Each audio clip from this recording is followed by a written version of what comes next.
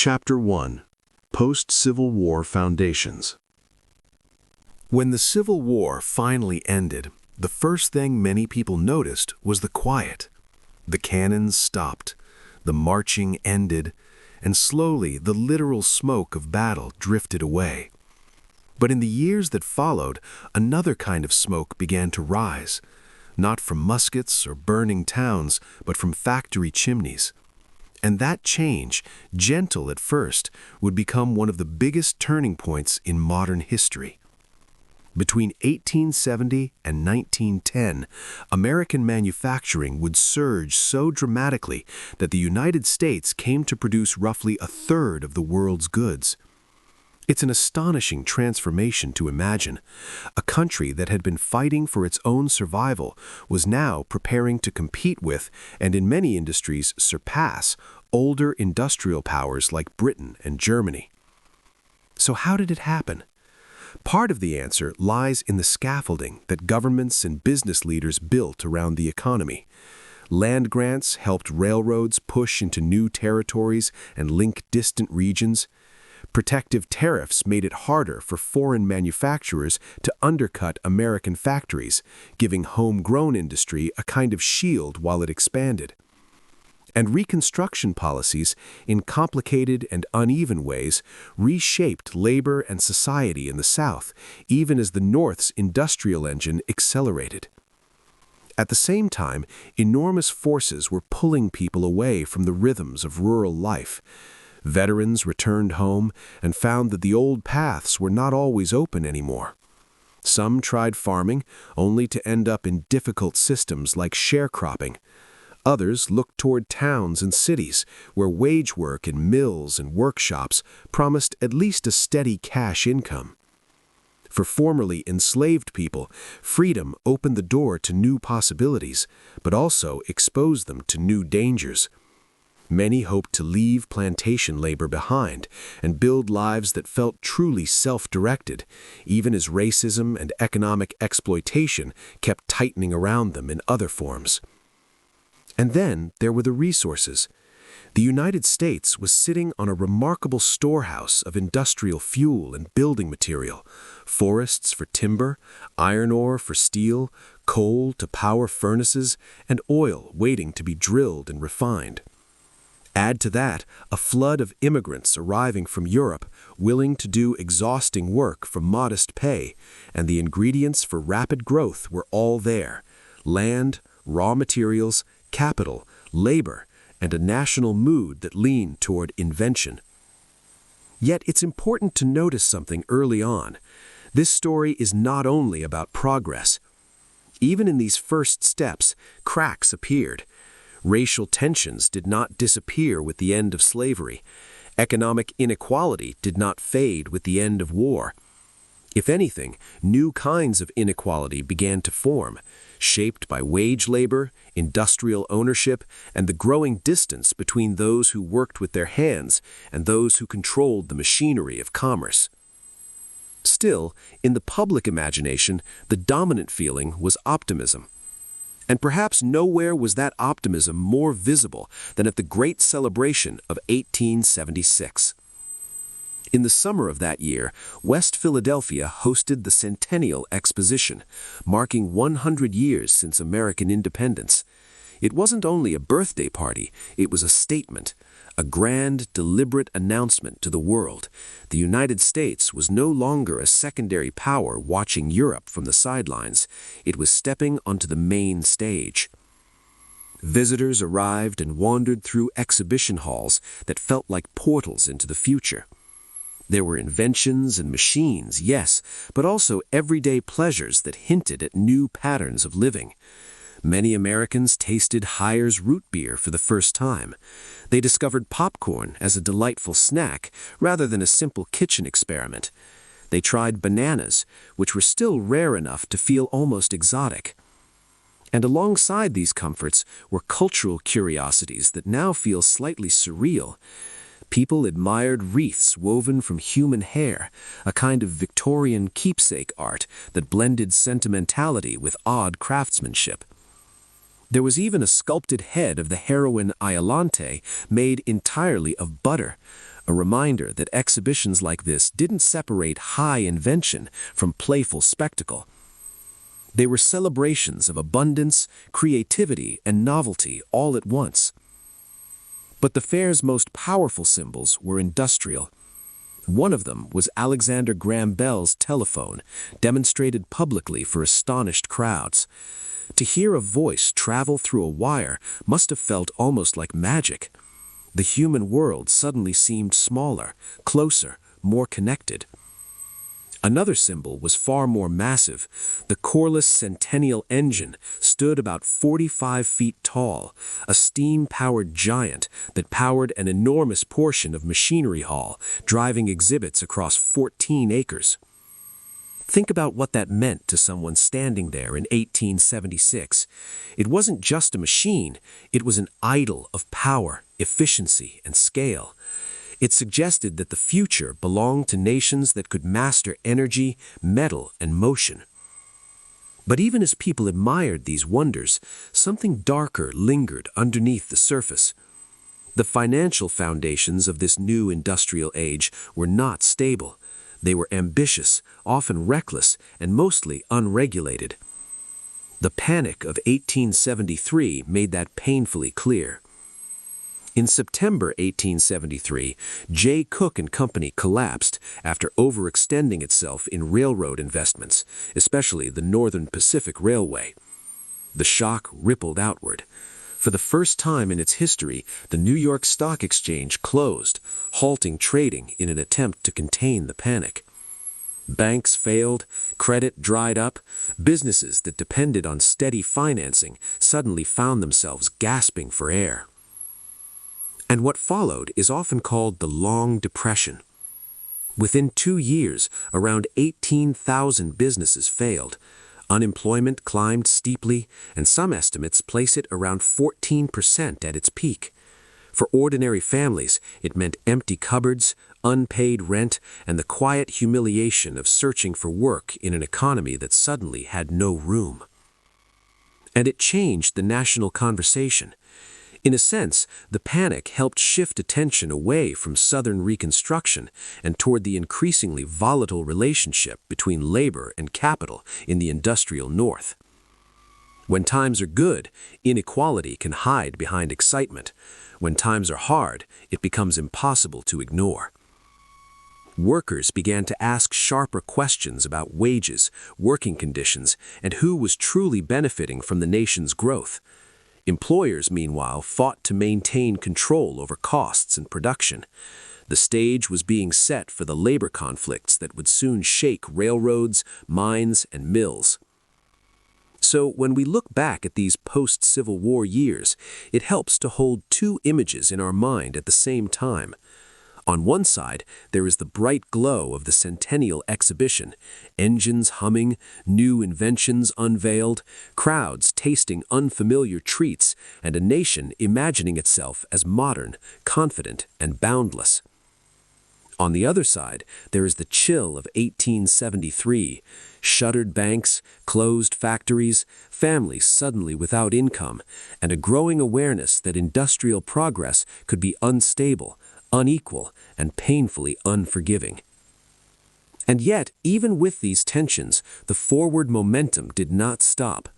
By 1880, factory smoke was becoming a familiar sight in the American landscape, rising near church steeples and courthouse domes.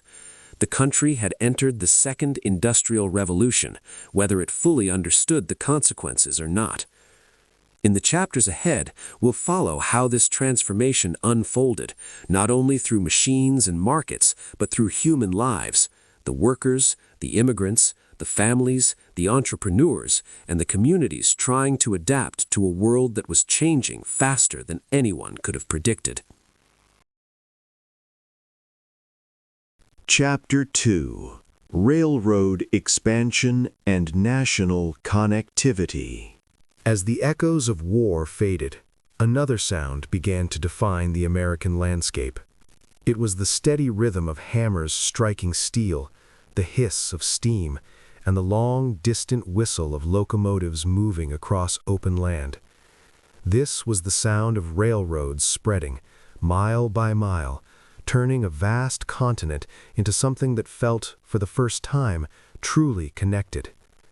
In 1870, the United States had roughly 35,000 miles of railroad track. That alone was impressive, but over the next 3 decades, the expansion was breathtaking. By 1900, steel rails stretched for more than 200,000 miles, reaching into plains, mountains, deserts, and forests. Lines radiated outward from cities, threading farms and mines into a single national network. What had once been a collection of regional economies slowly became one integrated system, where wheat grown in Kansas could be milled in Minneapolis, shipped to New York, and sold overseas. Railroads were not just a convenience, they were one of the central engines of industrial growth. Historians often point to them as a core driver of America's manufacturing surge because they made everything else possible. Raw materials like coal, iron ore, timber, and grain could now be moved cheaply and quickly to factories. Finished goods could be distributed to distant markets that had once been unreachable. Freight costs fell dramatically, and businesses could plan production on a national scale rather than a local one. Behind this expansion stood powerful figures. Railroad tycoons such as Cornelius Vanderbilt built vast empires, often with the help of government subsidies, land grants, and favorable loans. Their locomotives, sometimes called iron horses, symbolized speed, power, and modernity. Time itself seemed to bend around the rails. In 1883, railroad companies introduced standardized time zones so trains could run on reliable schedules across thousands of miles. Clocks were synchronized not by the sun, but by the needs of industry. The country was learning to move to a shared rhythm dictated by steel tracks and printed timetables. Yet this transformation was never purely triumphant. Beneath the promise of unity and progress lay deep tensions that would soon erupt. The rapid growth of railroads was riddled with corruption. The Credit Mobile scandal of the early 1870s revealed how railroad insiders had siphoned off public funds, enriching themselves while ordinary citizens bore the cost. Farmers, especially in the Midwest, grew increasingly resentful. They depended on railroads to ship their grain and livestock, but monopolistic rate structures often left them paying far more than large shippers. Many felt trapped, watching profits disappear into freight charges they could not escape. For railroad workers, the situation was even more immediate and personal. Long hours, dangerous conditions, and repeated wage cuts bred anger and exhaustion. That anger finally spilled over in 1877 during what came to be known as the Great Railroad Strike, sometimes called the Great Upheaval. It began quietly enough on the Baltimore and O&R Railroad, where workers were asked to accept yet another wage cut, the third in a single year. They refused. Trains stopped moving. Word spread quickly along the rails, and within days the strike had paralyzed freight traffic across large parts of the country. What made this moment extraordinary was not just its scale, but how deeply it exposed the growing divide between labor and ownership. In Pittsburgh, the situation spiraled out of control. Local law enforcement and National Guard units, many of whom sympathized with the strikers, refused to act against their neighbors. The state's governor responded by calling in troops from Philadelphia. When these soldiers charged into crowds with bayonets, more than 20 people were killed, including women and children. The city erupted. Enraged residents and workers burned railroad property, destroying roughly 100 locomotives and more than 1,000 freight cars. The fires lit the night sky, turning symbols of industrial progress into smoldering wreckage. The strike reached its most radical expression in St. Louis. There, it evolved into the first true general strike in American history. Organized with the help of the Workmen's Party, laborers from many trades joined together. Boatmen, newsboys, coopers, gas workers, and others all walked off the job in solidarity. For a brief moment, it seemed as though workers might seize control of the city's economic life, halting production and transport alike. These events shocked the nation. They also prompted an unprecedented response. For the first time in American history, federal troops were deployed to suppress a labor dispute. Soldiers restored rail service and broke the strikes, setting a powerful precedent. When industrial order was threatened, the state would intervene decisively, often on behalf of railroad owners. Technology itself played a role in fueling these tensions. Railroad companies sought to cut costs wherever possible. One such innovation was the double header, a train pulled by two engines but operated with fewer crew members than before. While efficient on paper, it meant lost jobs and increased danger for workers. On the Pennsylvania Railroad, a flagman named Gus Harris famously refused to work under these conditions. His stand became a spark that helped ignite further unrest, reminding workers that technological progress often came at their expense. When order was finally restored, the toll was staggering. More than 100 people had been killed nationwide. Entire rail yards lay in ruins. The strike failed to secure lasting gains for workers, but it left a lasting impression on the American consciousness. The railroads had done exactly what their builders promised. They bound the nation together, shrank distances, and made a unified national economy possible. But they also revealed a painful truth. The same steel rails that carried goods and opportunity could also carry conflict, resentment, and violence. As Americans marveled at the power of the locomotive and the promise of a connected continent, they were also forced to confront the human cost of that connection. The rail age showed that progress was not simply a march forward. It was a negotiation, often tense and sometimes bloody, between innovation and justice, efficiency and dignity.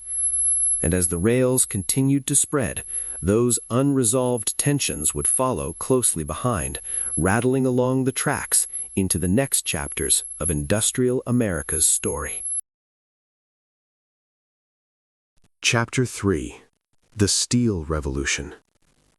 If the railroads were the skeleton of industrial America, then steel was its blood, flowing everywhere and giving strength to everything it touched. In the decades after the Civil War, the country discovered how to make steel not only strong, but cheap, abundant, and endlessly useful. And once that discovery took hold, there was no turning back. The story begins with heat, extraordinary heat. In 1856, an English inventor named Henry Bessemer patented a new kind of steel-making device, later known as the Bessemer converter. It was a tall, pear-shaped vessel that blasted air through molten iron. In a matter of minutes, impurities burned away, transforming brittle iron into tough, flexible steel. What once took days could now be done in moments. At first, the process was unreliable, but by the 1870s it had been refined enough to reshape entire economies. The numbers alone tell part of the story. In 1860, the United States produced only about 13,000 tons of steel in a year. That was a respectable amount, but nothing remarkable. By the turn of the 20th century, American mills were producing millions of tons annually. Steel output grew so quickly that the United States overtook Britain to become the world's largest steel producer. It was one of the clearest signs that global industrial leadership was shifting westward across the Atlantic. Cheap steel changed what was possible. Bridges could stretch farther and carry heavier loads. Railroads could rely on steel rails that did not crack under the pounding weight of locomotives. Buildings could rise higher than ever before. The Brooklyn Bridge, completed in 1883, stood as a steel-threaded monument to this new age, linking Manhattan and Brooklyn with cables strong enough to defy gravity itself. Soon after, the first true skyscrapers began to appear, climbing 10 stories or more into the sky, supported by steel frames hidden behind brick and stone. No figure embodied this transformation more fully than Andrew Carnegie. In Pittsburgh, where rivers met coal fields and rail lines converged, Carnegie built vast steelworks that seemed to glow day and night. His Edgar Thomson Steelworks, opened in 1875, became one of the most productive plants in the world. Rails poured out of the mill faster and cheaper than anywhere else, helping American railroads expand at unprecedented speed. As steel prices collapsed, falling by more than 80%, what had once been an expensive specialty material became the backbone of everyday construction and industry. But the triumph of American steel was not built on a single invention alone. The Bessemer process was fast and inexpensive, but it had limitations. It struggled with certain impurities, especially phosphorus, which was present in many European iron ores. This problem was solved by the Thomas Gilchrist process, which lined converters with basic materials like limestone to neutralize phosphorus. At the same time, another method quietly gained popularity, the open hearth furnace. The open hearth process was slower than Bessemer, but it offered something invaluable: control.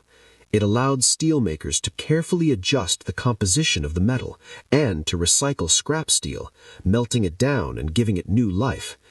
Engineers like Carl Wilhelm Siemens improved these furnaces further by developing regenerative systems that reused exhaust heat to pre-warm incoming fuel and air.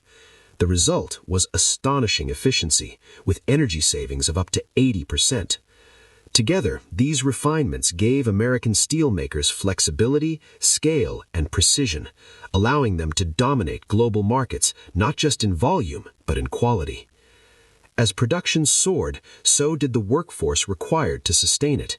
Between 1870 and 1910, the number of iron and steel workers in the United States increased by more than 1,200%, reaching roughly 326,000 people. These workers inhabited a world that felt entirely manufactured, shaped not by nature, but by human design. Instead of hills, forests, or rivers, their landmarks were roundhouses, blast furnaces, slag heaps, and taverns at the end of exhausting shifts. The rhythms of their lives were set by whistles and shift changes rather than sunrise and sunset. The cost of this growth was severe. Steel mills were among the most dangerous workplaces of the era. Inside, temperatures were blistering, the air shimmered with heat, and molten metal moved through the plant like liquid fire. Workers labored 12-hour shifts, often rotating between day and night with little rest. A single mistake could be catastrophic. A spilled ladle of molten steel could burn flesh to the bone in seconds. Boilers could explode. Machinery could crush limbs without warning. Accidents were not rare events. They were expected. Studies from the period found that in some mills, a quarter of recent immigrant workers were injured or killed within a short span of employment. For those who did not speak English, the risks were even higher, with accident rates roughly twice the national average. Safety instructions were poorly communicated, if they existed at all, and foremen demanded relentless speed to keep production high. Fatigue was not an excuse, it was part of the job. And yet, many workers endured. Immigrants newly arrived from Europe and young men from nearby farms knew that steel paid better than many alternatives, even if the cost was physical exhaustion. They understood that they were shaping something larger than themselves. Every beam and rail they produced became part of the nation's expanding infrastructure. Steel framed cities, carried trains, and held up bridges that millions would cross without ever seeing the faces of those who built them. In this way, steel did more than create wealth or reshape skylines. It forged a new industrial working class, bound together by shared danger and sacrifice. The furnaces that powered American growth also hardened labor relations and sowed the seeds of future conflict. The struggles inside steel mills, though often invisible to the public, would soon spill into strikes, protests, and demands for dignity that could no longer be ignored. As the glow of molten steel lit the night skies of Pittsburgh and beyond, America stepped firmly into the modern age. It was an age built on ingenuity, chemistry, and engineering, but also on human endurance. Steel gave the nation strength and global power, but it did so by asking thousands to work at the edge of human limits, turning fire and iron into the bones of a new world. Chapter 4: Oil Boom and Energy Shifts. Before electricity softened the night with its steady glow, American evenings were lit by flame. Small, steady flames that flickered on kitchen tables, in shop windows, and along quiet streets. And by the late 19th century, those flames were no longer fed by whale oil, but by something far more abundant, far more powerful, and far more disruptive: oil. The story begins in 1859 on a quiet farm in Titusville, Pennsylvania. There, Edwin Drake drilled what became the first successful commercial oil well in the United States. At the time, few could have imagined how deeply that moment would reshape the nation. What flowed from the ground was soon called black gold, and by the 1870s, its true impact was beginning to unfold. Rural Pennsylvania changed almost overnight. Forests filled with wooden derricks, tall and skeletal, rising from the ground like strange mechanical trees. The air carried the sharp smell of crude oil. Speculators, drillers, and so-called wildcatters arrived in waves, each hoping to strike it rich. Oil rushed from the ground, but just as quickly, chaos followed. In those early years, oil extraction was governed by a legal principle known as the rule of capture. Under this doctrine, if oil flowed into a well drilled on your land, it belonged to you, even if it had migrated from beneath your neighbor's property. There was no penalty for draining a shared underground reservoir. The result was predictable. Everyone drilled as fast as possible. Wells crowded together. Pressure in the oil fields collapsed. Vast amounts of oil became permanently unrecoverable, trapped underground because the natural forces that pushed it upward had been destroyed. It was a frantic race, and much of the prize was lost in the rush. This disorder created both opportunity and danger. Fires, spills, and explosions were common. Workers labored in hazardous conditions, often without meaningful safety protections. Oil soaked the soil and waterways, leaving environmental damage long before anyone had words like pollution control or conservation policy. It would take until the 1930s for states to seriously address this waste through coordinated engineering standards and engineering standards. But in the late 19th century, the industry was still a lawless frontier. Out of this chaos emerged a very different kind of oil man. John D. Rockefeller was not a driller. He did not roam fields looking for gushers. He was a quiet, methodical bookkeeper from Cleveland who understood something crucial. The real power in oil was not in pulling it from the ground, but in refining it and moving it efficiently. In 1870, he founded the Standard Oil Company, and from the beginning his goal was total control. Rockefeller pursued vertical integration with relentless precision. Standard Oil did not just refine crude oil, it sought to control pipelines, storage facilities, rail transport, and retail distribution. Every step from well to lamp was brought under one corporate umbrella.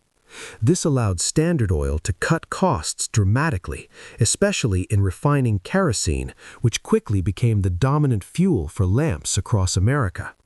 Homes grew brighter, streets felt safer at night, shops stayed open longer. In a very literal sense, oil illuminated daily life. But Rockefeller's efficiency came with a darker edge. Standard Oil exploited the disorder of the oil industry and the power of the railroads through secret deals that few competitors could match. The company negotiated not only shipping rebates for its own oil, but also drawbacks, meaning railroads paid Standard Oil a portion of the freight fees charged to its rivals. In effect, competitors helped finance their own destruction every time they shipped a barrel. When rivals still refused to sell, Standard Oil turned to predatory pricing. Journalists later documented how Rockefeller's agents would flood a local market with kerosene sold below cost, sometimes at half its real value. Dealers were warned that if they continued stocking rival brands, Standard would drive prices so low that no one else could survive. Once competitors collapsed or surrendered, prices would quietly snap back upward. Ida Tarbell, one of the era's most influential investigative journalists, described how prices would go back with a jerk after competition disappeared. By the 1880s, Standard Oil refined an estimated 90% of the nation's oil. Rockefeller became one of the wealthiest individuals in history. To many Americans, his company was a marvel. Kerosene was cheap, reliable, and available almost everywhere. Machines in factories ran more smoothly thanks to petroleum lubricants. The oil industry had matured into a system capable of supplying an entire nation. Yet resentment grew alongside admiration. People began to see Standard Oil not just as efficient, but as oppressive. Independent refiners vanished. Communities felt controlled by distant corporate decisions. Stories of intimidation, corruption, and railroad collusion spread. Tarbell's exposés helped turn public opinion, framing Rockefeller as both a brilliant organizer and a monopolist without mercy. Early antitrust sentiment gained strength, laying the groundwork for future legal challenges against corporate power. Meanwhile, oil's role continued to expand. It was no longer just about lamps. Petroleum lubricated factory machinery and powered industrial growth. And by the early 20th century, oil found a new destiny in the gasoline engine. Automobiles, still rare but rapidly improving, hinted at a future where oil would move people as well as machines. The oil boom was transformative, but it was never simple. It brought light, mobility, and industrial efficiency. It also brought environmental damage, dangerous labor, economic concentration, and moral unease. Black gold powered America's rise, but it also forced the nation to confront difficult questions about fairness, responsibility, and the true cost of progress. As the lamps burned brighter and engines began to hum, oil became more than a resource. It became a symbol of the modern age itself, promising abundance while quietly demanding accountability. And in that tension, the energy future of the United States was taking shape, one barrel at a time. Chapter 5. Electricity's Dawn. There was a time when darkness still ruled the rhythm of daily life. When the sun set, work paused, streets emptied, and homes grew quiet around the soft flicker of oil lamps and candles. Night meant rest, limitation, and silence. And then, almost quietly at first, electricity began to change that ancient arrangement. Few inventions altered everyday life as deeply as electric power. One winter evening in 1879, inside a modest workshop in Menlo Park, New Jersey, Thomas Edison carried out an experiment that would echo far beyond those walls. He sealed thin cotton filament inside a glass bulb, removed the air, and sent a current through it. When the filament glowed with a steady, gentle light instead of burning out, Edison knew he had achieved something extraordinary.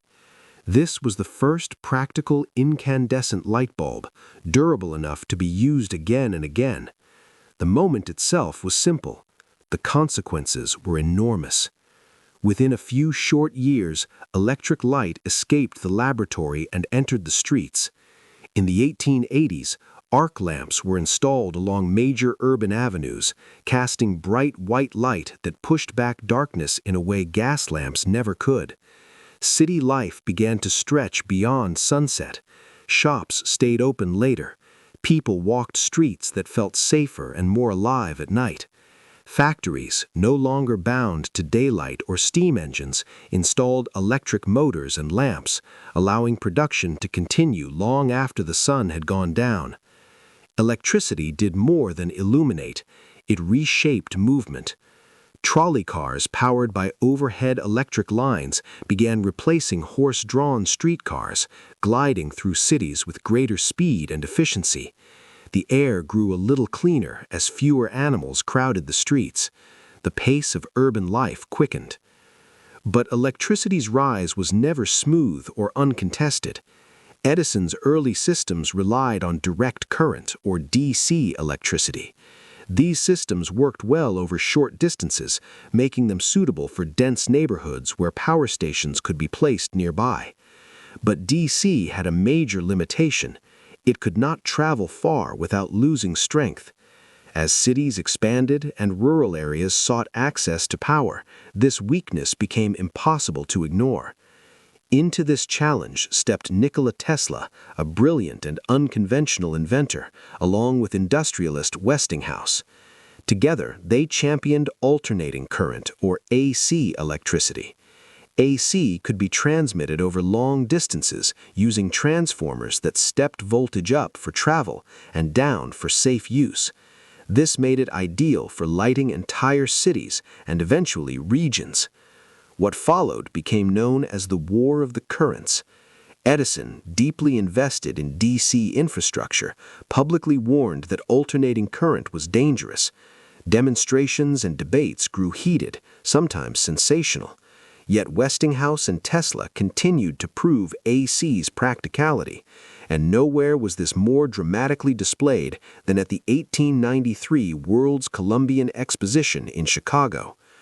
When visitors arrived at the fairgrounds, they were greeted by an astonishing sight. Thousands of electric lights illuminated buildings, fountains, and walkways, turning night into a glowing dreamscape. The power behind it all came from alternating current. For many Americans, this was their first encounter with large-scale electric lighting, and it was unforgettable. The fair marked the public debut of electricity as a force capable of shaping the modern world. Behind the scenes, electricity had already begun changing industry. Power demand shifted young workers' sense of place and identity. Where earlier generations oriented themselves around hills, rivers, and natural landmarks, industrial youth increasingly measured life by artificial ones: the roundhouse, the power station, the tavern near the factory gate. Energy no longer came from falling water or burning wood, but from invisible currents carried by wires overhead. Electric innovation did not begin with Edison alone. As early as 1876, devices like the Wallace Farmer electric dynamo were being showcased, hinting at what was possible. Edison himself worked on far more than light bulbs. He developed an electric pen, improved automatic telegraph systems, and refined communication technologies that made it possible to manage complex, widespread power networks. Electricity and information moved forward together, each supporting the other. Yet the electric age faced the same financial fragility that plagued other industrial systems. In 1906, the San Francisco earthquake shattered buildings, ruptured gas lines, and ignited fires that consumed much of the city. Rebuilding demanded enormous capital, and investment flowed westward to reconstruction projects. Just as cities elsewhere needed funds to expand power grids, capital became scarce. The strain worsened in 1907. In what some called a silent crash, financial markets faltered. During the Panic of 1907, banks failed, trust companies teetered, and New York City itself came dangerously close to insolvency. The modern city, dependent on electricity, transportation, and communication, suddenly faced the possibility of collapse. It was only stabilized when financier J.P. Morgan personally organized a $30 million bond purchase to keep the city functioning. The episode revealed something unsettling. The physical infrastructure of modern life depended heavily on the private credit and decisions of a small number of powerful individuals. Even as electricity spread, it carried real risks. Early power lines were poorly insulated, fires broke out, accidental electrocutions occurred. Standards varied widely from city to city, and regulation lagged behind innovation. Public fear was not irrational. Electricity was invisible, powerful, and poorly understood by most people. Learning how to live safely with it took time. Yet the transformation continued. By 1900, countless towns had electric lighting districts. Cities buzzed with illuminated signs, electric theaters, and elevated trains running smoothly above the streets. Homes enjoyed clean, steady light without soot or smoke. People read after dinner, sewed by lamplight, and cooled themselves with electric fans on warm evenings. New appliances began to appear, quietly promising comfort and efficiency. Electricity extended the day. It softened the night. It changed how people worked, traveled, and rested. What had once belonged to imagination and fantasy became part of ordinary life. The glow of a bulb, so unremarkable now, was a symbol of wonder and possibility. It marked a shift from an age shaped by natural limits to one shaped by human design. As wires spread across rooftops and poles lined the streets, America stepped into a world where darkness no longer dictated the end of activity. Electricity did not simply power machines, it reshaped time itself, gently teaching night how to glow. Chapter 6. Chemical Innovations. While steel roared and oil gushed into public attention, another transformation was unfolding more quietly, almost invisibly. It happened not in towering furnaces or derrick-filled fields, but inside vats, beakers, and factory rooms where powders dissolved, gases reacted, and colors emerged as if by magic. This was the chemical revolution. And although it rarely made headlines, it reshaped how Americans farmed, cleaned, built, and even dressed themselves. In the late 19th century, chemistry began slipping into daily life in subtle but profound ways. One of the most striking examples appeared in color. For centuries, bright dyes had been rare, expensive, and often unstable, extracted laboriously from plants, insects, or minerals. Then, in 1856, a young British chemist accidentally created a vivid purple dye known as mauvine. What began as a laboratory accident soon became a global sensation. By the 1870s, American factories were producing synthetic dyes in large quantities, offering shades that had once been reserved for the wealthy. Suddenly, color belonged to everyone. Dresses bloomed in violet and crimson. Indigo work shirts became common. Printed calico fabrics filled shop windows. Clothing no longer had to fade quickly or cost a fortune to look bright and appealing. These dyes, many of which were first developed in Europe, were rapidly adopted by American manufacturers eager to compete in a growing consumer market. The chemical industry, almost unnoticed, was changing the visual texture of everyday life. Behind this colorful surface lay another chemical breakthrough that proved even more important to industry and cities: the Solvay process. Introduced widely in the United States during the 1880s, this method replaced the older Leblanc process for producing sodium ash, commonly known as soda ash. Soda ash may sound obscure, but it was essential. It formed the backbone of glass-making, soap production, detergents, and paper, all of which were in rising demand as cities grew and populations swelled. Developed by Belgian chemist Ernest Solvay, the process was elegant in its efficiency. It used brine and limestone combined through a carefully controlled reaction involving recycled ammonia to produce soda ash with far less fuel and fewer toxic byproducts than earlier methods. Compared to the smoky, waste-heavy Leblanc process, Solvay's approach was a major step forward. American firms quickly embraced it, recognizing both its economic and industrial advantages. As Solvay plants spread, soda ash production soared. Glass became cheaper, allowing for larger windows in homes and storefronts. Soap and detergents became more affordable, supporting better hygiene in crowded urban environments. Paper production expanded, feeding the growth of newspapers, books, and packaging. By the 1990s, Solvay plants produced the majority of the world's soda ash, quietly enabling the rainbow of goods that filled modern department stores. Yet efficiency came at a cost. In places like Solvay, New York, waste from soda ash production accumulated in enormous beds near the factories. These waste deposits weighed more than the soda ash itself, and over time they leached salt and other chemicals into nearby waters. Onondaga Lake, once a natural resource, became heavily polluted, its salinity rising to unnatural levels. Long before environmental laws existed, the lake was already being sacrificed to industrial necessity.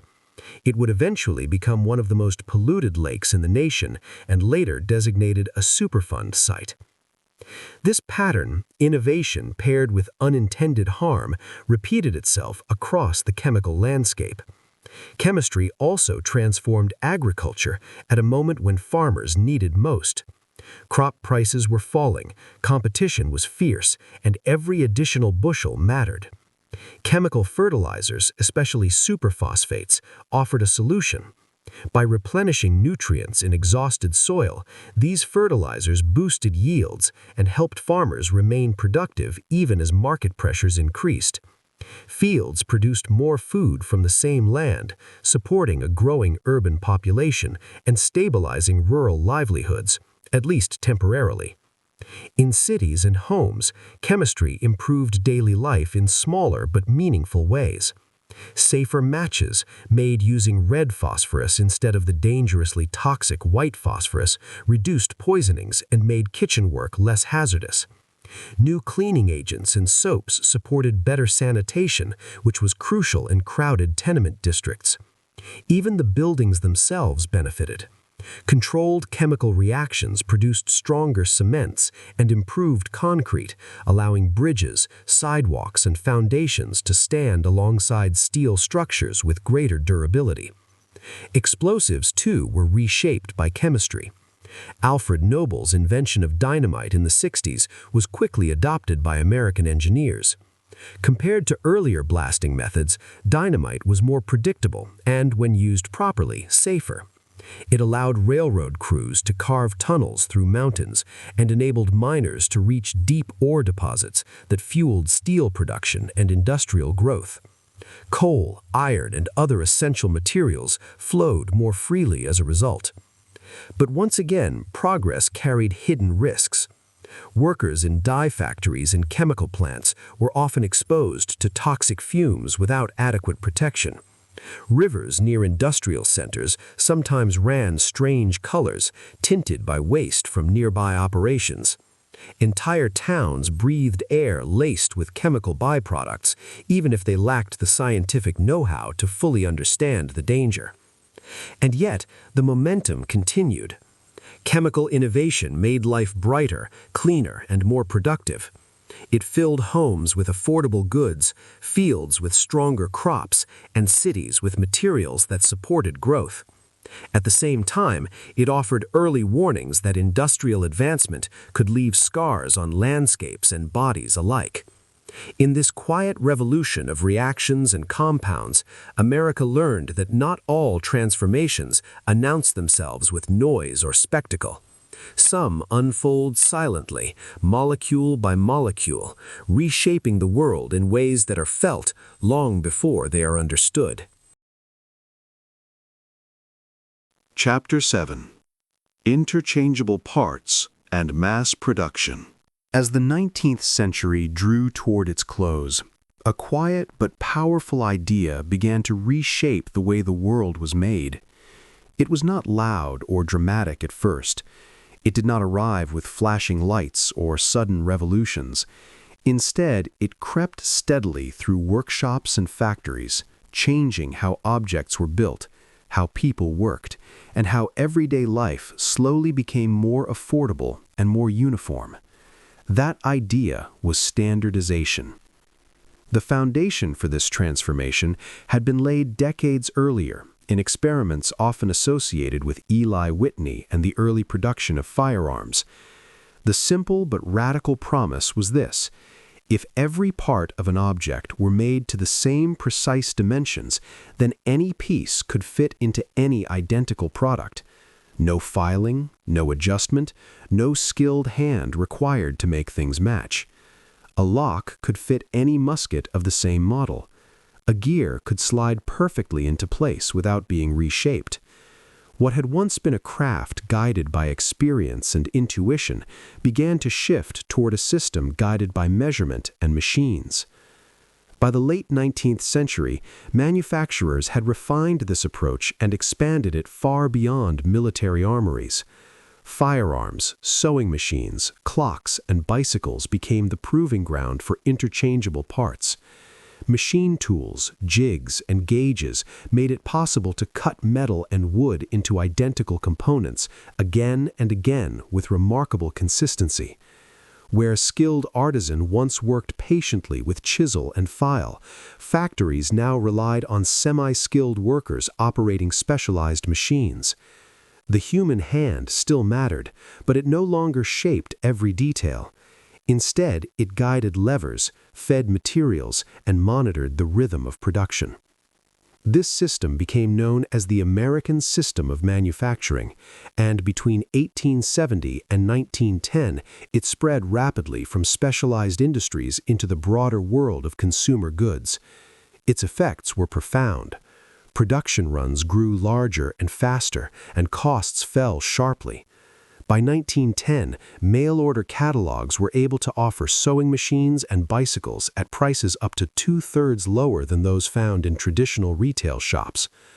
Items that once demanded weeks or months of savings suddenly came within reach of ordinary families. A pocket watch, a bicycle, or a sewing machine was no longer a symbol of luxury alone.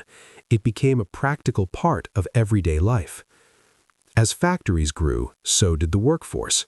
Manufacturing employment expanded fourfold between 1880 and 1920, rising from roughly 2.5 million workers to about 10 million. By the early 20th century, nearly a quarter of all workers were employed in manufacturing, up from about 14% in 1870. This shift reflected a broader movement away from farms and small workshops and toward large-scale industrial production. Cities swelled, factory towns grew.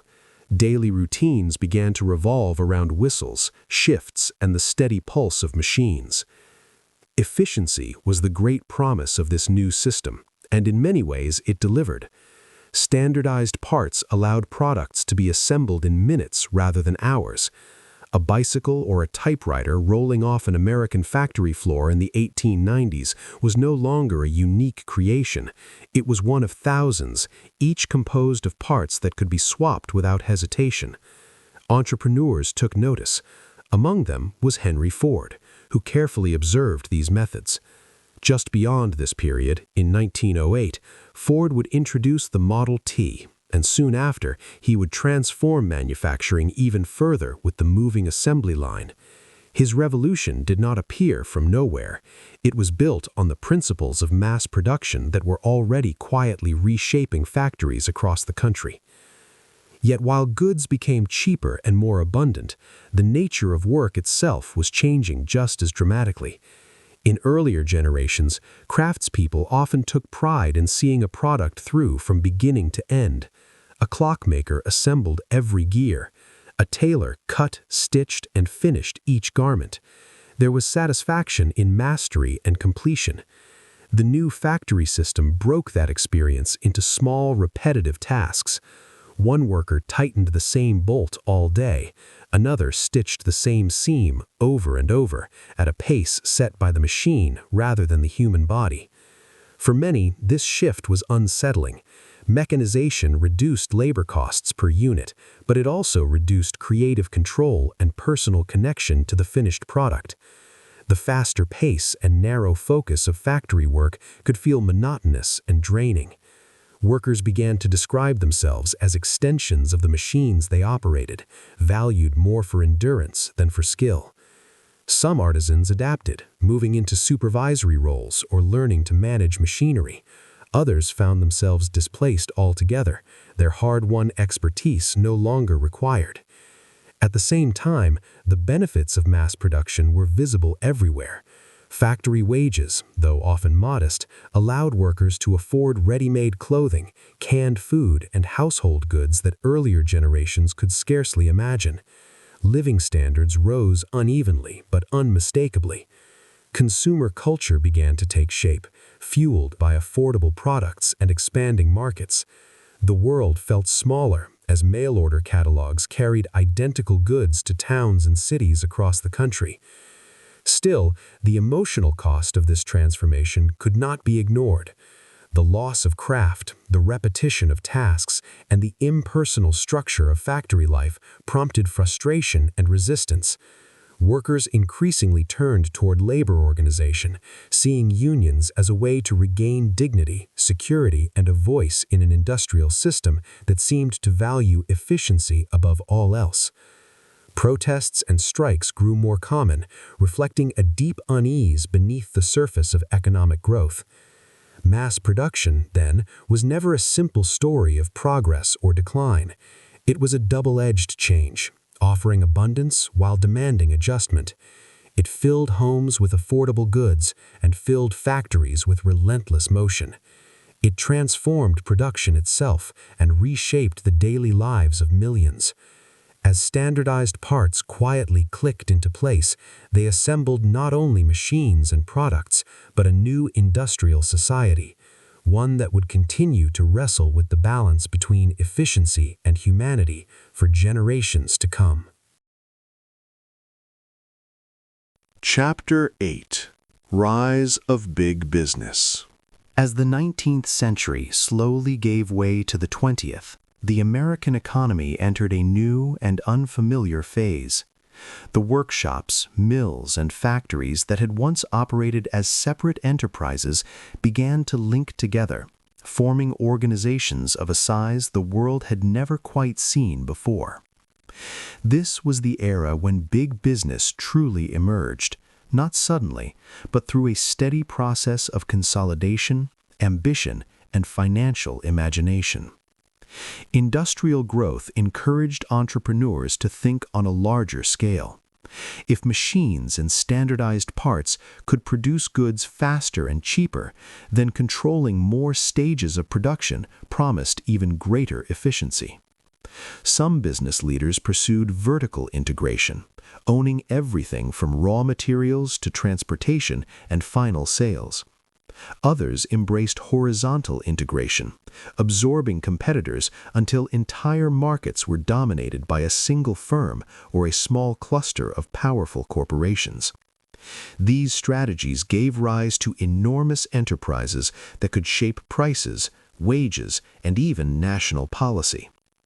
The culmination of this trend arrived in 1901 with the creation of the United States Steel Corporation, the world's first billion-dollar company. Orchestrated by the financier J.P. Morgan, the merger combined Andrew Carnegie's steel empire with 9 other major firms, including Federal Steel and American Tin Plate. The new corporation was capitalized at an astonishing $1.4 billion, a sum so large that it exceeded the national debt and stood at more than 3 times the size of the federal budget. At its peak, U.S. Steel controlled roughly 2/3 of the nation's steel output and operated the largest commercial fleet on the Great Lakes, linking mines, mills, and railroads under a single corporate umbrella. This vast consolidation was driven in part by a desire to end what business leaders described as destructive competition. Despite America's unmatched steel production, fierce rivalry had driven prices downward, squeezing profits across the industry. To bring stability, U.S. Steel's chairman, Elbert Gary, hosted a series of private meetings known as the Gary Dinners, where executives discussed cooperative pricing and marketing strategies. Supporters argued that such coordination brought order to a chaotic market. Critics, however, saw something far more troubling. One major accusation centered on the use of watered stock. Although U.S. Steel was capitalized at $1.4 billion, the Bureau of Corporations later estimated that the combined value of its component firms was closer to $700 million. The inflated valuation allowed promoters to sell securities at prices far above the underlying worth of the assets. To many observers, the sheer scale of the so-called billion-dollar corporation raised unsettling questions about fairness, transparency, and the future of democratic governance. U.S. Steel was not alone. In the closing decades of the 19th century, giant corporations came to dominate railroads, banking, meatpacking, sugar refining, tobacco, and oil. What had once been a nation of local merchants and small producers gradually transformed into an economy of sprawling corporate empires stretching across states and industries. John D. Rockefeller's Standard Oil Trust perfected vertical integration, controlling oil extraction, refining, transportation, and distribution. This allowed Rockefeller to undercut competitors and deliver products like kerosene to distant towns at prices local refiners could not match. These men, often labeled robber barons by their critics, accumulated fortunes that dwarfed those of earlier generations. Cornelius Vanderbilt, the railroad magnate, reportedly brushed aside legal concerns with the remark, "What do I care about the law? Hain't I got the power?" The statement captured both the confidence and the unease of the era. Supporters of big business pointed to the undeniable benefits of scale. Large corporations increased productivity, reduced waste, and in many cases lowered prices for consumers. The American economy surged, and by 1900, the United States had become the most productive industrial nation on Earth. Yet the human experience beneath this prosperity was far more complicated. Independent farmers and shopkeepers resented monopolistic practices that squeezed their margins and limited their choices. Railroad and grain elevator monopolies could dictate terms, leaving small producers with little bargaining power. Workers often felt invisible within massive organizations where decisions were made in distant boardrooms by men they would never meet. Consumers worried that once competition was eliminated, corporations could raise prices at will. In response to growing criticism, some industrial leaders sought to soften their public image through philanthropy. Andrew Carnegie, after selling his steel company, devoted himself to funding libraries, universities, and cultural institutions, arguing that great wealth carried a moral responsibility to serve the public good. Rockefeller contributed millions to education and medical research, laying foundations that would benefit future generations. These efforts earned admiration from some quarters, yet they did not fully quiet the broader debate. At its heart, the rise of big business was a story of remarkable productivity paired with profound social tension. Integrated corporations helped fuel an extraordinary economic boom, expanding output and reshaping daily life. At the same time, they concentrated power in private hands on a scale that unsettled many Americans. Questions about inequality, regulation, and the proper limits of corporate influence began to move from the margins to the center of public life. As this chapter gently closes, we are left with a moment of balance and uncertainty. Big business had made the nation richer, faster, and more interconnected than ever before. But it had also introduced new worries about fairness, accountability, and democracy itself. These questions would not fade with time. Instead, they would continue to echo through the 20th century, shaping laws, movements, and the ongoing search for an economy that could serve both efficiency and human dignity. Chapter 9. Key Tycoons and Their Empires. Behind the towering factories, the sprawling rail networks, and the immense corporate names of the industrial age stood individuals whose lives were as complex as the systems they built. These were not faceless forces of economics, but vivid personalities shaped by ambition, belief, fear, and contradiction.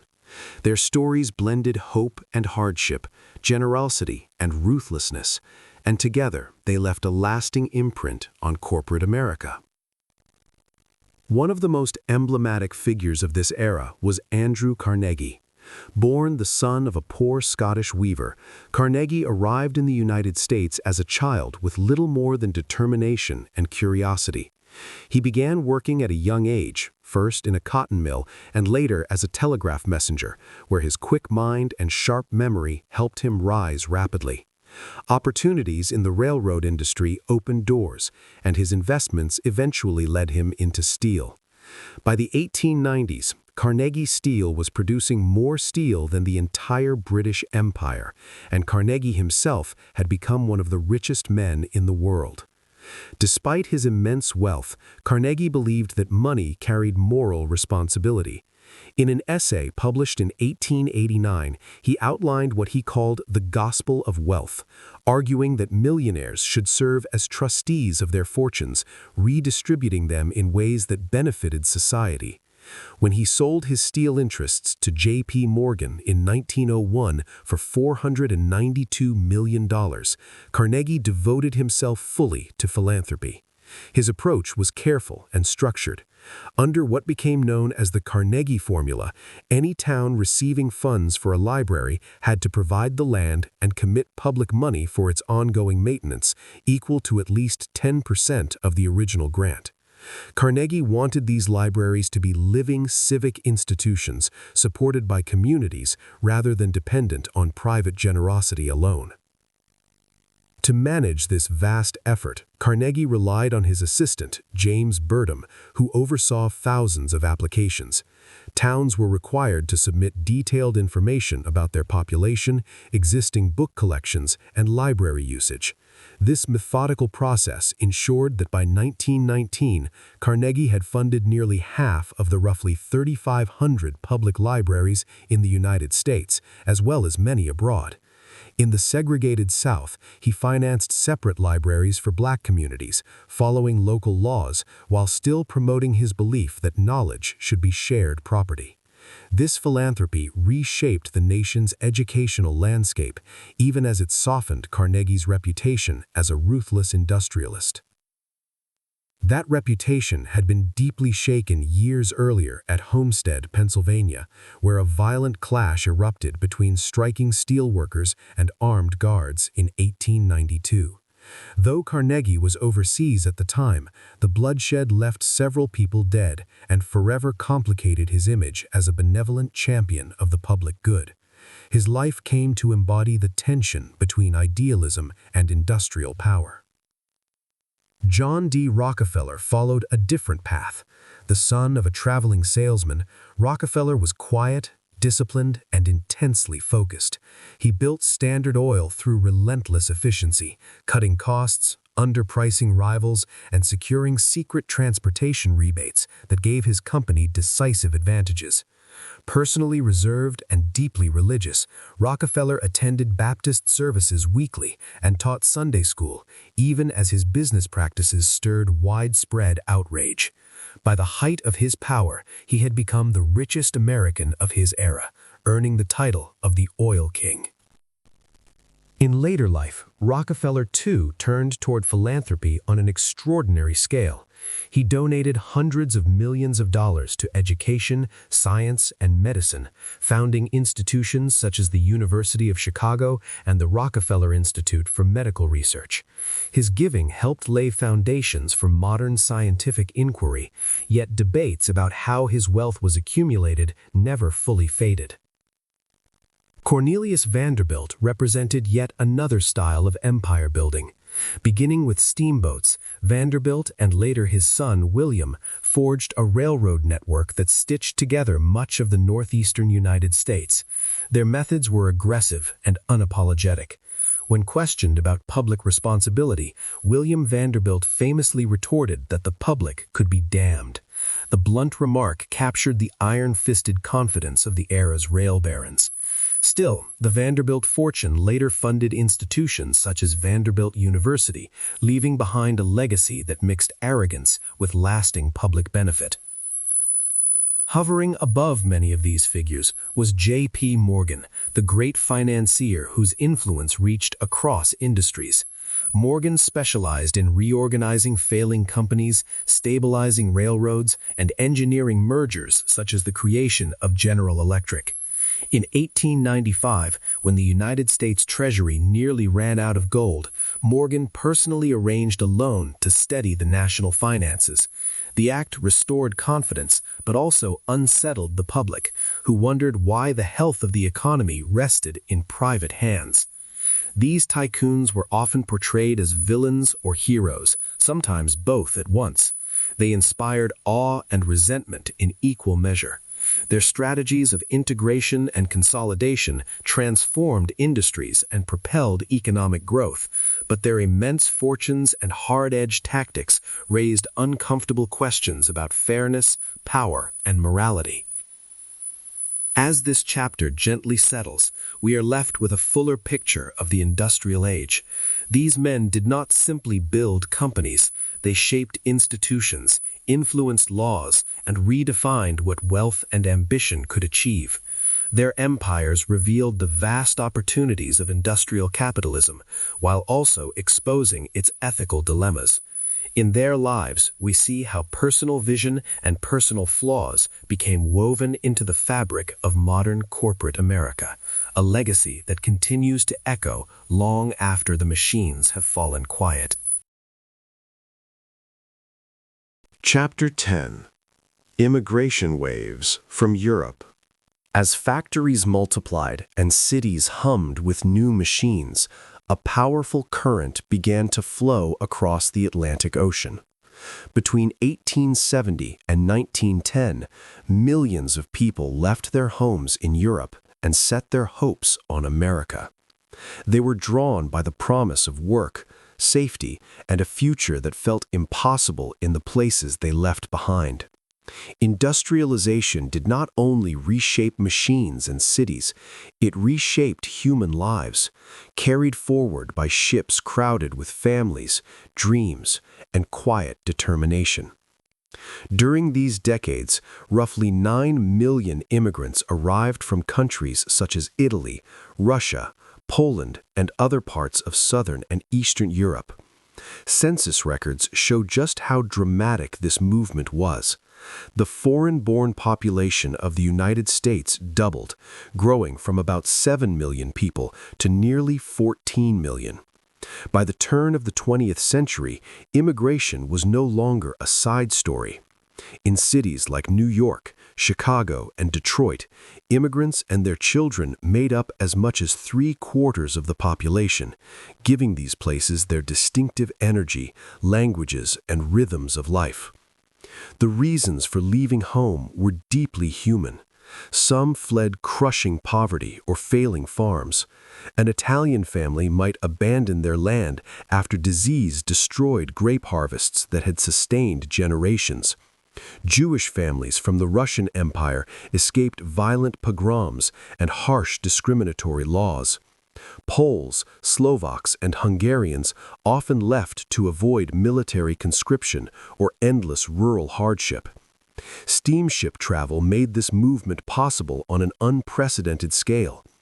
Iron-hulled ships carried thousands of passengers in steerage, completing journeys in 10 days to 2 weeks rather than the long, uncertain voyages of the sailing era. For many, arrival itself was overwhelming. After days at sea, immigrants passed through busy entry points such as Ellis Island, which opened in 1892. There they underwent medical inspections and answered questions about work, family, and destination. For countless newcomers, the first unforgettable image was the Statue of Liberty rising from New York Harbor, a quiet promise that life might begin again. America's industrial economy urgently needed workers, and immigrants provided the essential labor force of the Second Industrial Revolution. Between 1880 and 1920, the number of foreign-born residents doubled to 14 million, and by 1920, immigrants made up about half of all manufacturing workers. If second- and third-generation children of immigrants are included, they accounted for roughly two-thirds of the manufacturing workforce. Native-born Americans of native parentage often remained in agriculture or moved into public service and business jobs, leaving factories, mines, and mills heavily dependent on immigrant labor. Newcomers went wherever work could be found. Tens of thousands of French Canadians boarded trains to New England mill towns to work in textile, shoe, and paper factories. Italians dug tunnels, laid bricks, and built roads in expanding cities. Polish and other Slavic workers labored in coal mines and steel mills, particularly in places like Pennsylvania and Chicago.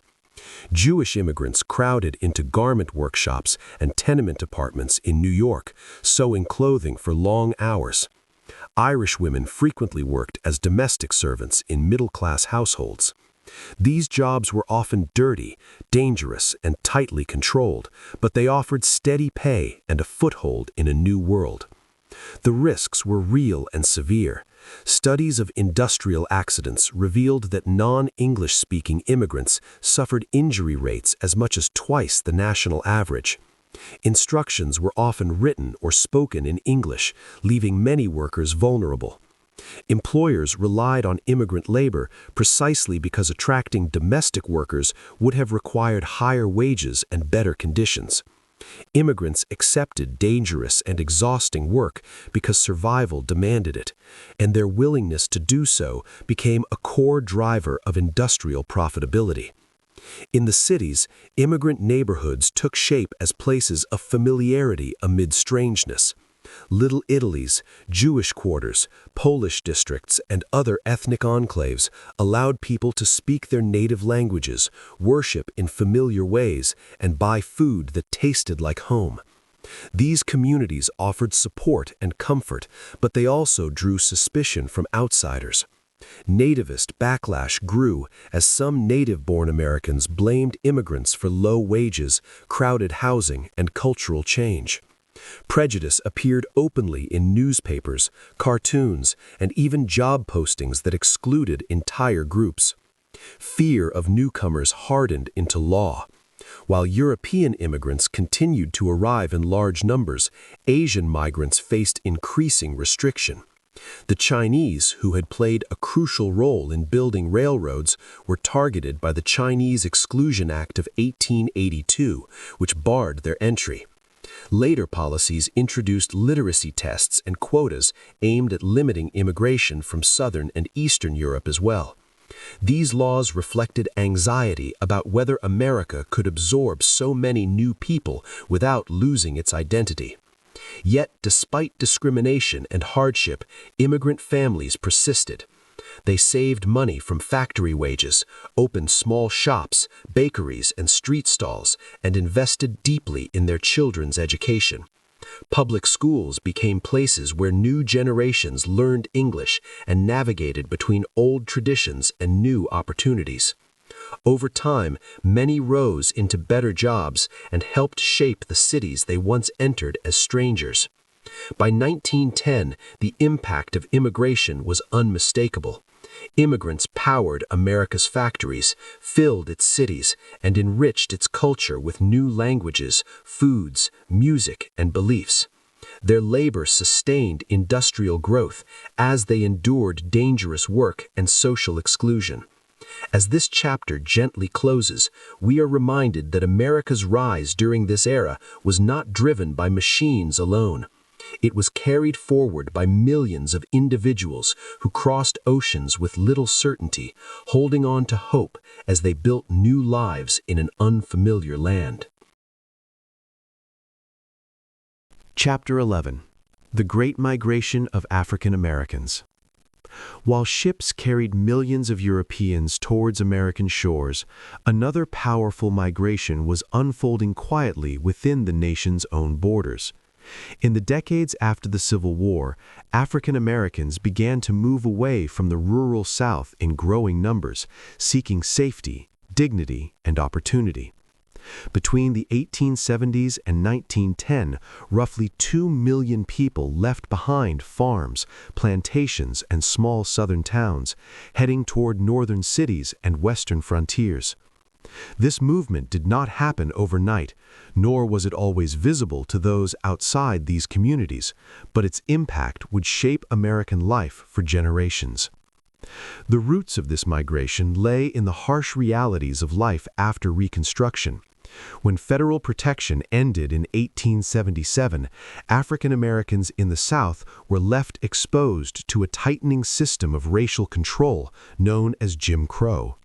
Laws and customs stripped away voting rights and legal protections, while intimidation and violence became tools of daily enforcement. Lynchings spread fear through entire regions, making safety itself uncertain. Economically, many black families were locked into sharecropping, working land they did not own, and settling accounts that often left them in debt year after year. Under these conditions, the promise of freedom won after the Civil War felt increasingly hollow.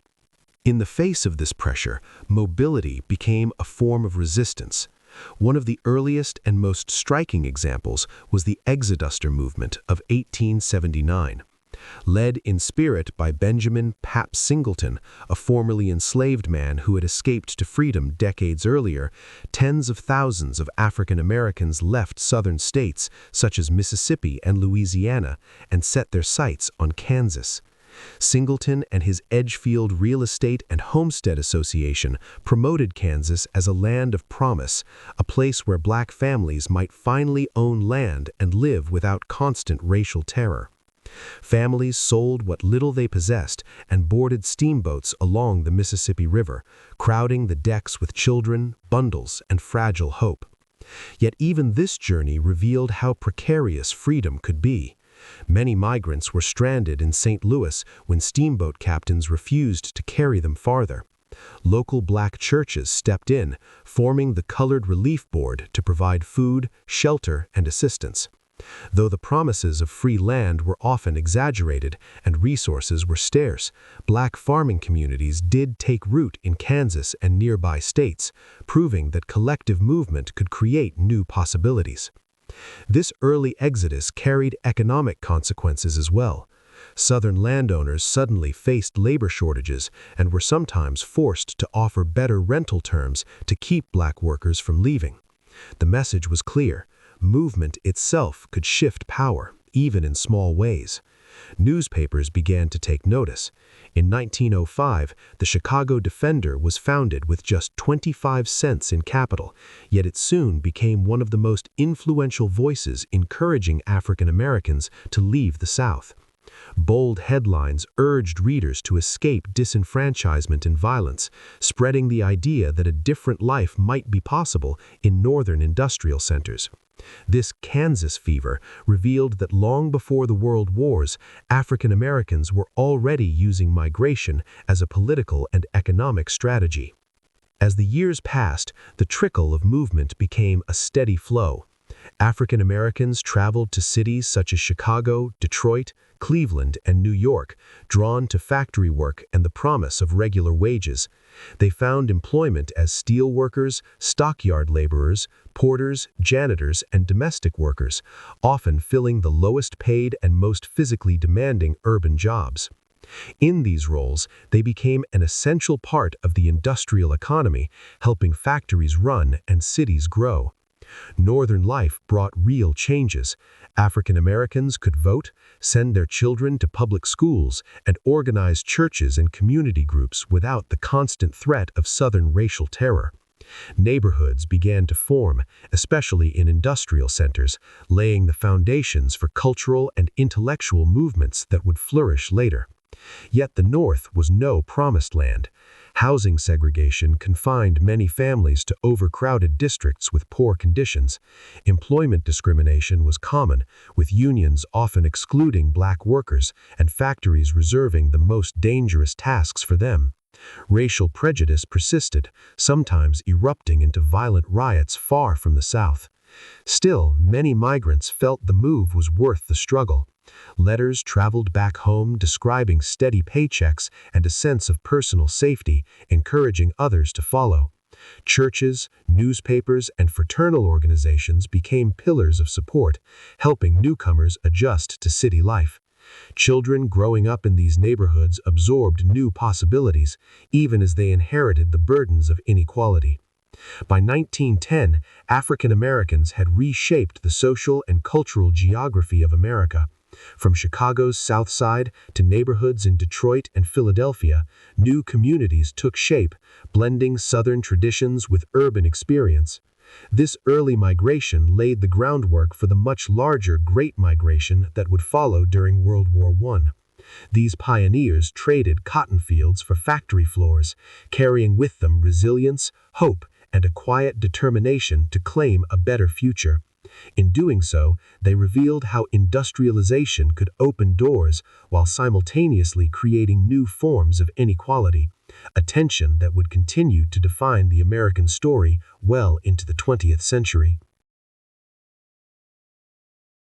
Chapter 12: Urbanization's Rapid Growth. As railroads stretched their steel lines across the continent and factories hummed with constant motion, America's cities began to change at a breathtaking pace. What had once been a largely rural nation slowly shifted toward an urban way of life. Farms and small towns could no longer hold everyone who sought opportunity, and so millions of people packed their belongings and followed the pull of the city.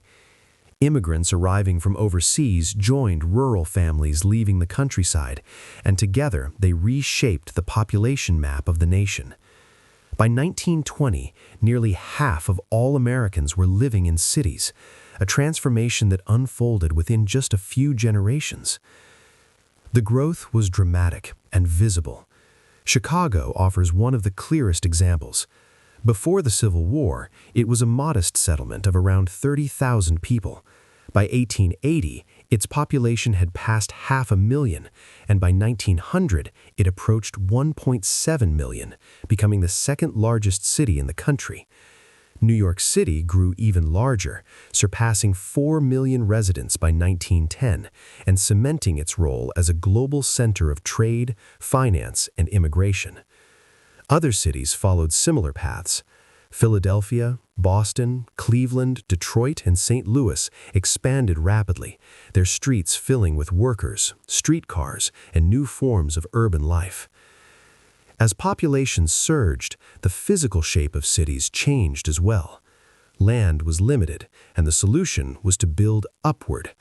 Steel frame construction made it possible for buildings to rise higher than ever before, and innovations such as the safety elevator, perfected by Elisha Otis, turned height from a hazard into an everyday convenience. In the 1880s, Chicago's home insurance building, standing 10 stories tall, captured public attention as a symbol of what modern engineering could achieve.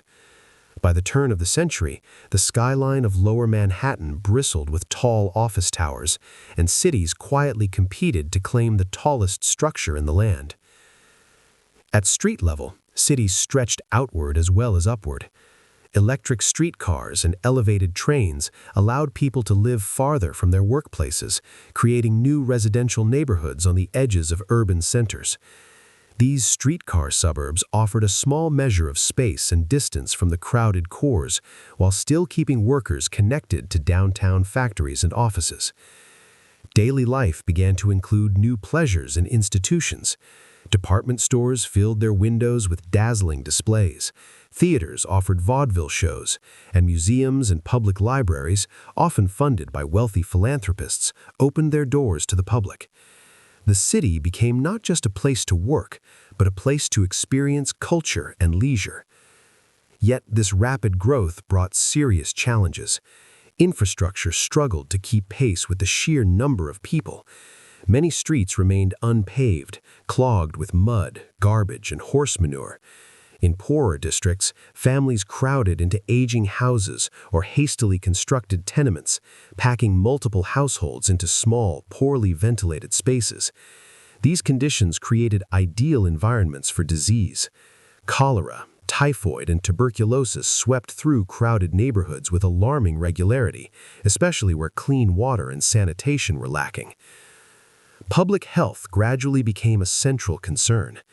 Cities began to invest in large engineering projects, building reservoirs, aqueducts, and waterworks to bring in fresh water from distant sources.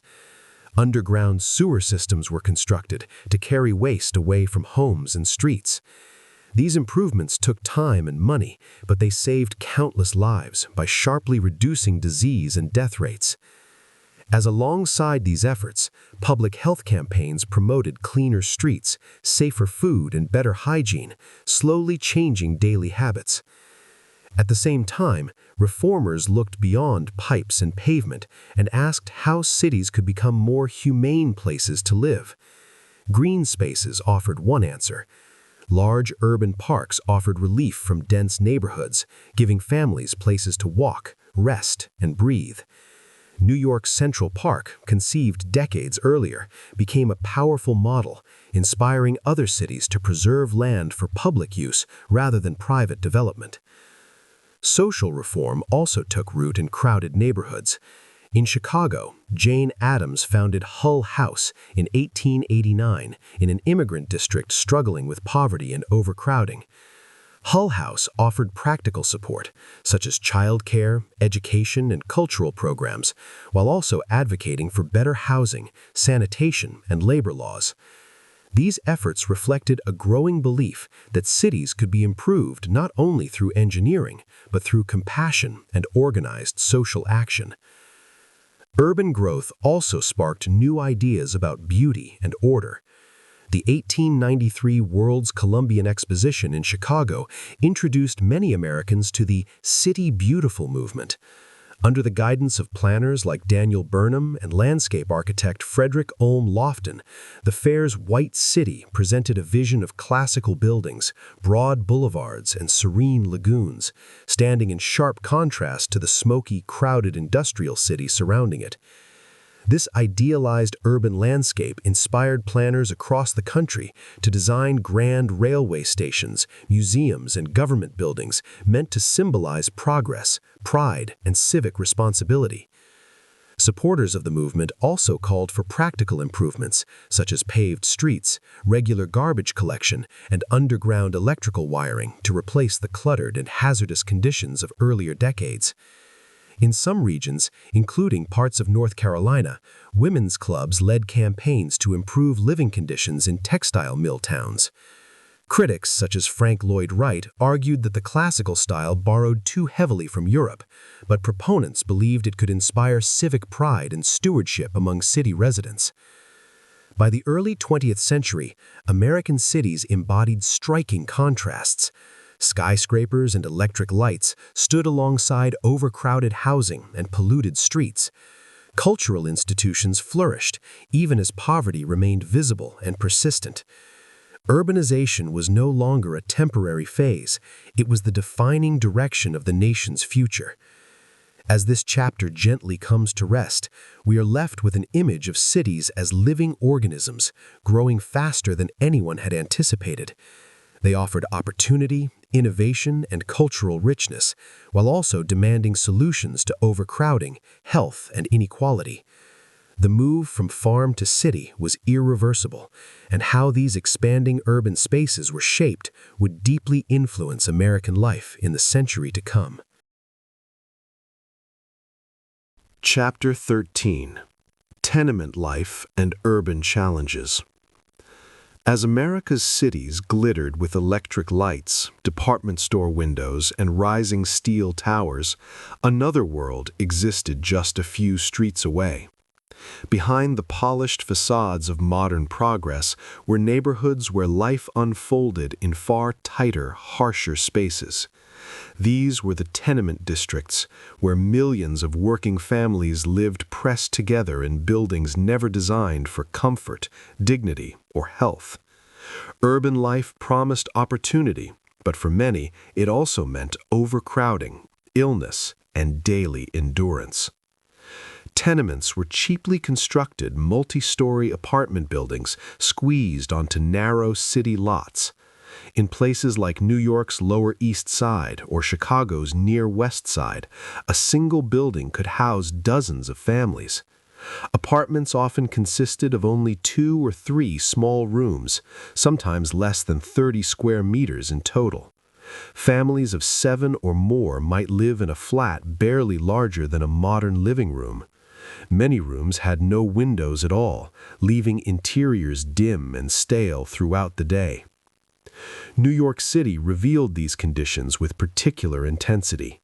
By 1900, the Lower East Side had reached astonishing density levels, with as many as 350,000 people living within a single square mile. Around 1.6 million residents were packed into roughly 43,000 tenement buildings. This overcrowding was not accidental. City blocks had been divided into narrow 25 by 100-foot lots, encouraging the construction of deep, narrow buildings that left little room for light or airflow. Landlords, eager to maximize rent, filled every possible inch with living space. One common design was the so-called dumbbell tenement, named for its narrow waist, where small air shafts were carved into the structure. These shafts were intended to provide ventilation, but in reality they often became clogged with trash and stagnant air. Interior rooms remained dark and suffocating, while the shafts acted as fire hazards rather than safety features. Water was scarce inside apartments, and indoor plumbing was rare. Residents shared foul-smelling toilets in hallways, courtyards, or backyards, and many carried water up flights of stairs from outdoor pumps. Daily life in these buildings was physically exhausting. In summer, rooms became stiflingly hot. In winter, they were damp and drafty. Families sometimes took in boarders to afford rent, squeezing even more people into already crowded spaces. These conditions created ideal environments for disease. Tuberculosis, often called the White Plague, spread rapidly in dark, poorly ventilated rooms. Cholera, typhoid, pneumonia, and measles followed close behind. Infant mortality rates in tenement districts were far higher than in wealthier neighborhoods, turning childhood itself into a fragile gamble. By the late 19th century, these realities began to attract wider attention. Few middle-class Americans had ever stepped inside a tenement, and many remained unaware of how their city neighbors lived. That changed in 1980 with the publication How the Other Half Lives by photographer and journalist Jacob Riis. Armed with early flash photography, Riis entered basements, alleyways, and overcrowded apartments, capturing stark images of families sleeping in a single room or children scavenging among refuse. His photographs, paired with vivid writing, shocked readers who had never seen such scenes. Riis's work helped transform private misery into a public issue. Reformers and officials could no longer ignore the connection between housing, health, and human dignity. In New York, a series of housing laws followed. Earlier regulations, such as the 1867 Old Law, had required basic sanitation and sewer connections. An 1879 law attempted to ensure airflow, unintentionally encouraging the flawed dumbbell design. The most significant change came with the Tenement House Act of 1901, known as the New Law. Championed by reformer Lawrence Vellier and strongly influenced by Riis's exposés, it outlawed dumbbell tenements altogether.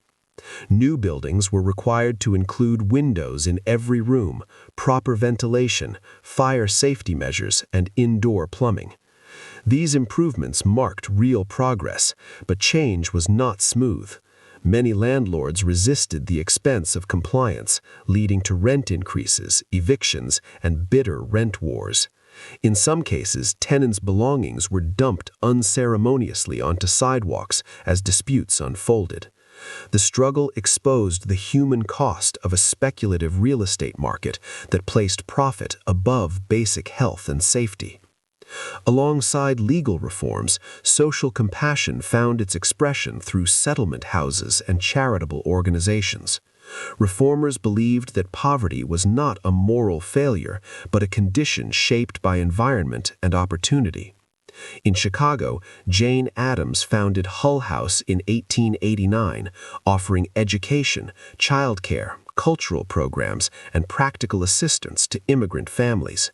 In New York, Lillian Wald's Henry Street settlement provided nursing care, health services, and advocacy for better housing and labor conditions. Religious missions opened soup kitchens and shelters, while volunteers taught classes and organized community events. These efforts did not erase hardship, but they offered moments of dignity and relief. Children found safe places to learn. Mothers received medical care. Families encountered allies who saw them not as statistics, but as neighbors.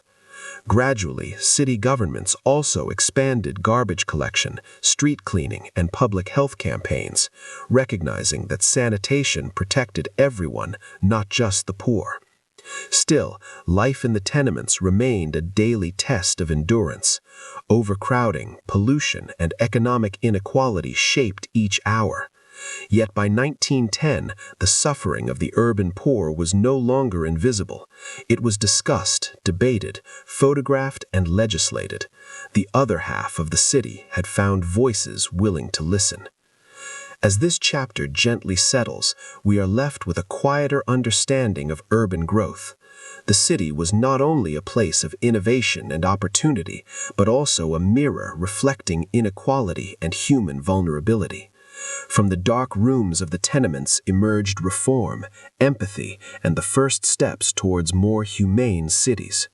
These early struggles and responses would shape the future of urban life, reminding us that progress is measured not only by height and speed, but how well a society cares for those living in its shadows. Chapter 14. Labor Conditions in Factories. Behind the astonishing rise in industrial output lay countless hours of human effort, often carried out in conditions that tested the limits of endurance. The factories, mines, and construction sites that powered America's economic expansion were filled with workers whose daily lives followed a demanding rhythm. For many, a typical week meant 6 days of labor, 10 hours each day, sometimes more. Wages were modest, often around 20 cents an hour, and rarely enough to support a family on their own. In a world without minimum wages or social safety nets, survival frequently depended on every able member of a household contributing their labor. The physical environment inside these workplaces was harsh and unforgiving. In textile mills, rows of machines clattered endlessly, filling the air with noise and fine fibers that settled deep into workers' lungs. The constant motion damaged hearing and strained bodies that stood or bent for hours at a time. In coal mines, men descended into narrow tunnels where sunlight never reached, breathing dust that darkened their faces and slowly scarred their lungs. Steel mills glowed with intense heat as molten metal was poured and shaped, and a single misstep could mean serious injury or death. Accidents were a grim reality across industries. Unguarded machinery spun at breakneck speed, ready to catch a sleeve, a hand, or a loose strand of hair. Reports from construction sites in the 1870s described falls, crushed limbs, and fatalities as weekly occurrences. Factory workers knew that an injury often meant immediate dismissal, with no compensation and little hope of finding another job while disabled. Chemical splashes blinded some, collapsing scaffolds crippled others. Over time, many laborers were worn down by exposure to dust, fumes, and repetitive strain, their health sacrificed quietly to the demands of production. The discipline of factory life added another layer of strain. Foremen enforced strict rules, setting the pace to match the machines rather than human needs. Breaks were brief and tightly controlled. In some workplaces, workers were required to bribe supervisors just to secure a job, only to face sudden reductions in pay when piece rates were lowered without warning. Talking, resting, or slowing down could invite punishment or dismissal. The constant threat of replacement loomed large, as high turnover among unskilled workers ensured a steady supply of desperate job seekers. Women and children were especially vulnerable within this system. Employers favored them not because the work was easier, but because they could be paid less. Women's participation in the workforce tripled during these decades, as they filled textile mills, garment shops, offices, and factories. Children under 16 were increasingly drawn into labor, their numbers tripling as well. Their small hands were considered useful for handling delicate tools or fitting into tight spaces, especially in industries such as bottle making and mining. For many families, sending children to work was not a choice, but a necessity driven by poverty. The wider environment surrounding these workplaces was often just as bleak. In smaller industrial towns, pollution could be worse than in major cities. Raw sewage was dumped directly into rivers where children swam, and canals doubled as trash dumps.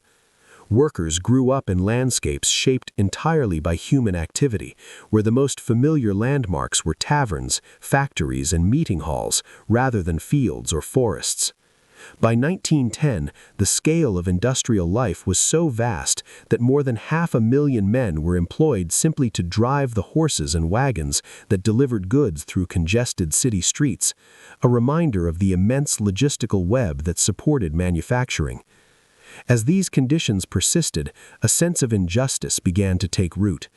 Many workers felt that their lives were being offered up to what critics called the altar of mammon, where profit was valued above health and humanity. The hardships they endured fostered a growing awareness of class divisions, as laborers compared their sacrifices with the wealth accumulating at the top of society. This quiet anger did not always erupt immediately, but it simmered beneath the surface of daily life. Outside the factories, empathy and outrage slowly spread. Journalists and reformers began to document what they saw, describing exhausted workers leaving plants at dusk, children stooped under burdens meant for adults, and families struggling after workplace injuries. These accounts reached middle-class readers who had rarely considered the human cost behind cheap goods and rapid growth. The stories stirred discomfort and compassion in equal measure. By the early 20th century, these emotions were beginning to coalesce into action. Campaigns for shorter working hours, safer machinery, and fairer wages gained momentum. Though meaningful reforms still lay ahead, the groundwork was being laid by the shared recognition that industrial progress had come at a profound human cost.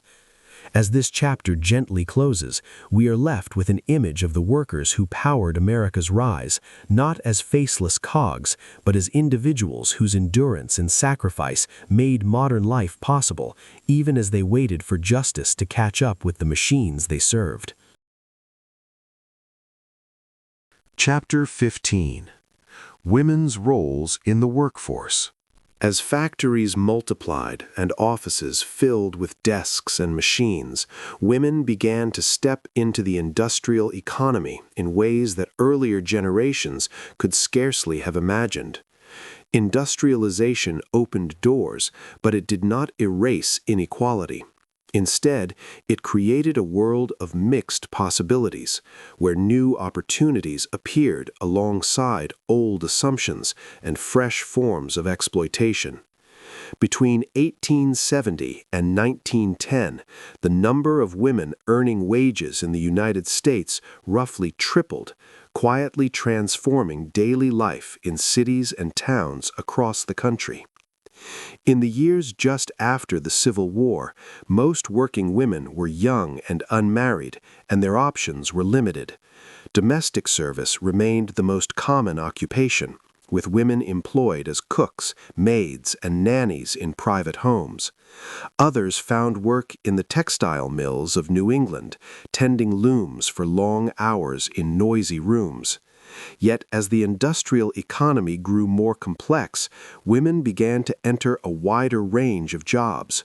By the turn of the 20th century, women could be found sewing garments in factory lofts, standing behind department store counters, teaching in public schools, and working in offices as typists and clerks. One small but telling moment came in 1878 when Emma Nutt became the first female telephone operator in Boston. She was hired because customers preferred her calm, polite voice to the unruly teenage boys who had previously handled calls. The experiment was so successful that it reshaped an entire occupation. By 1910, nearly 88,000 women, often called hello girls, worked as telephone operators across the country. They were expected to be patient, courteous, and fast, sometimes connecting several hundred calls during a single shift. Most were single, well-educated, and required to maintain a reputation for good character, even as they worked under intense concentration and constant supervision. Manufacturing offered far harsher conditions. Immigrant women and girls filled the garment trade, sewing blouses and suits in crowded factories or in their own tenement rooms on a piecework basis. Pay was low and unpredictable, and the work environment was often dangerous. In these settings, women's labor was valued for its cheapness rather than its skill. Employers assumed that women were temporary workers who would leave once they married, and wages reflected that belief. A woman might earn half or even less than a man doing similar work. Few people documented these realities more clearly than Leonora Barry, a widowed Irish immigrant who joined the Knights of Labor in 1884 after earning just 11 cents a day in a hosiery mill. Barry rose to become the first general investigator of women's work in the United States. Traveling to 100 cities, she gathered statistics and testimonies that revealed widespread exploitation. In corset factories in Newark, she found women fined for singing or laughing. She uncovered systems where women were paid only 2.5 cents for garments that earned middlemen 12 times as much. Her work produced the first national data on women workers and helped popularize the demand for equal pay for equal work. Beyond low wages, women faced constant insecurity. Job protection was almost non-existent. Pregnancy, illness, or speaking up about conditions could result in immediate dismissal. Sexual harassment was widespread, though rarely acknowledged publicly. Many women learned to endure unwanted attention from supervisors or co-workers in silence, knowing that complaining might cost them their livelihood. Still, earning wages brought meaningful changes. For many women, paid work offered a degree of independence that previous generations had not known. A young woman working in a textile mill or an office could send money home, delay marriage, or make small personal choices with her earnings. Saving a few dollars for a new dress or an evening out carried emotional weight, symbolizing autonomy and self-respect. These everyday freedoms subtly reshaped how women saw themselves and how society viewed their roles. As women gathered in workplaces, they began to organize. Sewing circles, mutual aid societies, and labor unions became spaces where women shared experiences and demanded better conditions. Organizations such as the International Ladies' Garment Union brought female workers together to strike for shorter hours and fairer pay. Figures like Mother Jones spoke passionately on behalf of women and men alike, while middle-class reformers in groups such as the Women's Trade Union League lent support and visibility to labor struggles. These economic experiences flowed naturally into political demands.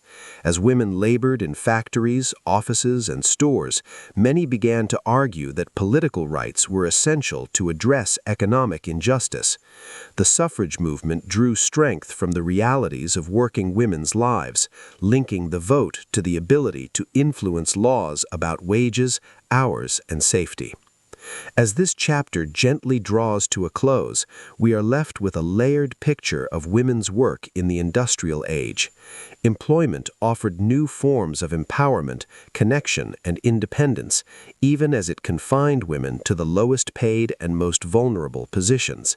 Industrialization neither liberated nor silenced women completely. Instead, it set the stage for ongoing struggles over equality, dignity, and voice, struggles that would continue well beyond the factory floor and into the broader fabric of modern society. Chapter 16. Child Labor Exploitation. Among all the transformations brought by industrialization, few were as haunting as the widespread use of child labor. In mills, mines, factories, and on city streets, children became an essential part of the workforce. They were not working for pocket money or passing time. They worked because their families needed their wages to survive, and because the industrial economy quietly depended on their small bodies and tireless hours. By the late 19th century, hundreds of thousands of children under the age of 16 were employed across the United States. Reformers later showed that their numbers tripled during the industrial boom.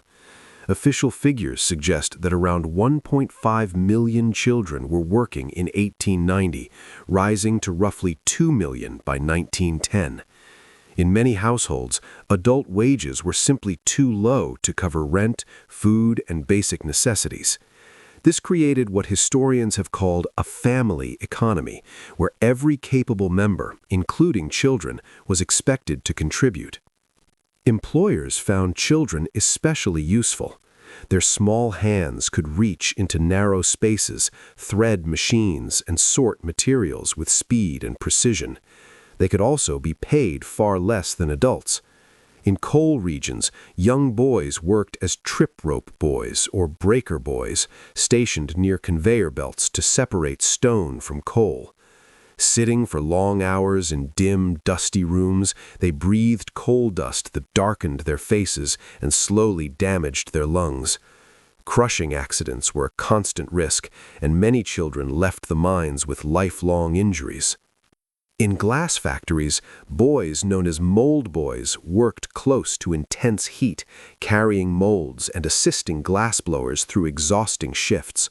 Their exposure to high temperatures and fumes caused burns and respiratory problems. In textile mills, children darted between machines to fix broken threads or replace bobbins, often barefoot on factory floors slick with oil. In canneries, children spent endless hours cutting, peeling, and sorting food, their fingers raw and aching by the end of the day. Others worked on city streets as newsgirls and newsboys, selling papers from early morning until late at night, exposed to weather, traffic, and exploitation. For many of these children, schooling became a distant luxury. Long workdays left little energy for learning, and some never attended school at all. Growth was stunted by exhaustion and poor nutrition. Bent spines, chronic illness, and constant fatigue became normal parts of childhood. Accidents were frequent, and the loss of fingers, hands, or eyesight could end a child's ability to work, pushing entire families deeper into poverty. Public awareness of these conditions grew slowly. Much of child labor took place behind factory doors or in remote mining towns, far from the eyes of middle-class Americans. That began to change in the early 20th century, largely due to the work of reformers who believed that childhood should be protected rather than exploited. One of the most influential figures was Louis Hine, a former school teacher who became an investigative photographer for the National Child Labor Committee. Beginning around 1908, Hine traveled across the country documenting children at work. He photographed 3-year-old berry pickers, 10-year-old brick haulers, exhausted mill girls, and soot-covered mine boys who looked far older than their years. In total, Hine produced more than 5,000 photographs, each one offering visual proof of the physical toll that labor took on young bodies. These images carried enormous emotional power. They showed underweight children with hollow eyes, standing beside massive machines or leaning against carts far too heavy for them. Viewers could no longer dismiss child labor as a harmless necessity. The photographs stirred public conscience and gave reformers the evidence they needed to demand change. Gradually, laws began to follow. States introduced compulsory education requirements and set minimum ages for factory work. Limits were placed on the number of hours children could work each day. Enforcement was uneven, and many loopholes remained, especially for agricultural labor and family businesses. Still, the idea that children belonged in school rather than factories was gaining strength. This moral momentum culminated in federal action. In 1916, the Keating-Owens Act established national standards for child labor, marking a turning point in how the country viewed the exploitation of children. Though legal challenges and further reforms lay ahead, the direction had shifted. By 1920, the number of child laborers had fallen to nearly half of what it had been a decade earlier. As this chapter gently settles, we are left with a sobering truth. America's industrial growth was built not only on machines and innovation, but on the labor of children who barely experienced childhood at all. Their long days and lost schooling forced the nation to confront a painful moral question. Progress, many came to believe, could not be measured solely by output and profit.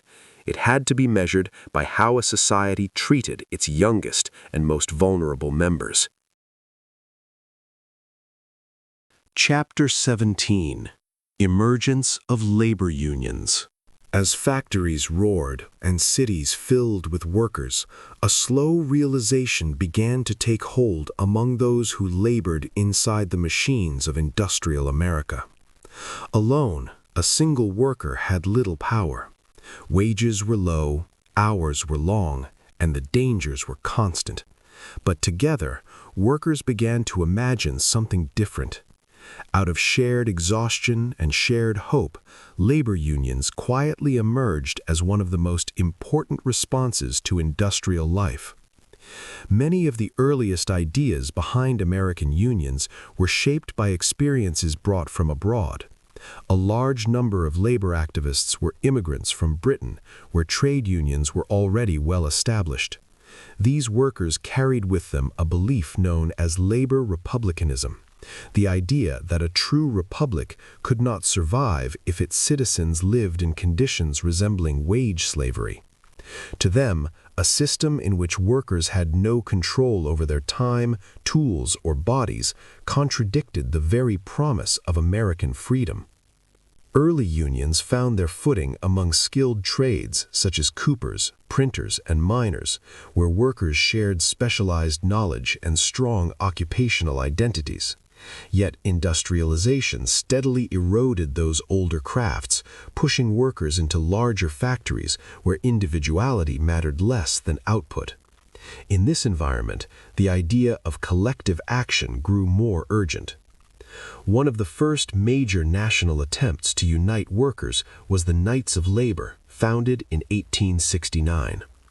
At first, the Knights operated quietly, almost secretly, using rituals and passwords to protect members from retaliation. Over time, they became more open and far more ambitious. The Knights embraced an inclusive vision, welcoming skilled and unskilled workers alike, as well as women and black workers, a rare stance for the era. Their membership was broad and diverse, reflecting a belief that all producers shared common interests. Under the leadership of Terence V. Powderly in the 1880s, the Knights of Labor grew rapidly, claiming hundreds of thousands of members at their peak. Their goals extended beyond immediate workplace demands.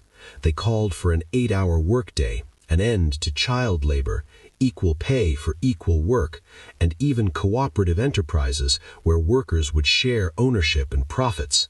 For a moment, it seemed possible that industrial America might be reshaped along more egalitarian lines. A turning point came with the Great Railroad Strike of 1877.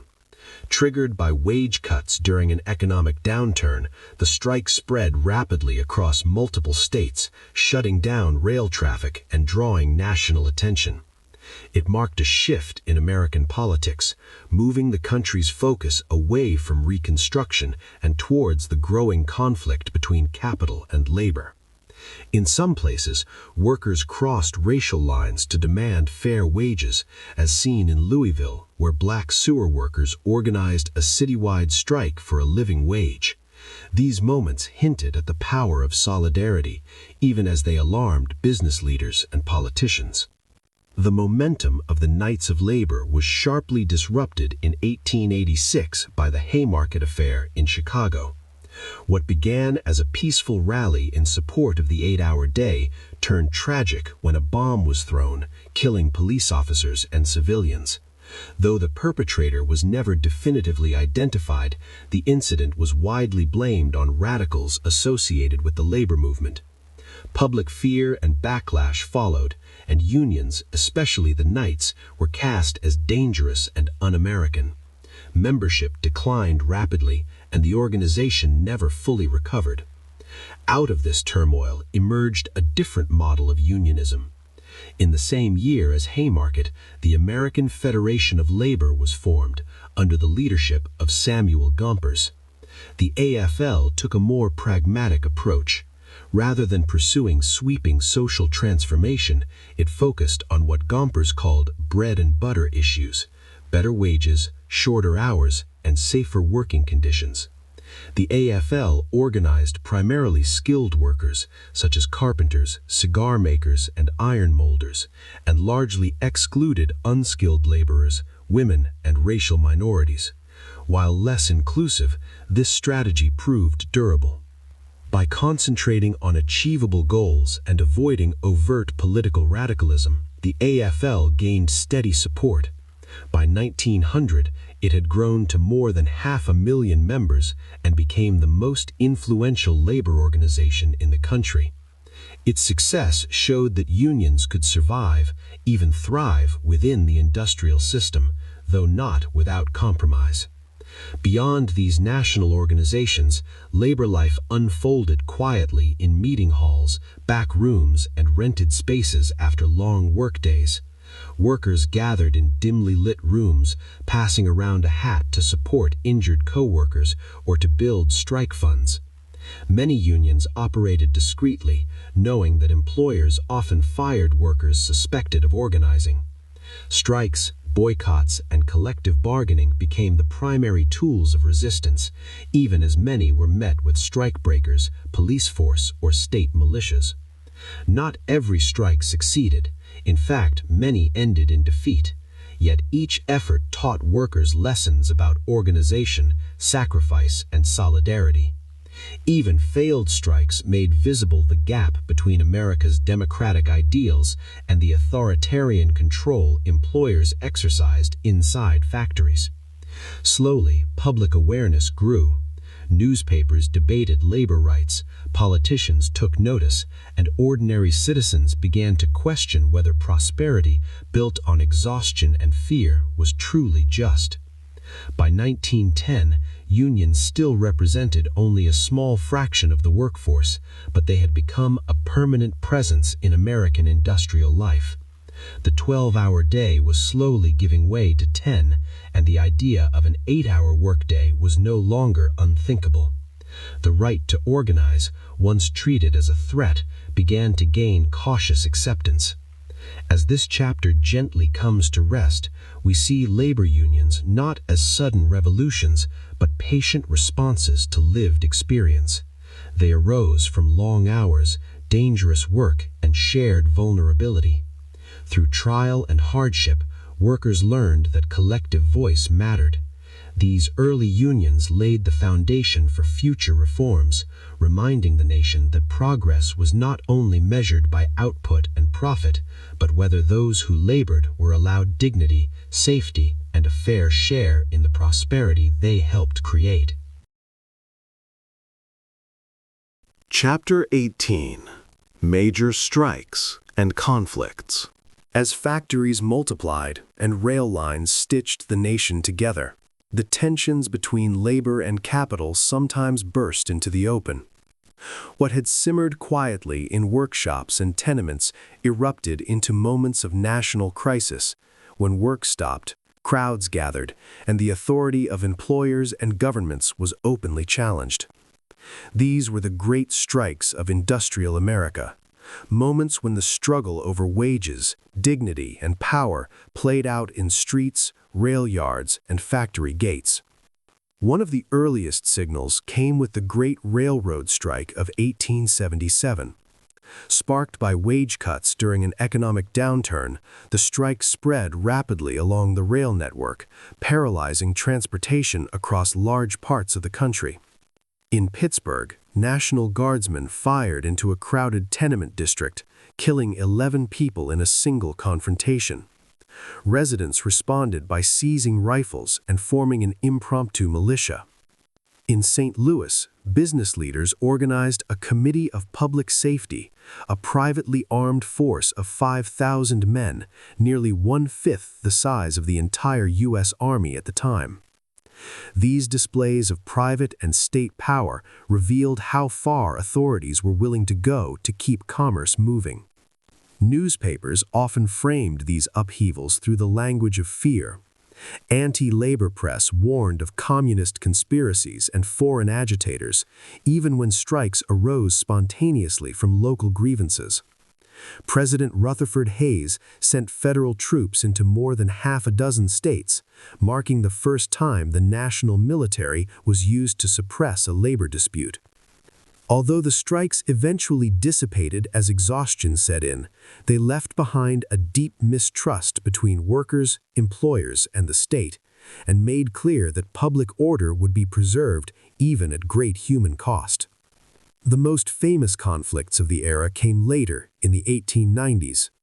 In 1892, the homestead town of Pennsylvania became the site of one of the most dramatic confrontations in American labor history. Workers at Carnegie Steel's Homestead plant belonged to the Amalgamated Association of Iron and Steel Workers, one of the few strong unions in heavy industry. Determined to break the union and cut costs, Carnegie and his manager, Henry Clay Frick, locked out the workers when contract talks collapsed. Before dawn on July 6th, Frick sent hundreds of Pinkerton private security agents upriver by barge to take control of the mill. But the workers were ready. As the Pinkertons attempted to land, armed strikers and their supporters confronted them along the riverbank. Gunfire erupted and continued for hours. Several people on both sides were killed and dozens were wounded. Eventually, the Pinkertons surrendered, surrounded by an angry crowd. For a brief moment, it appeared that labor had triumphed. That moment did not last. The governor of Pennsylvania sent state militia troops to Homestead, restoring control and protecting strikebreakers brought in to resume production. Faced with the power of the state, the Union collapsed. Its leaders were blacklisted, and unionism in the steel industry was crippled for decades. The Homestead strike became a symbol of both workers' courage and the overwhelming force aligned against them. Only 2 years later, another confrontation spread even farther. The Pullman strike of 1894 began in a company town outside Chicago, where the Pullman Palace Car Company manufactured luxury sleeping cars. During a recession, the company cut wages but kept rents in its company-owned housing unchanged. Workers found themselves unable to survive. When some were fired for protesting, they walked out. The American Railway Union, led by Eugene Debs, supported the Pullman workers and called for a nationwide boycott of trains carrying Pullman cars. Because these cars were attached to mail trains, rail traffic across the country ground to a halt. From the Midwest to the West Coast, trains stopped running, mail piled up, and commerce stalled. The scale of the disruption was unprecedented. The federal government intervened forcefully. President Cleveland sent troops into Chicago, arguing that the strike interfered with mail delivery and interstate commerce. Violent clashes followed as soldiers confronted workers and local residents. Rail cars were burned, shots were fired, and lives were lost. The show of force broke the strike. Debs was arrested and jailed for defying a court injunction, and the American Railway Union soon collapsed.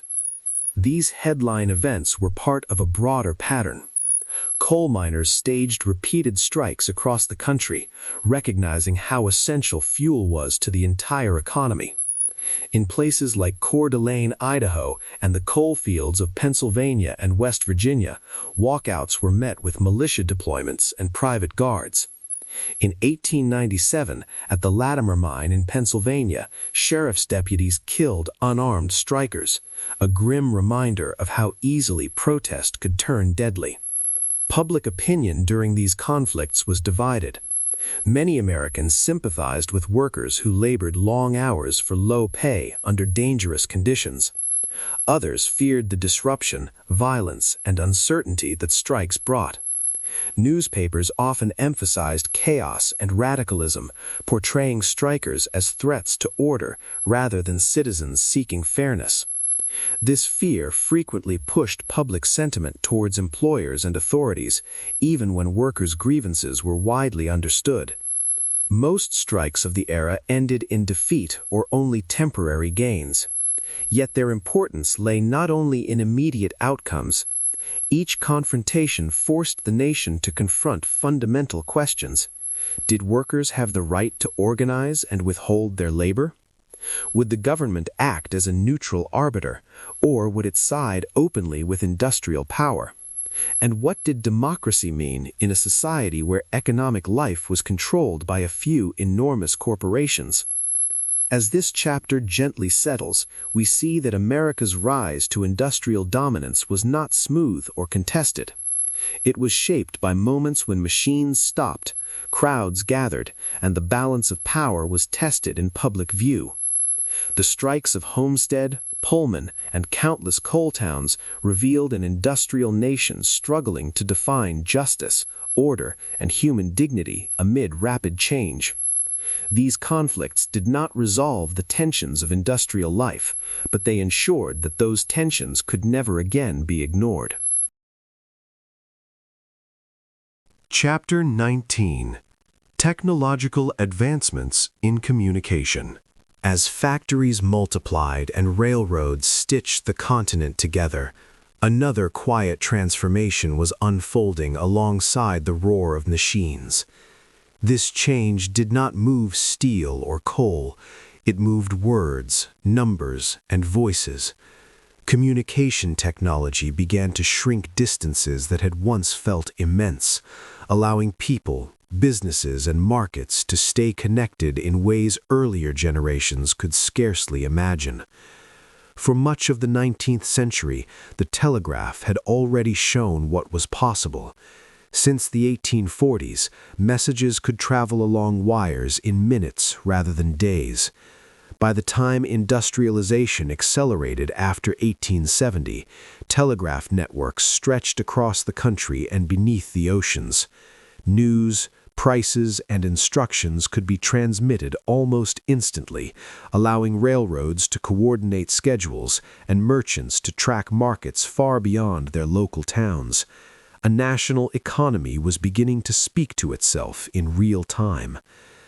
A defining moment arrived in March 1876 inside a modest workshop in Boston. Alexander Graham Bell leaned toward his experimental device and spoke the words, "Mr. Watson, come here, I want to see you." For the first time, a human voice traveled electrically from one place to another. The telephone was born, not with fanfare, but with a simple request for assistance. At first, telephones were rare and expensive, viewed mainly as curiosities or tools for business. Early models worked only over short distances, and most people could not imagine having one at home. Yet the technology improved quickly. By the 1880s, telephone exchanges appeared in growing cities, staffed by switchboard operators who manually connected calls using cords and plugs. These operators, often young women chosen for their calm voices and attentiveness, became the unseen connectors of urban life. Businesses were among the earliest adopters. Banks, hotels, newspapers, and factories discovered that a conversation could happen instantly rather than by letter or messenger. Deals were negotiated, supplies ordered, and emergencies handled with unprecedented speed. Gradually, wealthier households began installing telephones as well, using them to call doctors, coordinate social visits, or simply stay in touch across town. By 1900, roughly 1.5 million telephones were in use in the United States, and the number continued to rise rapidly. The sound of ringing bells and clicking receivers became part of everyday life. Inside offices, communication was also being transformed. Between 1870 and 1910, a set of new productivity tools reshaped how work was organized. The typewriter, invented in the 1860s and popularized in the following decades, replaced handwritten correspondence with clean, standardized text. The Remington No. 1 typewriter, first displayed at the 1876 Exposition, was expensive and initially aimed at professional users, typing only in capital letters on its distinctive QWERTY keyboard. Even so, it revolutionized record-keeping. Letters could be produced faster, copied more easily, and read without ambiguity. Alongside the typewriter came the cash register in 1879 and the adding machine in 1885. Together, these devices turned offices into centers of calculation and coordination. Accounting became more precise, inventories more manageable, and large corporations easier to oversee. These tools were not glamorous, but they were essential for managing businesses that now spanned cities, states, and entire regions. They also opened new clerical roles, many of which were filled with women, quietly reshaping the workforce. The world of news and publishing changed just as dramatically. In 1886, Ottmar Mergenthaler introduced the linotype machine, which mechanized the setting of type by casting entire lines of text at once. This innovation dramatically increased printing speed and lowered costs. Newspapers grew larger, cheaper, and more frequent. Mass circulation papers flourished, filled with up-to-date reports delivered by telegraph from across the nation and around the world. Readers could follow political debates, labor strikes, and international events almost as they happened. Telegraph technology tied finance more tightly together. Stock prices and commodity quotes traveled instantly over wires, allowing capital to move across continents in seconds. Brokers reacted to market shifts in real time, and distant investors could participate in national and even global markets. Undersea cables connected North America to Europe, making the world feel smaller and more immediate. A development in London or Paris could influence decisions in New York within hours. These communication advances worked hand in hand with transportation networks. Railroads and telegraphs were often built side by side, reinforcing one another. Chicago emerged as a central hub where agriculture, industry, and raw materials converged. With instant price information and reliable transport, goods could reach distant communities within days rather than weeks. Even isolated towns could participate in national markets, ordering supplies or selling products with new confidence. Hints of the future were already appearing. In 1899, Guglielmo Marconi sent a wireless signal across the English Channel, and in 1901 he claimed to have transmitted a signal across the Atlantic. Though radio broadcasting was still years away, these experiments suggested a coming era when messages would no longer need wires at all. At the same time, quieter improvements touched everyday life. In 1896, the Postal Service introduced rural free delivery, bringing mail, newspapers, and catalogs directly to farmhouses. Even remote families became part of the national conversation.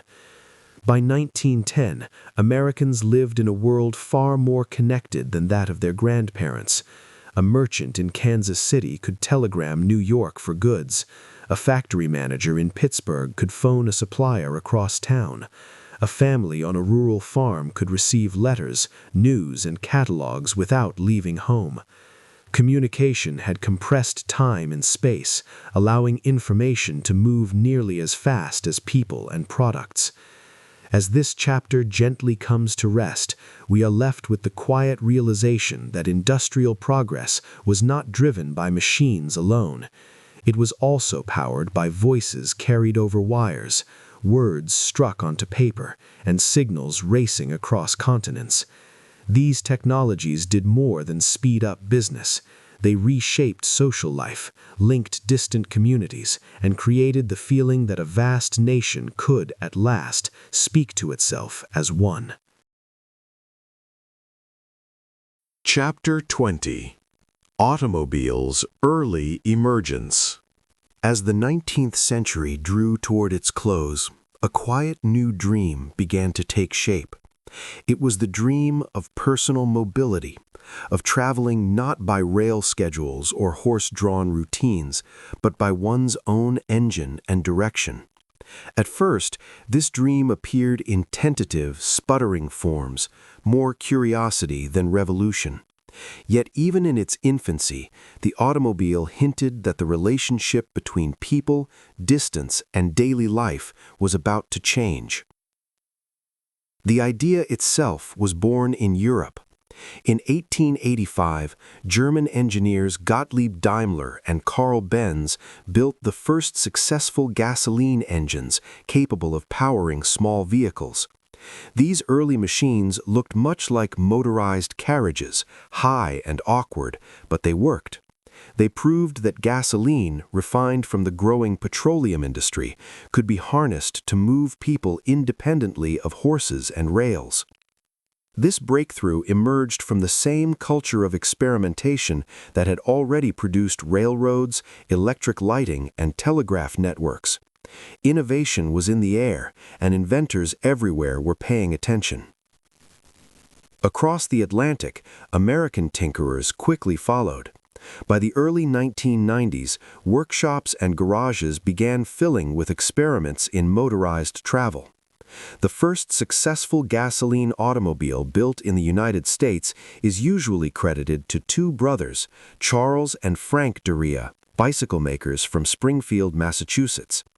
Drawing on their experience with lightweight frames and mechanical balance, the Darrias fitted a used horse-drawn buggy with a small one-cylinder engine in 1893.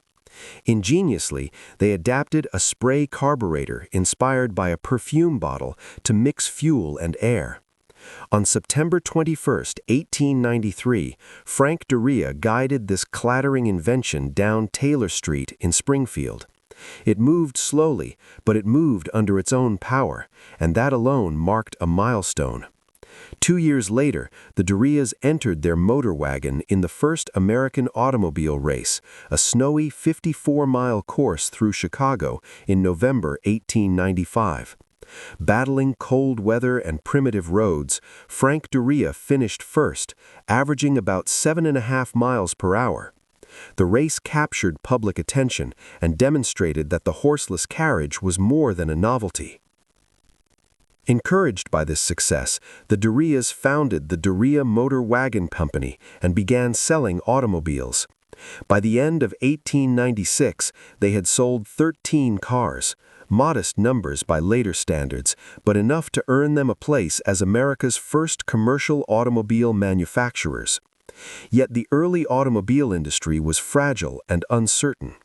Legal disputes loomed large, particularly over the Selden patent, granted in 1895 to George Selden for the broad concept of a road locomotive. This meant that inventors could be forced to pay licensing fees even if Selden himself had never produced a practical car.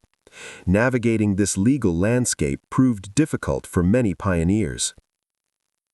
The Darwin brothers themselves eventually parted ways over financial disagreements.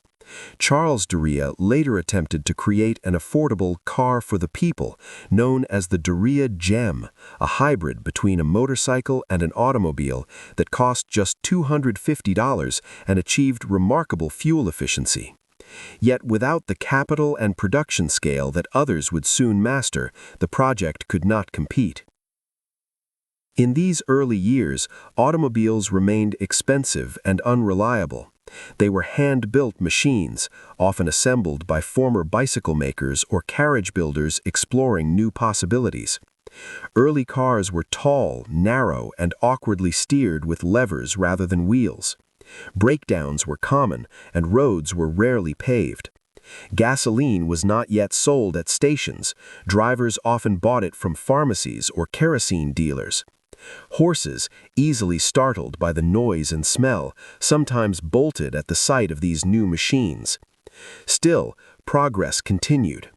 Inventors such as Ransom Olds and Alexander Winton entered the field, producing small numbers of cars by the turn of the century.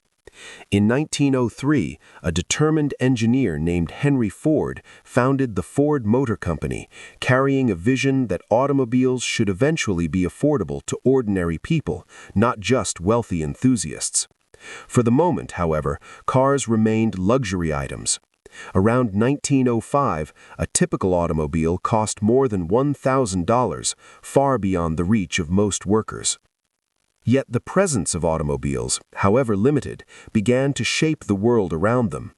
Motorists joined bicyclists in calling for better roads, helping to spark early efforts at paving and road improvement. Cities began to encounter unfamiliar challenges. Traffic rules had to be imagined almost from scratch, and in 1909, a New York taxi driver became the first American arrested for speeding, clocked at 12 miles per hour. Small businesses began to imagine deliveries without horses, and adventurous families dreamed of traveling beyond the reach of rail lines. The true turning point would arrive in 1908, when Henry Ford introduced the Model T, a sturdy, simple car designed for mass production. Although this moment lies just beyond the period we are exploring, its significance was already being felt by 1910. A few middle-class families were taking cautious Sunday drives. Under 500,000 automobiles were registered nationwide, a small number compared to the population, yet large enough to signal that something lasting had begun. As this chapter gently comes to rest, we see the automobile not as a sudden revolution, but as a gradual awakening. Born from the same currents of innovation that powered railroads and electricity, early automobiles captured imaginations long before they transformed everyday life. They promised freedom of movement, investment in roads and fuel, and a future in which people could travel where rails did not go. In these sputtering, experimental years, the road itself began to change, quietly preparing for the century of motion that lay ahead.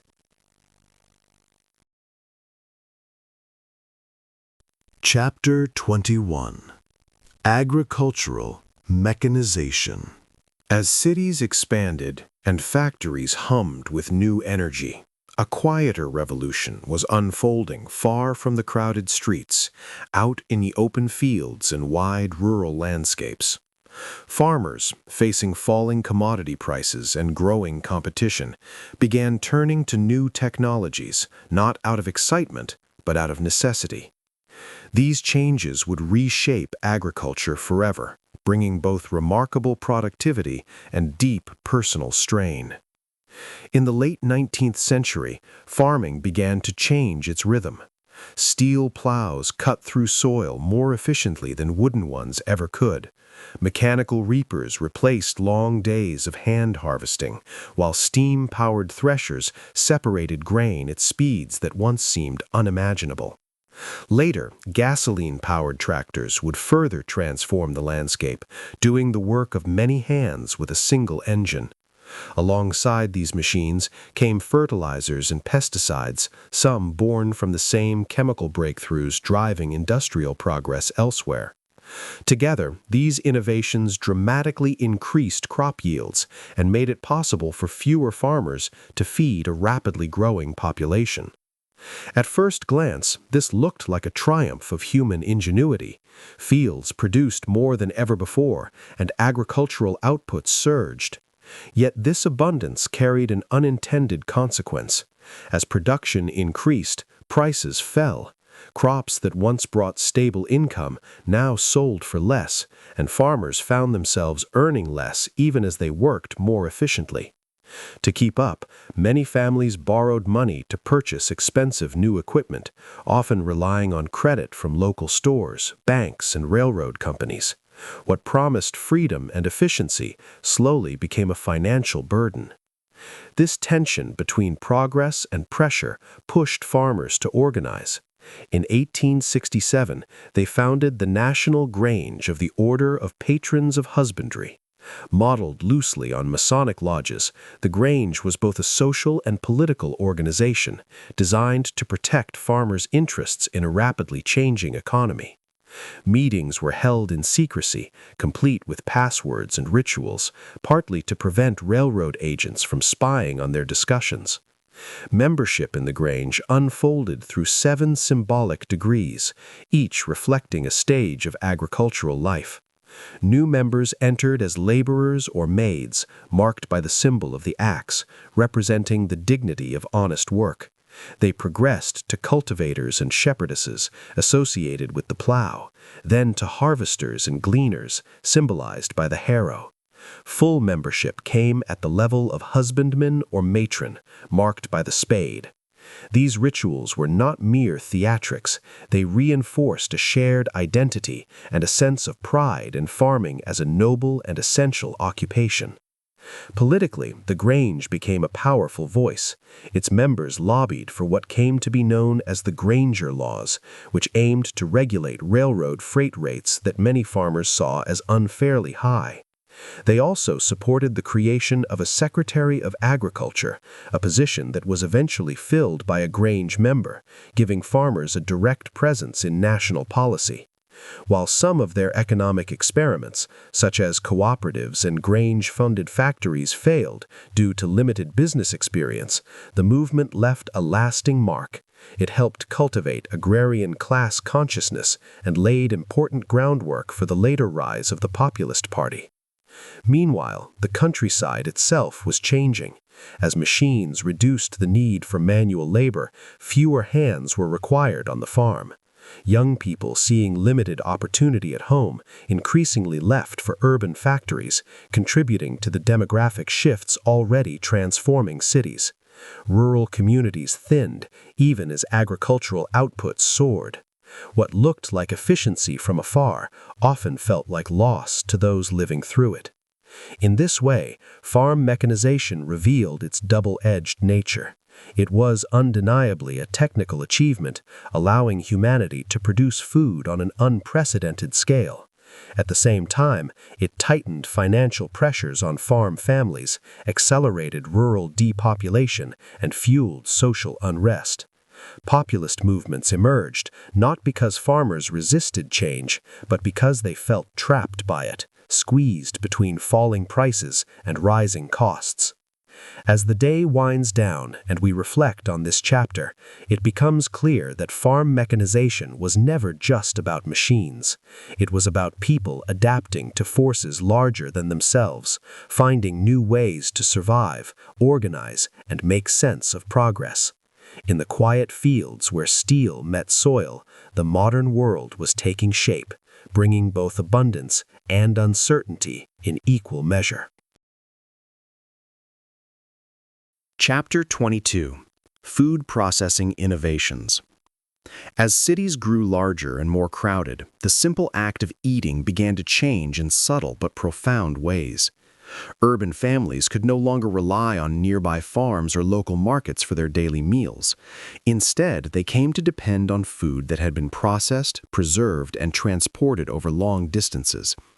It was during this period that a series of quiet innovations reshaped how food was produced, stored, and consumed, improving safety and variety, while also introducing new risks that society had never faced before. One of the most important turning points came from science rather than machinery. Louis Pasteur's work on germ theory revealed that invisible microorganisms were responsible for spoilage and disease. This understanding led directly to the development of pasteurized milk, a process that heated milk just enough to kill harmful bacteria without destroying its nutritional value. For city dwellers, especially children, this innovation dramatically reduced the risk of deadly illnesses and made milk a far safer part of the urban diet. At the same time, advances in transportation transformed what people could eat and where it could come from. Refrigerated rail cars and ships made it possible to move meat, dairy products, and fresh produce across vast distances without rapid spoilage. Foods that once had to be consumed close to where they were produced could now travel hundreds or even thousands of kilometers. This allowed growing cities to be fed reliably and year-round, regardless of local harvest conditions. Canning technology added another layer of stability. By sealing fruits, vegetables, and soups in airtight containers and heating them to destroy bacteria, manufacturers could preserve food for months at a time. This not only reduced waste, but also gave urban families access to a wider variety of foods even outside their natural growing seasons. Shelves stocked with canned goods became a symbol of modern convenience and security. Nowhere were these changes more visible than in the meatpacking industry, particularly in Chicago. The true revolution there was driven by the refrigerated rail car. In 1878, Gustavus Swift, who had started his career as a butcher's assistant, hired engineer Andrew Chase to design a new kind of rail car. Ice was placed in a compartment at the top, allowing cold air to circulate downward and keep meat chilled during transport. This seemingly simple design had enormous consequences. With this technology, dressed beef, meaning slaughtered and prepared meat, could be shipped across the country. Cattle no longer had to be transported alive to eastern cities, a process that was expensive, stressful for the animals, and inefficient. Slaughter could now take place in Chicago, where costs were lower and operations more centralized. At first, major railroads resisted this change because they had invested heavily in cattle pens and stock cars. In response, Swift financed his own fleet of refrigerated cars and partnered with the Grand Trunk Railway, pushing the industry forward despite institutional resistance. By 1920, Swift and his chief competitor, Armour, operated thousands of ice-cooled rail cars. Their reach effectively nationalized the meat industry, reshaping it into a system dominated by large corporations. Local butchers, once central figures in their communities, increasingly became dependent on or displaced by these vast corporate networks. Meat became cheaper and more widely available, but control over its production was concentrated in fewer hands. The scale and speed of this transformation also revealed serious dangers. During the Spanish-American War, reports emerged of so-called embalmed beef being supplied to soldiers. To disguise spoiled meat and make it appear fresh, secret chemicals such as borax and salicylic acid were allegedly used. The scandal shocked the public and exposed how little oversight existed in food production. These practices were not just unethical, they were dangerous. Public concern intensified further with the publication of Upton Sinclair's The Jungle in 1906.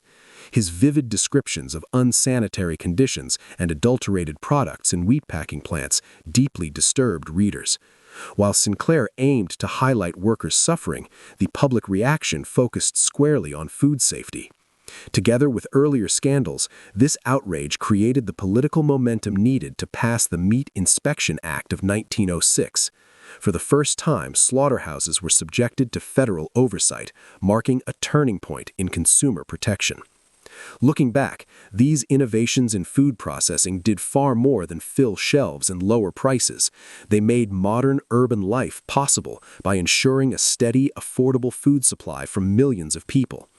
At the same time, they revealed the need for rules and accountability in an increasingly complex system. As you settle in to rest, it's worth reflecting on how the ordinary foods we take for granted are the result of decades of scientific insight, industrial ambition, and hard-learned lessons about safety, trust, and responsibility. Chapter 23. Consumer Culture's Birth. As the 19th century drew toward its close, a quiet but powerful transformation was taking place in everyday life. The flood of inexpensive manufactured goods did more than create wealth. It reshaped how people saw themselves, their homes, and the world around them. Out of factories and rail networks emerged not just products, but an entirely new way of living, one centered on choice, comfort, and consumption. In growing cities, this new culture took physical form in grand department stores. Names like Macy's and Wanamaker's began appearing in the 1870s and 1880s, offering something that had rarely existed before. Under one roof, shoppers could browse mass-produced clothing, furniture, and household gadgets, all attractively displayed and priced for a widening middle class. These stores were not just places to buy necessities, they were spaces of leisure and imagination, inviting people to wander, compare, and dream about a more modern life. Yet consumer culture did not stop at the city's edge. Through mail-order catalogs, companies like Sears, Roebuck & Co. extended this new world into the countryside. Thick catalogs arrived by post, filled with illustrations and descriptions of goods that rural families might never have seen in person. Farmhouses, once focused almost entirely on production and self-sufficiency, slowly became consumer spaces as well. A kitchen table could double as a place to flip through pages of furniture, tools, clothing, and household items, each promising convenience or improvement. Advertising played a growing role in this shift. It became a growing industry in its own right, teaching people not just what to buy, but what to want. Products were increasingly branded, linked to ideas of quality, status, and identity. Owning certain goods began to signal who you were or who you hoped to become. This was a subtle but profound change, turning consumption into a form of self-expression. All of this was made possible by deeper economic changes. Manufacturing employment expanded dramatically, growing from about 14% of the workforce in 1870 to roughly a quarter by 1910. At the same time, the efficiencies of mass production lowered costs and increased output. Together, these forces ensured that consumer goods were not just abundant, but accessible to millions of people. Cultural change spread alongside economic change, and one of the most influential vehicles for this was the Chautauqua movement. Founded in 1874 by John Hay Vincent and Lewis Miller, Chautauqua began as a summer school that combined spiritual uplift with education and entertainment. At its heart was the idea that self-improvement and cultural enrichment should be available to ordinary people, not just urban elites. Over time, Chautauqua expanded into traveling circuits. These circuit Chautauquas brought tented performances to towns across the nation. By the mid-1910s, they had reached more than 10,000 communities. Audiences experienced lectures by political figures, performances by metropolitan opera singers, and even Broadway plays, often for the first time. Theodore Roosevelt famously called Chautauqua the most American thing in America, capturing its blend of education, entertainment, and democratic spirit. The movement also pioneered early forms of remote learning. The Chautauqua Literary and Scientific Circle, established in 1878, mailed literary materials to local study groups and set structured study plans. Participants were expected to devote 4 hours a week to learning, and after 4 years, they could proudly graduate. For many rural Americans, this was their first experience of organized adult education beyond formal schooling. Chautauqua offered more than knowledge. It brought cultural experiences that reshaped tastes and expectations. Rural audiences encountered early films, classical music, and public lectures that linked them to national conversations. Performances by Jubilee singers in particular challenged older, demeaning traditions of minstrelsy and presented African American culture with dignity and depth. In this way, Chautauqua helped nationalize culture, narrowing the gap between the industrial city and the agrarian frontier. Together, these developments turned everyday life into something new. The farmhouse became connected to distant factories and cultural centers. Shopping, learning, and entertainment blended into a shared national experience. Yet this transformation was not without critics. Thinkers like Thorstein Veblen warned against what he called conspicuous consumption, arguing that the pursuit of status through visible spending could distort values and deepen social divisions. As the evening settles and the pace of the day slows, this chapter invites reflection on how consumer culture quietly took root. What began as efficiency in factories and innovation in distribution grew into a way of life that shaped identities, aspirations, and social relationships. The rise of consumer culture was not simply about buying more, it was about imagining a different kind of modern life that still echoes in how we live today. Chapter 24: Political Economy and Populism. As the engines of industry gathered speed and railroads stitched the nation together, economic growth reshaped everyday life in ways that felt both promising and unsettling. This transformation did not unfold in a political vacuum.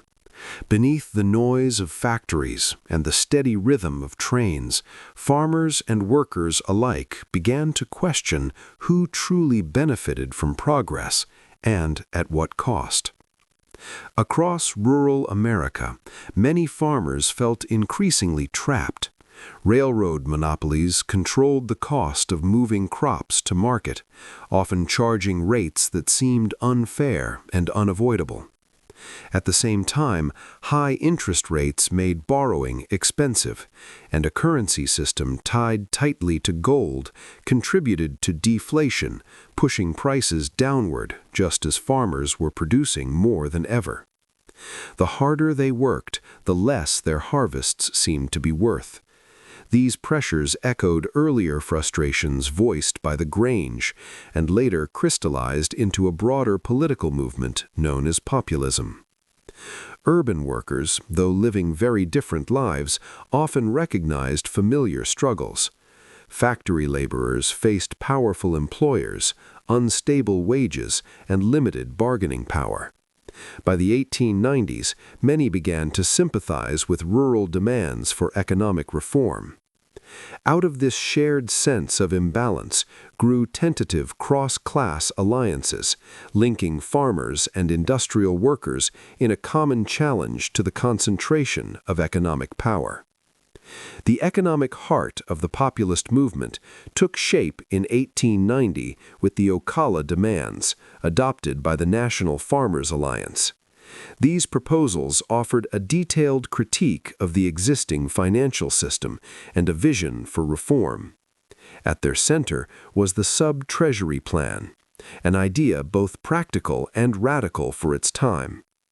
Under this plan, the federal government would build warehouses where farmers could store their crops after harvest.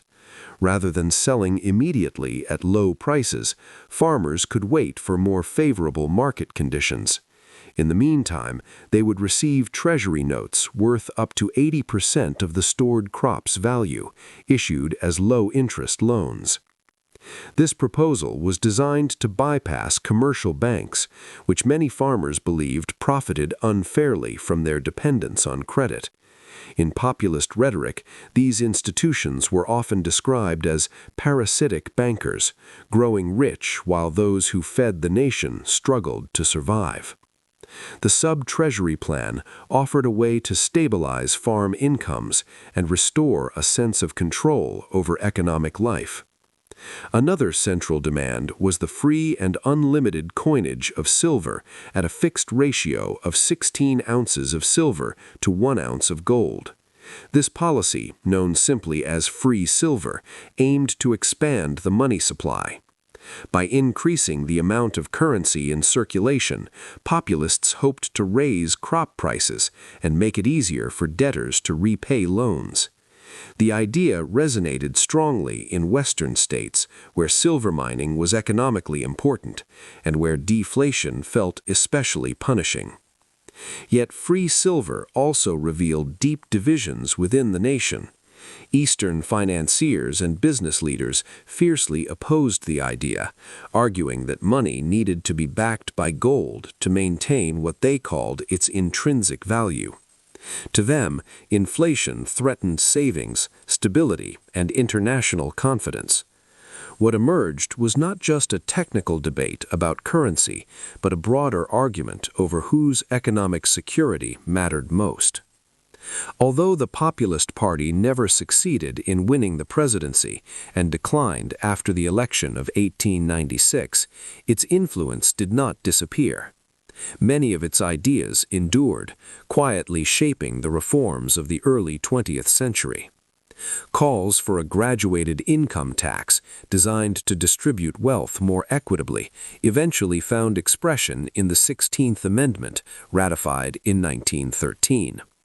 Demands for stronger railroad regulation contributed to expanded oversight through institutions like the Interstate Commerce Commission. Even the sub-treasury plan, though never implemented as proposed, anticipated later government efforts to stabilize agriculture during the New Deal. Seen from a distance, the populist movement reveals something deeply human about moments of rapid change. Industrial growth promised abundance and efficiency, but it also concentrated power and left many feeling unheard.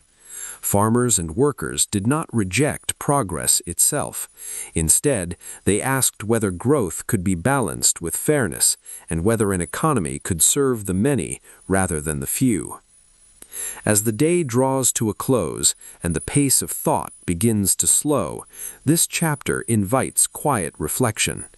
The debates of the 1890s remind us that economic policy is never just about numbers or metals or markets. It is about lives shaped by forces larger than any one person, and about the enduring desire for dignity, security, and a fair share in the world being built. Chapter 25. Government Policies and Tariffs. As the nation moved through the decades following the Civil War, economic change did not unfold on its own. The federal government played an active and deliberate role in shaping the direction of growth. Laws passed in Washington quietly reached into factories, farms, classrooms, and rail yards, guiding how industry developed and how people lived and worked within a rapidly expanding economy. One of the government's most powerful tools was the protective tariff. By placing taxes on imported goods, lawmakers aimed to shield young American industries from foreign competition. The idea was simple and persuasive to many at the time. If domestic manufacturers were given breathing room, they could grow strong enough to compete on the global stage. These tariffs became a central feature of economic policy, celebrated by supporters as a way to secure national prosperity. At the same time, the government invested in knowledge and infrastructure. The Morrill Act of 1862 established land-grant colleges across the country, offering practical education in engineering, agriculture, and the applied sciences. These institutions trained the engineers who designed bridges and machines, and the farmers who applied scientific methods to the soil. In this way, education became a form of economic policy, quietly fueling innovation and productivity. Railroads, the arteries of industrial America, were also shaped by federal action. Through the Pacific Railway Acts, the government provided generous subsidies and vast land grants to private companies. These incentives made the construction of transcontinental railroads possible, linking distant regions into a single national market. Rail lines encouraged immigration, opened new lands to settlement, and allowed goods and people to move at unprecedented speed.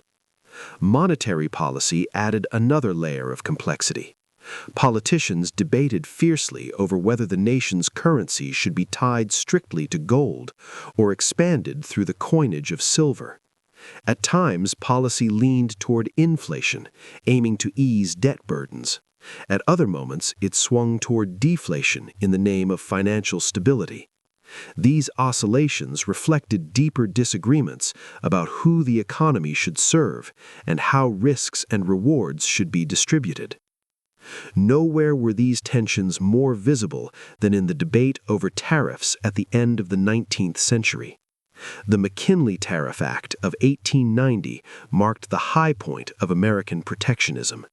It raised average import duties to nearly 50%, a level unmatched in earlier decades. William McKinley, then chairman of the House Ways and Means Committee, defended the measure by calling its provisions the trophies of a protective tariff. In his view, these policies were essential if the United States was to lead the world in manufacturing. One of the striking elements of the act was its treatment of tin plate. Duties on imported tin plates were raised from 30% to an extraordinary 70%. This was no accident. Lawmakers hoped the steep tariff would force a domestic tin plate industry, reducing dependence on foreign producers. In this goal, the policy largely succeeded, accelerating domestic production by nearly a decade. The tariff also contained unexpected compromises. Raw sugar, at the time the single largest source of tariff revenue, was placed on the duty-free list. This move was designed to lower costs for consumers, especially urban households for whom sugar was a daily necessity. To protect domestic sugar producers, however, the government introduced a bounty of 2 cents per pound, helping them remain competitive despite the loss of tariff protection. Another provision hinted at the future of trade policy. The act allowed the president to reinstate duties on goods such as coffee, tea, and hides if exporting nations treated American exports in a reciprocally unequal manner. This early form of reciprocal trade negotiation foreshadowed later strategies in international commerce, where tariffs became bargaining tools rather than fixed barriers. Despite its successes, the McKinley tariff had clear costs. Prices for everyday items like clothing and shoes rose noticeably, placing strain on household budgets. For many Americans, the benefits of protection felt distant, while the higher prices were immediate and personal. Political backlash followed swiftly. In the midterm elections of 1890, voters punished the Republican Party, handing control of the House of Representatives to the Democrats. Critics argued that high tariffs enriched large corporate trusts while leaving consumers and farmers to bear the burden. As the day settles into quiet, this chapter invites reflection on the complicated role of government in economic life. Federal policies helped drive industrial expansion, support education, and build the infrastructure that united the nation. At the same time, they sparked debates about fairness and power that have never fully faded. The story of tariffs, railroads, and monetary policy is not just about laws and percentages. It is about the enduring effort to balance growth with equity and to decide whose interests the economy is meant to serve. Chapter 26: Antitrust Laws and Regulations. As the 19th century came to a close, a quiet unease settled over the American public. Enormous corporations, often called trusts, had grown powerful enough to dominate entire industries. Railroads, oil companies, and industrial combinations seemed to operate beyond the reach of ordinary citizens and small competitors. Many people began to wonder whether free markets could survive when so much power was concentrated in so few hands. This anxiety eventually found expression in law. In 1890, Congress passed the Sherman Antitrust Act, declaring combinations in restraint of trade to be illegal. On paper, it was a bold statement in defense of competition. In practice, its early enforcement was hesitant and uneven. Courts struggled to interpret its language, and powerful companies found ways to continue operating much as before. Still, the act marked a turning point, signaling that the federal government accepted responsibility for checking the excesses of monopoly power. The mood shifted more decisively during the Progressive era. President Teddy Roosevelt brought new energy to antitrust enforcement, earning a reputation as a determined trust buster. He believed that some large corporations were efficient and beneficial, but that others abused their size to harm the public. In 1904, his administration prosecuted Northern Securities, a massive railroad holding company, demonstrating that even the most powerful enterprises were not beyond legal challenge. This approach culminated in one of the most famous antitrust cases in American history, the breakup of Standard Oil in 1911. The legal reasoning behind that decision reshaped antitrust policy for decades to come. In the Supreme Court case Standard Oil Company of New Jersey versus United States, Chief Justice Edward D. White introduced what became known as the rule of reason. Writing for the majority, he argued that the Sherman Act did not forbid every restraint of trade, only those deemed unreasonable. The court suggested that a monopoly crossed the line when it led to higher prices, reduced output, or diminished quality for consumers.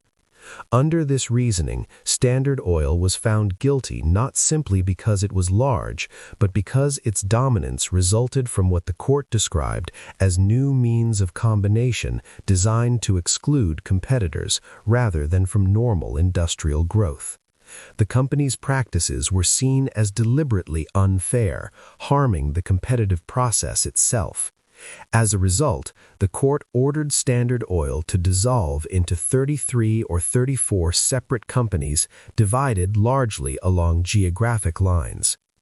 Over time, many of these entities would recombine in new forms, eventually becoming familiar names such as ExxonMobil and Chevron. Even so, the 1911 decision stood as a milestone.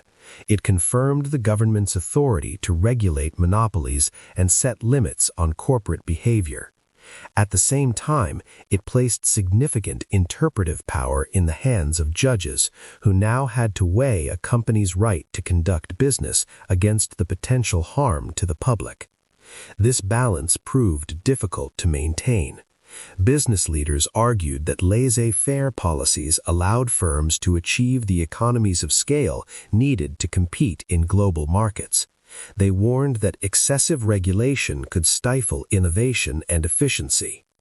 Critics of antitrust enforcement, meanwhile, pointed out that clever legal strategies often allowed corporations to comply with the letter of the law while undermining its spirit. Recognizing these challenges, lawmakers moved to clarify and strengthen antitrust policy. The debates and court decisions surrounding Standard Oil highlighted the need for more precise legislation. This effort culminated in the Clayton Antitrust Act of 1914, which addressed specific practices such as price discrimination and exclusive dealing that earlier laws had left ambiguous. Alongside these legal developments, new regulatory bodies emerged. Agencies like the Interstate Commerce Commission sought to rein in railroad rates and curb unfair practices, extending oversight beyond the courtroom and into daily economic life. Together, these institutions represented an evolving attempt to align private enterprise with public welfare. As the evening grows quieter, this chapter offers a moment to reflect on the delicate balance antitrust laws were designed to achieve. They were born from fear of unchecked power, shaped by legal reasoning, and refined through trial and error. In the end, they reflect a broader question that continues to echo through modern economies: how to encourage innovation and growth while ensuring that prosperity remains shared and competition remains fair. Chapter 27: Progressive Era Beginnings. As the 19th century quietly gave way to the 20th, a new mood began to settle over American society. The astonishing growth of industry had brought wealth, convenience, and modern comforts, but it had also revealed darker consequences that were becoming harder to ignore. Pollution, unsafe workplaces, child labor, corrupt corporations, and dangerous food were no longer distant rumors, they were daily realities. Out of this awareness emerged a broad reform movement, later known as progressivism, shaped by a simple but powerful idea: modern society could be improved if problems were studied carefully and addressed fairly. One of the defining features of this new movement was a shift in how wrongdoing was exposed. Earlier critics of industrial capitalism often relied on moral outrage alone. Progressives still felt that outrage, but they paired it with investigation, documentation, and evidence. Journalists became central figures in this process. Writers such as Upton Sinclair and Ida Tarbell used meticulous research to reveal what had previously been hidden.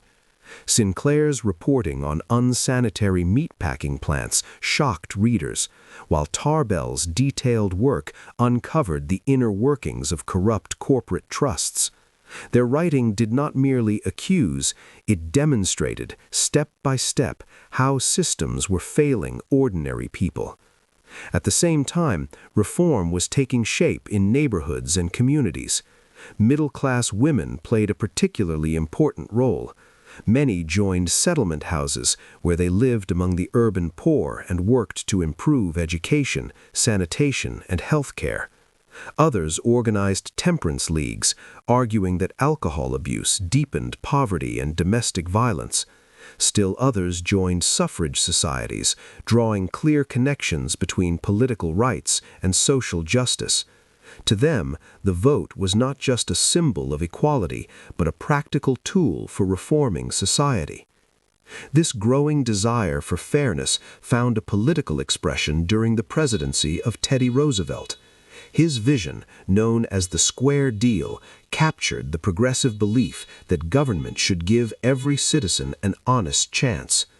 Roosevelt supported regulation of powerful businesses, conservation of natural resources, and stronger protections for consumers. He did not reject capitalism itself, but he believed that unchecked power, whether corporate or political, threatened democracy. Few stories illustrate the progressive spirit more vividly than the work of Dr. Harvey Washington Wiley.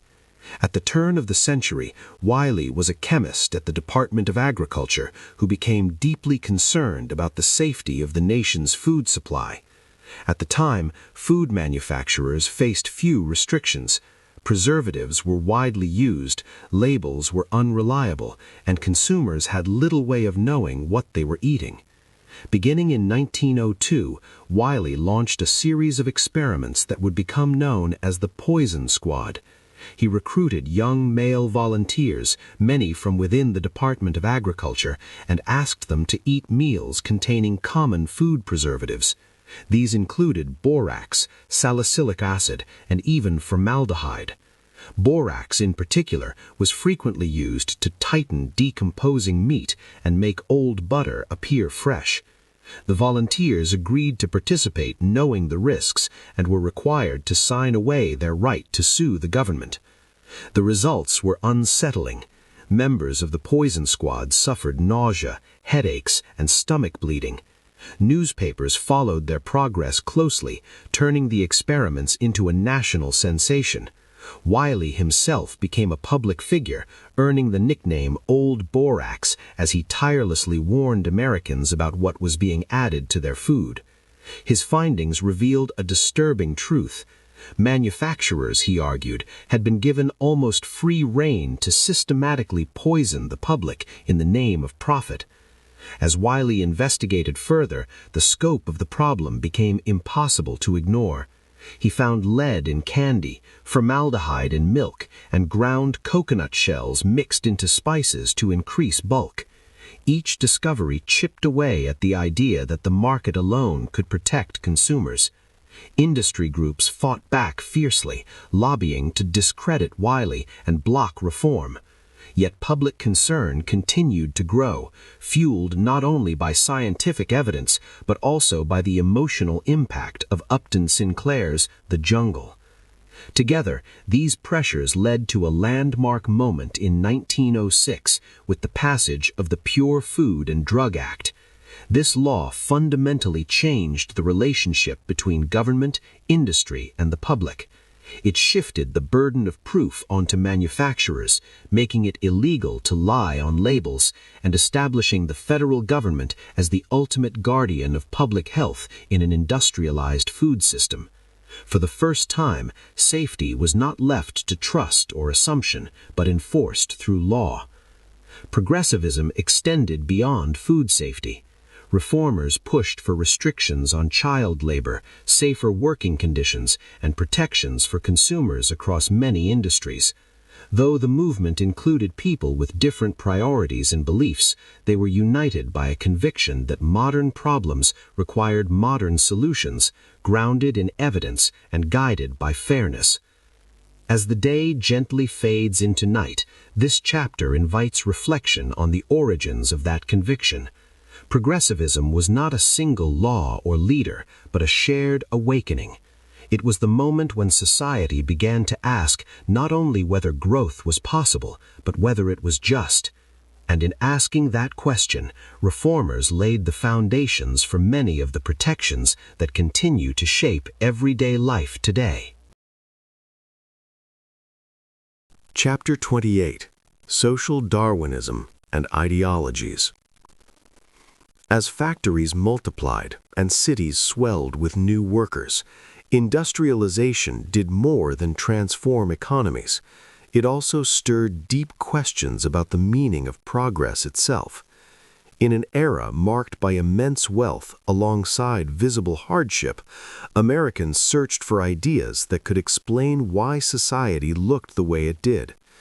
Old philosophies were revisited, and new ones took shape, each offering a different answer to whether inequality was a problem to be solved or a natural outcome to be accepted. One of the most influential ideas of the time came from the language of biology. The phrase survival of the fittest, popularized by the English thinker Herbert Spencer, migrated from evolutionary theory into social and economic debate. Spencer argued that competition was not only natural but beneficial, and that assisting the poor interfered with the process of natural selection.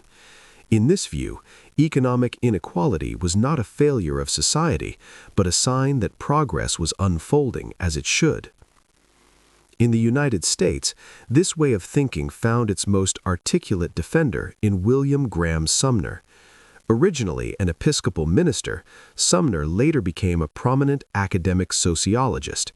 He applied the logic of survival of the fittest directly to human society, arguing that competition governed social life just as it governed nature. In the modern world, he observed, success no longer belonged to the man of heaviest fist, but to the man of highest training. Education, discipline, and efficiency, he believed, naturally led to reward. Sumner saw capital as the foundation of all social improvement. Without it, he argued, no progress could occur. From this perspective, efforts to legislate equality were not only misguided, but dangerous. Such attempts, he claimed, would drag society downward by favoring those least capable over those most capable. Inequality, in his view, was not cruel, it was necessary. Perhaps Sumner's most enduring idea was his concept of the forgotten man. This figure, he argued, was the ordinary, industrious citizen who worked hard, paid taxes, and obeyed the law. According to Sumner, this man was routinely overlooked by social reformers who designed programs to help the poor and unsuccessful. The cost of these reforms, Sumner insisted, fell squarely on the shoulders of the forgotten man, who was compelled to support schemes that rewarded failure in the struggle for existence. Sumner extended this logic to the settlement of land and the expansion of industry. He rejected the idea that raw land was a gift. Instead, he described it as an opportunity to engage in the struggle for survival under harsh conditions. Those who transformed land into productive farms or enterprises, he believed, performed a service for society as a whole. Their success was not exploitation, but contribution. This way of thinking offered a powerful moral framework for the emerging corporate elite. Great fortunes could be seen not as moral failings, but as beneficent incidents of natural laws at work. Within this framework, socialism was dismissed as an entertaining but impractical speculation, one that misunderstood the true relations of right, justice, and progress. Yet social Darwinism did not go unchallenged. Other thinkers responded by reimagining how societies adapt and grow. Philosophers such as William James and John Dewey developed pragmatism, an approach that emphasized learning, experience, and flexibility. Rather than seeing social outcomes as fixed by nature, they argued that human beings could shape their environments through education and thoughtful reform. Progress, in this view, was not automatic. It required participation and reflection. Religious movements also grappled with the implications of science and industrial life. While some resisted evolutionary ideas, others sought reconciliation. The social gospel emerged as one such response, applying Christian ethics to modern social problems. Advocates argued that faith demanded action against poverty, inequality, and injustice, and that moral responsibility extended beyond individual salvation to the well-being of society as a whole. Together, these debates reveal an era alive with intellectual energy. Social Darwinism influenced policy and public attitudes, often reinforcing resistance to reform. At the same time, its critics challenged its assumptions, insisting that compassion, education, and collective responsibility were not violations of nature, but expressions of humanity. As the day grows quiet and thoughts begin to slow, this chapter offers a moment of reflection on how ideas shape the world. The arguments of this era remind us that progress is never just about machines or markets. It is also about the stories societies tell themselves to explain success and failure, and about the choices they make in deciding what kind of future they wish to build. Chapter 29: Literary Realism and Critiques. As America surged forward into the age of factories, railroads, and immense fortunes, writers began to pause and look more closely at what this progress truly meant. While industry promised opportunity and abundance, daily life revealed contradictions that could not be ignored. Fiction and nonfiction became powerful tools for reflection, allowing authors to explore corruption, poverty, excess, and longing in ways that statistics and speeches never could. Through storytelling, they invited readers to sit quietly with the uneasy questions of their time.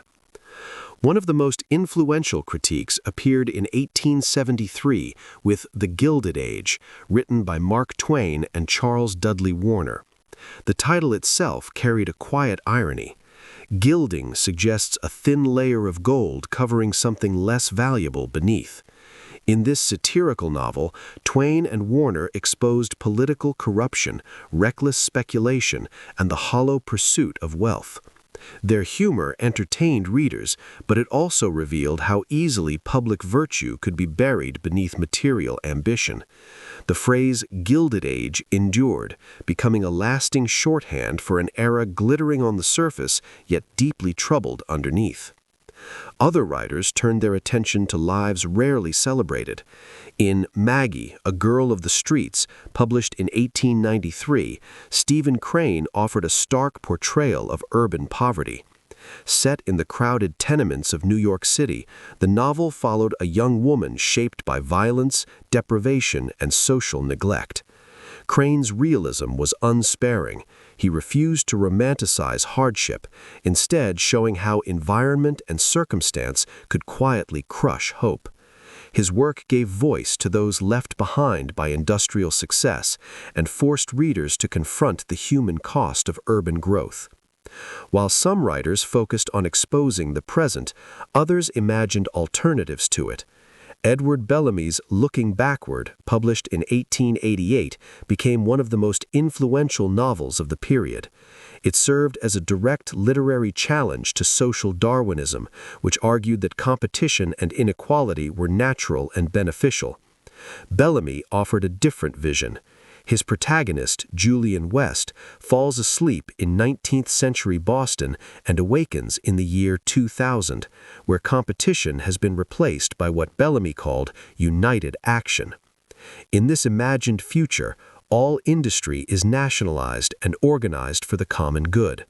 Goods are distributed through large public warehouses, efficient and precise in their pricing, ensuring access without exploitation. Service work carries dignity because everyone serves in turn. There is no sharp divide between those who labor and those who benefit. Bellamy's world suggested that cooperation, rather than struggle, could form the basis of a stable and humane society. The impact of Looking Backward was extraordinary. It became an international bestseller, translated into 20 languages and widely discussed across continents. In the United States alone, it inspired more than 160 nationalist clubs, groups dedicated to promoting the nationalization of industry and the removal of class barriers. Bellamy argued that 19th-century producers often worked primarily for their own maintenance, charging what he described as famine prices for basic necessities. In his view, competition encouraged scarcity rather than service, enriching a few at the expense of the community. Bellamy's ideas resonated with influential thinkers such as Charlotte Perkins Gilman. Drawing on nationalist ideology, she imagined a communal society in which women could live free from rigid interpretations of natural law that demanded constant struggle for survival. Her work reflected a broader desire to rethink social arrangements that had long been treated as inevitable. Not all critiques took the form of fiction. In 1999, Thorsten Veblen published The Theory of the Leisure Class, a sharp and often humorous examination of elite behavior. In this work, Veblen introduced the term conspicuous consumption to describe the way the wealthy displayed excess not for comfort or utility, but for status.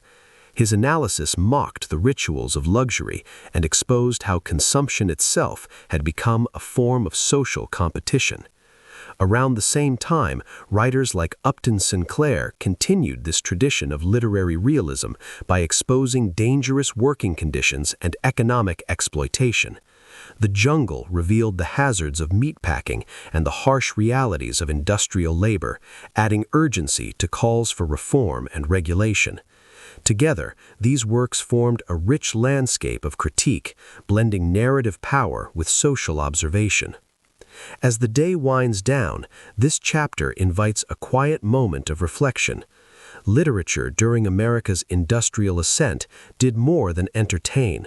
It unsettled comfortable assumptions and gave shape to unspoken doubts. These stories reveal an American imagination deeply divided between admiration for individual success and a yearning for collective security.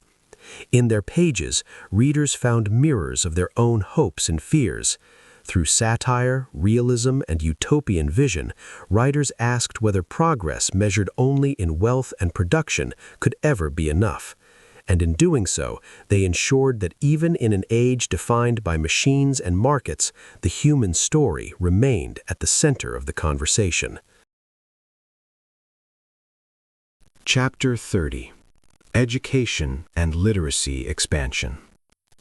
As machines reshaped factories and cities grew more complex, industrial society began to ask something quietly urgent of its people. It needed workers who could read instructions, calculate measurements, understand systems, and adapt to new technologies. Education, once limited and uneven, slowly expanded to meet these demands, becoming one of the most important foundations of modern industrial life. One of the most influential developments came through the Morrill Act, which established land-grant universities across the United States. These institutions were designed to teach practical subjects alongside traditional learning.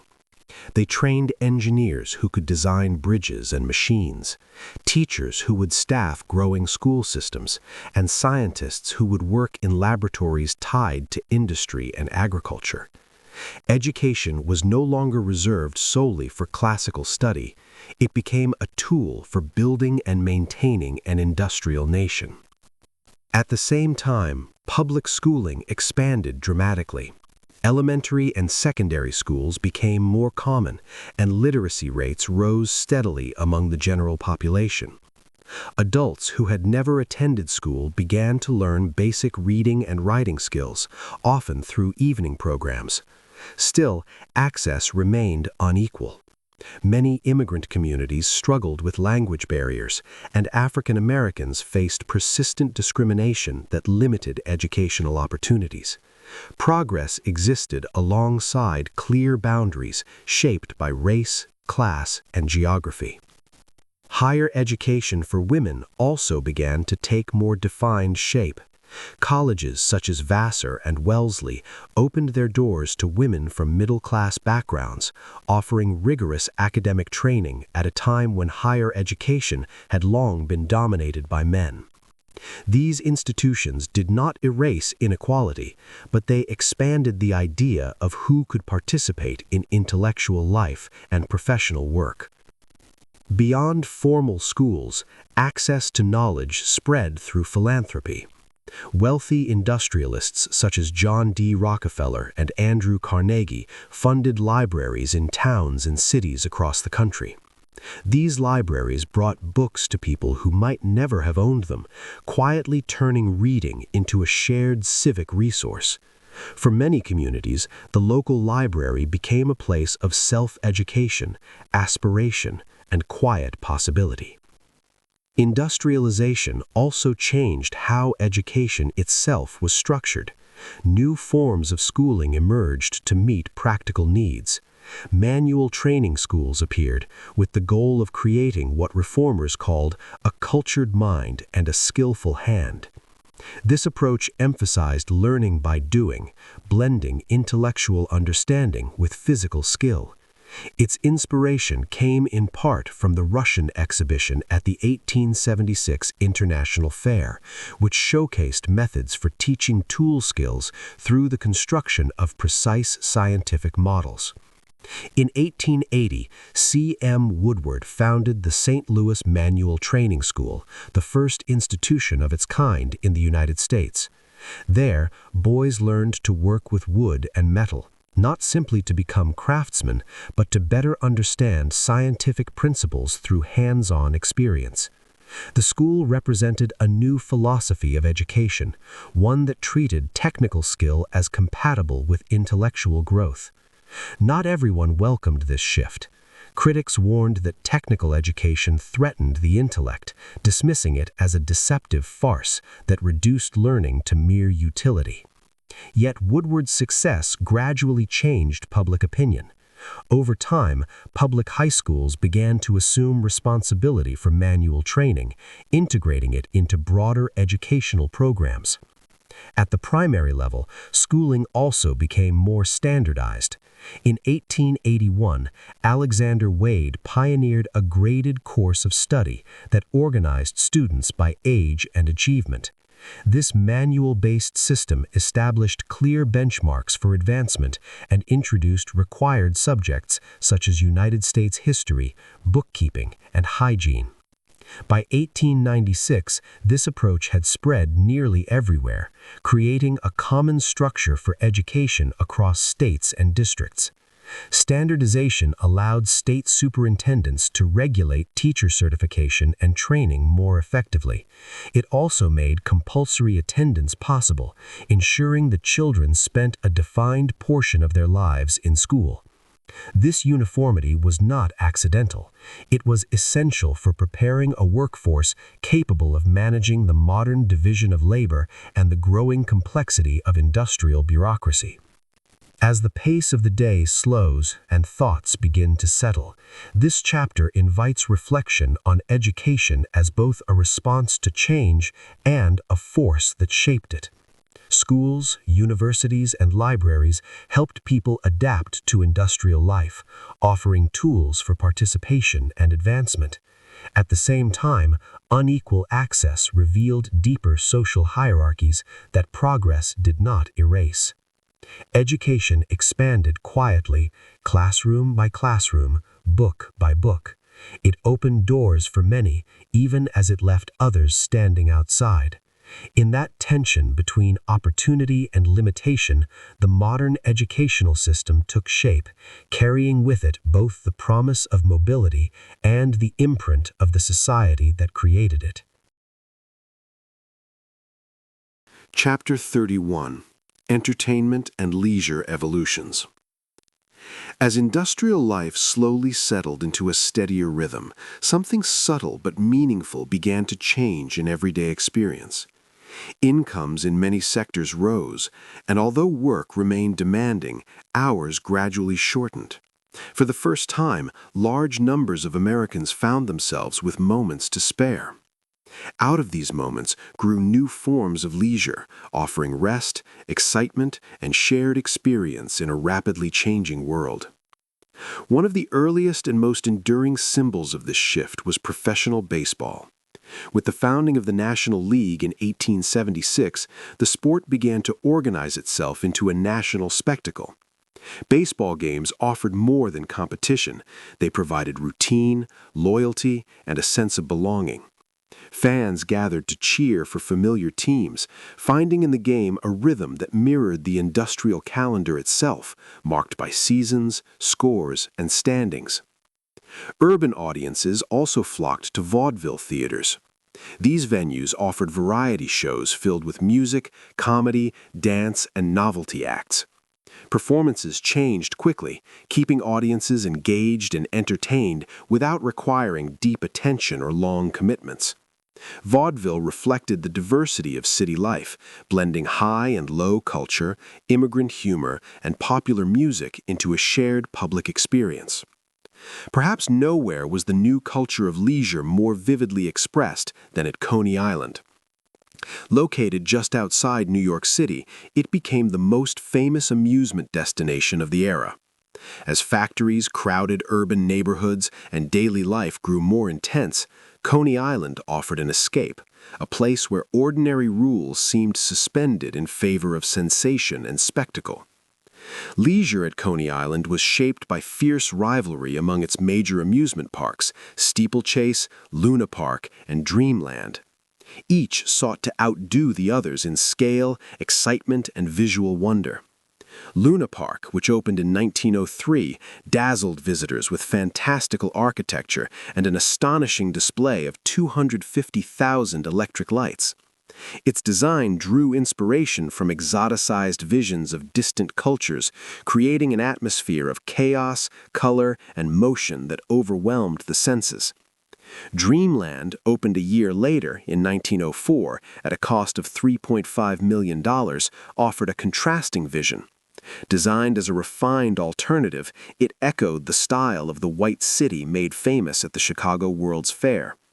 Dreamland glowed with 1 million electric lights and emphasized order, cleanliness, and spectacle without excess.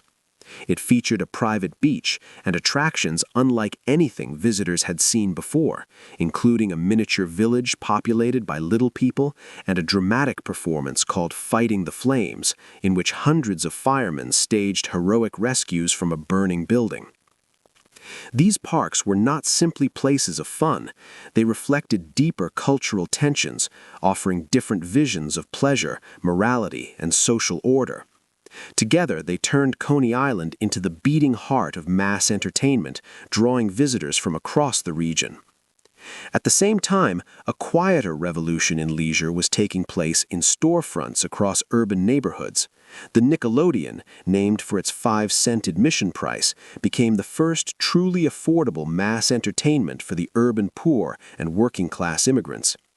These small, dark theaters showed short, silent films, usually lasting around 30 minutes, and required no knowledge of English to enjoy. Nickelodeons were often called the working man's college. For newcomers to America, they offered a gentle introduction to American customs, humor, and social norms. Through moving images, audiences learned how people dressed, behaved, and interacted in their new society. For many, it was their first encounter with cinema. Not everyone welcomed this new form of entertainment. Reformers worried that Nickelodeons were seedy spaces where unchaperoned teenagers might meet undesirable companions. Concerns about morality and social disorder led to early efforts at film censorship as authorities attempted to control what could be shown on screen. Yet despite these fears, Nickelodeon spread rapidly, capturing the imagination of millions. By 1909, the scale of this leisure culture was unmistakable. Coney Island alone attracted as many as 20 million visitors each year, making it a powerful symbol of the new mass culture emerging in industrial America. Entertainment had become an industry in its own right, closely tied to manufacturing, electricity, transportation, and urban growth. Technological innovation played a crucial role in this transformation. Early cinema was made possible by inventions such as Edward Muybridge's motion study photography, which demonstrated that motion could be captured and replayed. These experiments laid the groundwork for film, turning motion itself into a form of entertainment. Leisure also expanded beyond theaters and parks. Bicycles gave individuals unprecedented personal mobility, allowing people to explore beyond their immediate neighborhoods. Later, automobiles extended this freedom even further, reshaping how Americans imagined distance, time, and recreation. As the night grows quiet, this chapter invites reflection on how leisure softened the hard edges of industrial life. Entertainment offered joy, distraction, and shared moments of wonder, even as it reflected differences of class, taste, and access. In ballparks, theaters, parks, and darkened cinemas, Americans learned how to rest together, laugh together, and briefly step outside the demands of work. In doing so, they created a culture of leisure that remains woven into modern life today. Chapter 32. Environmental Impacts of Industry. As the industrial age gathered momentum, it reshaped not only cities and economies, but the natural world itself. The promise of progress came with a quiet cost, one that could be seen in darkened skies, polluted rivers, and landscapes altered beyond recognition. While factories produced wealth and convenience, they also left scars that were impossible to ignore. Coal-fired factories poured thick smoke into the air, turning daylight hazy and coating buildings with soot. In many industrial cities, residents spoke of skies permanently dimmed and lungs weakened by constant exposure to polluted air. Along rivers, mills discharged chemical waste directly into the water, transforming once clear streams into lifeless channels. Fish disappeared, drinking water became unsafe, and communities downstream paid the price for upstream prosperity. Beyond cities, the land itself was changing. Railroads and mines consumed vast quantities of timber, accelerating deforestation across entire regions. Forests that had stood for centuries were cleared in a matter of years. Farmland, pushed to produce more and more through intensive cultivation, began to erode. Without natural cover, soil washed away, reducing fertility and revealing the limits of endless extraction. What had once seemed like boundless natural abundance was proving fragile. These changes did not go unnoticed. Urban observers remarked on blackened stone, polluted air, and the growing distance between daily life and the natural world. Out of this awareness emerged early conservationists who began asking difficult questions. Figures like John Muir and Gifford Pinchot agreed that unchecked exploitation could not continue, but they differed sharply in how nature should be protected and used. One of the clearest expressions of this debate emerged in the conflict over the Hetch Hetchy Valley, located within Yosemite National Park. During the Progressive Era, the growing city of San Francisco sought a reliable freshwater source, and engineers proposed damming the Hetch Hetchy Valley to create a reservoir. Gifford Pinchot, a leading advocate of conservation through managed use, supported the plan. He argued that the highest purpose of water was domestic use, famously stating that there was no use of water greater than serving human needs. John Muir, by contrast, saw the valley as sacred. To him, Hetch Hetchy was a magnificent natural cathedral, deserving protection simply for its beauty and its ability to inspire future generations. He believed that some places should remain untouched, preserved not for utility, but for their own sake. The debate revealed a deep philosophical divide within the conservation movement itself, pitting utilitarian management against aesthetic and spiritual preservation. In 1913, Congress granted permission for the dam, choosing practical resource management over preservation. The decision marked a turning point. It showed that even protected lands could be sacrificed when national priorities demanded it, and it left many preservationists disheartened. At the same time, it brought environmental questions firmly into public debate, forcing Americans to confront the trade-offs between growth and protection. Another defining moment came with the Pinchot-Bollinger Affair of 1909. This controversy centered on allegations that valuable coal lands in Alaska, designated as public property, were being improperly transferred to private interests. Louis Glavis, an Interior Department investigator, and Gifford Pinchot, then Chief Forester, accused Secretary of the Interior Richard Bollinger of favoring a private syndicate. The accusations triggered a dramatic congressional investigation played out in full view of the public. President William Howard Taft ultimately dismissed both Glavis and Pinchot, a decision that shocked many reformers. Although Bollinger was later cleared of legal wrongdoing, the spectacle of the investigation left a lasting impression. Public opinion turned against the Taft administration, and many Americans came to see conservationists as guardians of the public interest, standing between natural resources and private exploitation. Even earlier, signs of environmental awareness had begun to emerge. The establishment of Yellowstone National Park in 1872 marked one of the first formal efforts to preserve wilderness on a national scale. Though limited in scope and often contradictory in practice, it signaled a growing recognition that nature required protection, not just use. As the day gently winds down, this chapter invites reflection on the complex legacy of industrial progress. The same forces that powered growth also strained ecosystems, reshaped landscapes, and challenged long-held assumptions about humanity's relationship with nature. Out of smoke, conflict, and controversy arose the early foundations of environmental consciousness. The conservation movement did not offer simple answers. Instead, it asked enduring questions about responsibility, restraint, and the kind of world future generations would inherit. In that quiet questioning, the modern environmental debate began, rooted in the realization that progress, to be meaningful, must learn to listen to the land it transforms.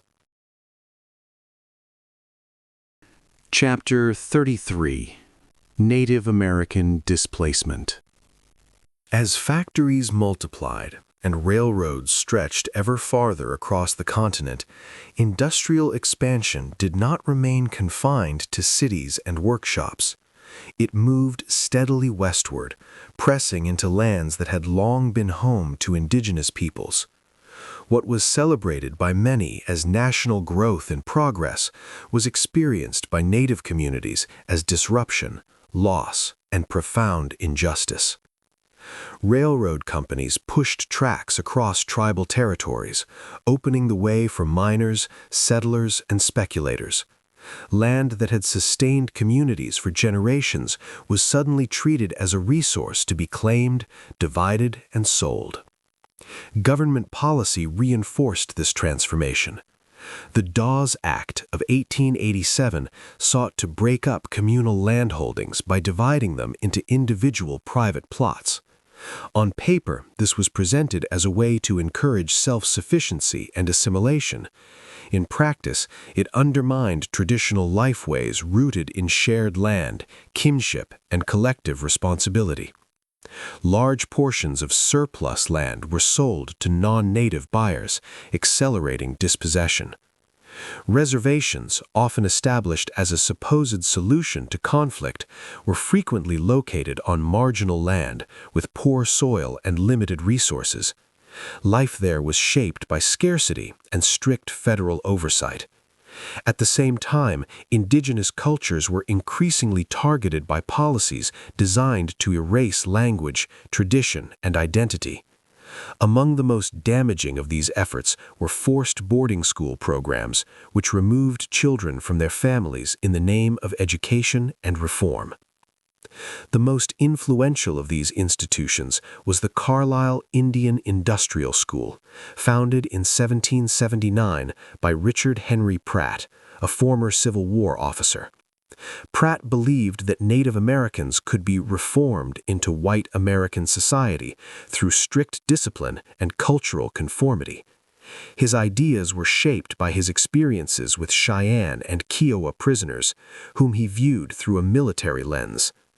Carlisle operated under his chilling motto, "Kill the Indian, save the man," a phrase that revealed the school's true purpose. Children were taken far from their homes and placed into a rigid system modeled on military life. Days were governed by bells, drills, and enforced routines. Students were required to wear Anglo-American clothing, cut their hair, and abandon their traditional names. Native languages and cultural practices were forbidden. The goal was not simply education, but transformation through erasure. Carlisle became a model for hundreds of similar schools across the country. Together, they formed a nationwide system that modern scholars describe as cultural genocide. While these institutions claimed to offer opportunity, their outcomes tell a different story. Graduation rates at Carlisle remained low. During Pratt's years as superintendent, only about 30 to 40 degrees were awarded annually. The human cost was devastating. Over 100 children died at Carlisle, many from infectious diseases such as tuberculosis, which spread easily in overcrowded and poorly ventilated conditions. Today, the school's cemetery holds at least 186 graves, a quiet testament to lives cut short far from home. For families and communities, the loss was not only personal but cultural, as generations of knowledge and language were disrupted. To the outside world, however, Carlisle was carefully presented as a success. Its marching band toured publicly, and its football team gained national attention by competing against elite colleges. These performances were used to demonstrate what officials called the civilized potential of native students. They offered reassuring images of progress while concealing the violence, grief, and dispossession that defined the boarding school experience. Yet even amid these pressures, indigenous communities showed resilience and adaptability. Some engaged with new markets, selling agricultural produce, or taking wage labor when traditional economies were disrupted. Others found ways to preserve language, belief, and identity in private spaces, passing them quietly to the next generation. Survival itself became an act of resistance. As the evening settles and the pace of thought softens, this chapter invites careful reflection. Industrial expansion brought profound transformation to the nation, but it did so at a terrible cost to indigenous peoples. The story of Native American displacement is not only of suffering, but also of endurance in the face of overwhelming force. By acknowledging both the injustices endured and the resilience displayed, we begin to see a fuller picture of this era. Progress, when driven without regard for humanity, leaves deep wounds. Remembering these stories is part of listening, at last, to voices that were too long ignored. Chapter 34: Household Technology Transformations. As the industrial age transformed factories and cities, its influence slowly filtered into a more intimate space, the home. These changes did not arrive all at once, and they were rarely dramatic. Instead, they unfolded quietly through small inventions and practical improvements that gradually reshaped daily routines. Cooking, cleaning, and even basic hygiene began to look very different from the ways families had lived for generations. One of the most noticeable changes came in the kitchen. For centuries, cooking had revolved around the wood-burning hearth, smoky, time-consuming, and difficult to control. As gas stoves and later electric stoves entered households, cooking became faster and cleaner. Flames could be regulated, kitchens grew less sooty, and meals could be prepared with greater precision. These new appliances did not simply save time, they subtly altered expectations about what a proper meal looked like and how often it could be prepared. Ironing, a daily necessity for many households, also underwent a remarkable transformation. In 1870, Mary Florence Potts patented a new kind of iron known as the sad iron. Its innovation was deceptively simple. The iron had a detachable wooden handle that stayed cool while the heavy metal base was heated on a stove. Sold in sets of 3, it allowed 2 irons to warm while one was in use, reducing interruptions and preventing burns. This small redesign made an exhausting task safer and more efficient. By the 1880s, inventors experimented with gas and alcohol-fueled irons. These models promised convenience but introduced new dangers. Leaks and explosions were not uncommon, reminding families that progress often arrived with risk. The first electric irons appeared alongside early home electrification in the late 19th century, but they brought frustrations of their own. They heated slowly and cooled quickly, forcing users to wait repeatedly for reheating. It was not until 1903, when irons with attached electric cords became practical, that electric ironing truly fulfilled its promise. Soon after, models like the hot point iron, introduced in 1905, became commercially successful, marking a turning point in household convenience. Cooking technology followed a similarly uneven path. Freestanding cast iron stoves began replacing open hearths in the mid-19th century. These stoves allowed for greater control and made it possible to prepare multiple dishes at once. Paradoxically, however, this often increased the time women spent in the kitchen. Where meals had once been prepared in a single pot, new expectations encouraged more elaborate cooking, with multiple components requiring planning and attention. Adopting new stoves also involved overcoming deeply held beliefs. Many people who had grown up eating food cooked over wood fires believed that gas-cooked meals tasted different or were somehow less wholesome. These concerns were emotional as much as practical, rooted in memory and tradition. Manufacturers responded with persistent advertising, reassuring families that modern cooking was safe, healthy, and even superior. Over time, familiarity softened resistance. Other technologies eased domestic labor in quieter ways. Washing machines and vacuum cleaners gradually reduced the physical strain of cleaning and laundry. Canned goods shortened food preparation time and made ingredients available year-round. Together, these changes freed small amounts of time that could be used for education, community involvement, or wage labor. The home remained a demanding workplace, but its rhythms began to shift. Perhaps the most profound transformation came through sanitation and public health. Advances in bacteriology revealed how disease spread, prompting cities to invest in sewage systems and clean water initiatives. The introduction of indoor flush toilets, sometimes called water closets, replaced backyard outhouses that often contaminated nearby water supplies. These improvements reduced illness and quietly increased life expectancy, especially in urban areas. Yet access to these innovations was uneven.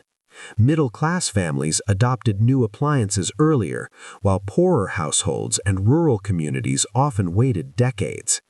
Technology raised living standards for many, but it also reflected and reinforced social divisions based on class and region. As the day slows and the world grows quieter, this chapter invites reflection on how deeply technology shapes ordinary life. The transformation of the home was not about spectacle or speed, but about comfort, safety, and subtle changes in daily expectations. Through irons that cooled more safely, stoves that burned more cleanly, and water that flowed more reliably, the industrial age quietly redefined domestic roles and routines. In these small practical inventions, we can see how technology entered the most personal spaces of human life, not with noise and force, but with gradual adjustments that changed how people lived, worked, and cared for one another. Chapter 35: Missionary and Cultural Exports. As America's factories multiplied and its economic influence stretched beyond its borders, a quieter but equally far-reaching movement took shape. Alongside exports of steel, machinery, and capital came ideas about faith, education, and what many Americans believed progress should look like. For some, industrial success carried with it a sense of moral responsibility, even destiny, to carry American values abroad. This belief would shape missionary work, foreign policy, and cultural encounters across the globe.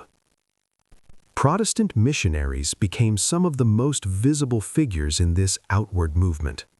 Men and women traveled to China, Africa, and other regions, bringing with them Christian teachings, Western-style schooling, and basic medical care. Their work was often motivated by sincere compassion and religious conviction. At the same time, it was deeply intertwined with the assumptions of the age, including the belief that Western culture represented a higher stage of development. This mindset was echoed beyond religious circles. Business leaders and politicians increasingly spoke of a civilizing mission, sometimes invoking the phrase, "the white man's burden." Overseas ventures were framed not merely as economic expansion, but as moral obligations. Mission schools taught English, science, and vocational skills, blending education with cultural instruction. In this way, religious activity, commerce, and diplomacy became closely linked, each reinforcing the others. Few individuals embody this complex mixture of devotion, empathy, and cultural power more clearly than Lottie Moon. A Southern Baptist missionary appointed in 1872, Moon spent 40 years in northern China. At a time when women were rarely sent abroad alone, she became one of the first unmarried women missionaries in the field. Her work focused especially on girls, who were often denied formal education. She established schools and spoke out against foot binding, a traditional practice that caused lifelong pain and disability. Moon made a deliberate effort to identify with the people she served. She learned the language, adopted Chinese dress, and immersed herself in local customs.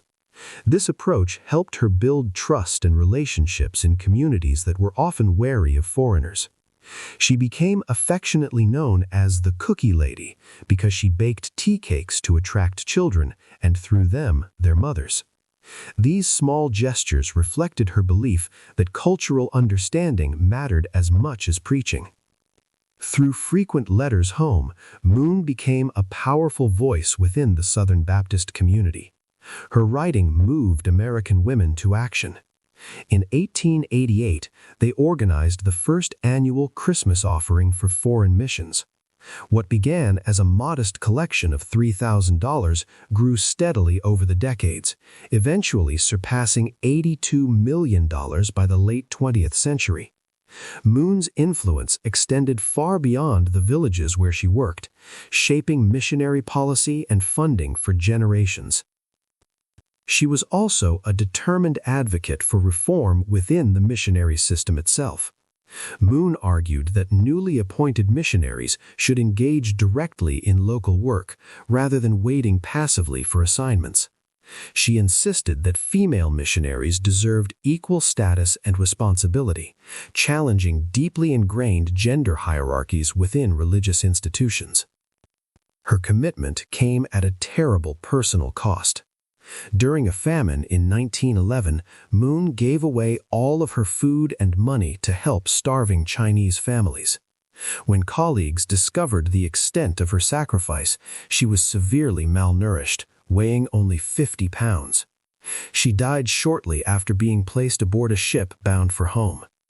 Her death became a powerful symbol of devotion, generosity, and the moral seriousness with which many missionaries approached their calling.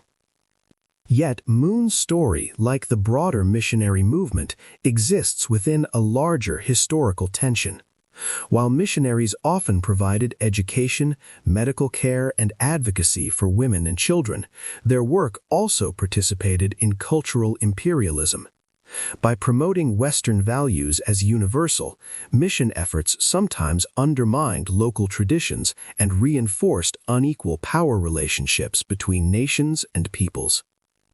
As the day gently fades and thoughts grow quieter, this chapter invites reflection on that complexity. Missionaries were not simply agents of domination, nor were they free from the assumptions of their time. They lived at the intersection of faith and empire, compassion and control, exchange and erasure.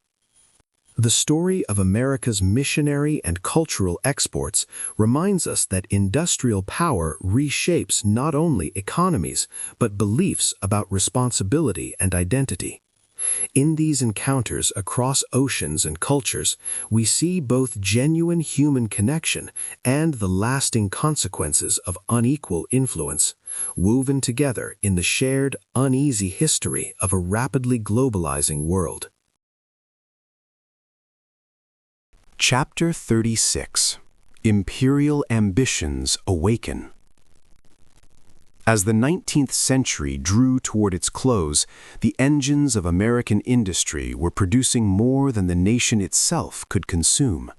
Factories churned out steel, textiles, machinery, and goods at an unprecedented scale.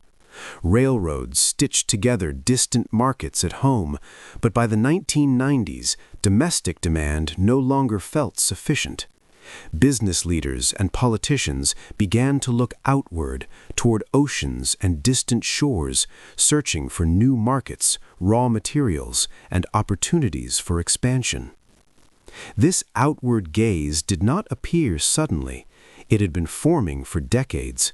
In 1867, the United States purchased Alaska from Russia, a deal initially mocked by critics, but later understood as a strategic and economic gain. In the Pacific, American influence deepened in Hawaii, where sugar planters with close ties to U.S. business interests led a revolt in 1893. Within a few years, the Hawaiian Islands were annexed, extending American reach across the ocean. Attention also turned toward the Caribbean and the Philippines, regions seen as gateways to trade and influence in a rapidly shrinking world. Underlying these moves was a growing belief that industrial strength required global presence. Few articulated this idea more forcefully than naval strategist Alfred Thayer Mahan. In widely read works, Mahan argued that national power depended on a strong navy, overseas bases, and control of key shipping lanes. In his view, factories needed foreign customers, and steam-powered ships needed coaling stations scattered across the globe. Industry, commerce, and military power were inseparable, each reinforcing the other. This logic transformed foreign policy. Imperial ambition became closely tied to industrial capacity. Expansion was no longer framed only in terms of territory or ideology, but as a practical necessity for economic survival in a competitive world. To many Americans, the nation's future seemed to lie not just westward, but outward. The new confidence of American power became strikingly clear during the Venezuelan boundary crisis of 1895. At its heart was a dispute between Venezuela and British Guiana over a border known as the Schomburg Line. Britain had extended this boundary to claim an additional 33,000 square miles of territory, an area rich in newly discovered gold. For Venezuela, the expansion felt like an act of imperial overreach by a European power. The United States stepped into the conflict with unusual force.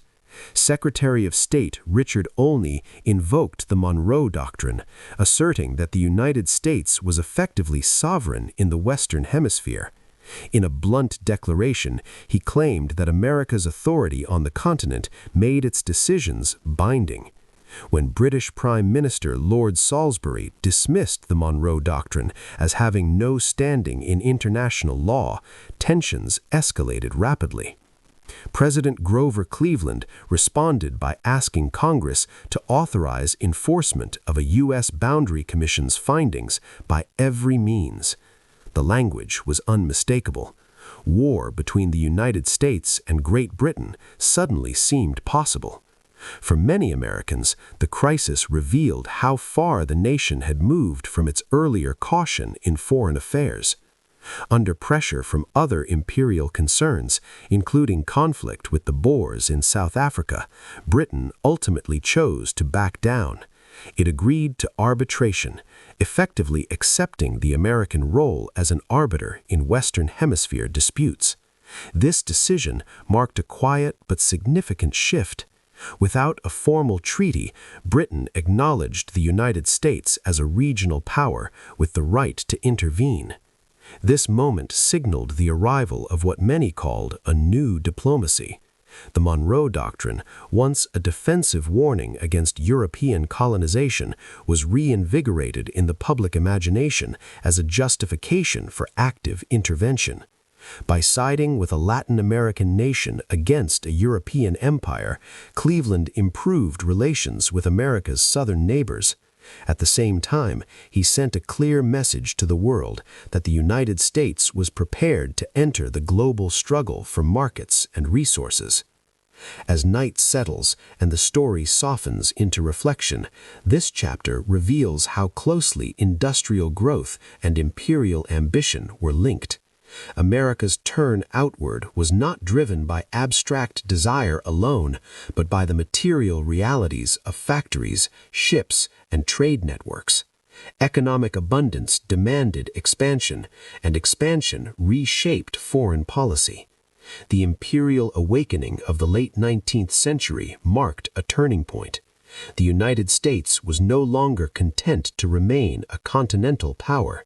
With industry as its engine and the ocean as its pathway, the nation stepped onto the global stage, carrying with it the promises and tensions of an industrial age searching for room to grow.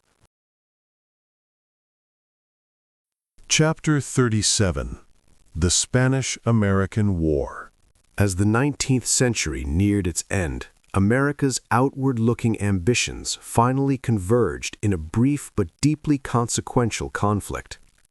The Spanish-American War of 1898 lasted only a matter of weeks, yet its effects reshaped the nation's role in the world and revealed the full force and the hidden costs of industrial power. Public sentiment for war had been building for years. Newspapers owned by figures like William Randolph Hearst and Joseph Pulitzer filled their pages with dramatic stories of Spanish cruelty in Cuba. This style of reporting, later known as yellow journalism, blurred the line between fact and emotion, turning distant events into personal outrage. When the American battleship USS Maine exploded in Havana Harbor in February 1898, killing more than 260 sailors, the cry for action grew louder. Though the exact cause of the explosion remained unclear, the incident was widely portrayed as an act of Spanish aggression. Within months, the United States declared war on Spain, framing the conflict as a mission to liberate Cuba. What followed was a swift demonstration of American industrial and military capability. In the Pacific, Commodore George Dewey led a modern steel fleet into Manila Bay, where Spanish naval forces were quickly defeated. Thousands of miles away in the Caribbean, American troops landed in Cuba, supported by railways, steamships, and mass-produced weapons. One of the most iconic moments of the war came with the charge up San Juan Hill. Among the soldiers was Theodore Roosevelt and his volunteer cavalry unit, the Rough Riders. The image of Roosevelt on horseback, advancing under fire, became a symbol of vigor and national confidence. Spain's resistance collapsed rapidly, and within roughly 10 weeks, the war was over. The results were dramatic. Spain ceded Puerto Rico and Guam to the United States, and control of the Philippines passed into American hands. Overnight, the nation found itself ruling territories far beyond the continent. What had begun as a war of liberation ended with the creation of an overseas empire, raising urgent questions about identity and purpose. At home, debates flared. Supporters of expansion argued that industrial strength required global markets and strategic bases. Critics warned that governing subject peoples violated the republic's founding ideals. Could a nation built on consent and self-rule justify imperial control? The Spanish-American War brought this tension into sharp focus, exposing the uneasy balance between economic ambition and democratic principle.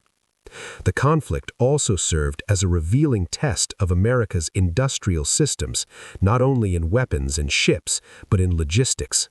Supplying a modern army proved as challenging as defeating the enemy. Nowhere was this more evident in the scandal that came to be known as embalmed beef.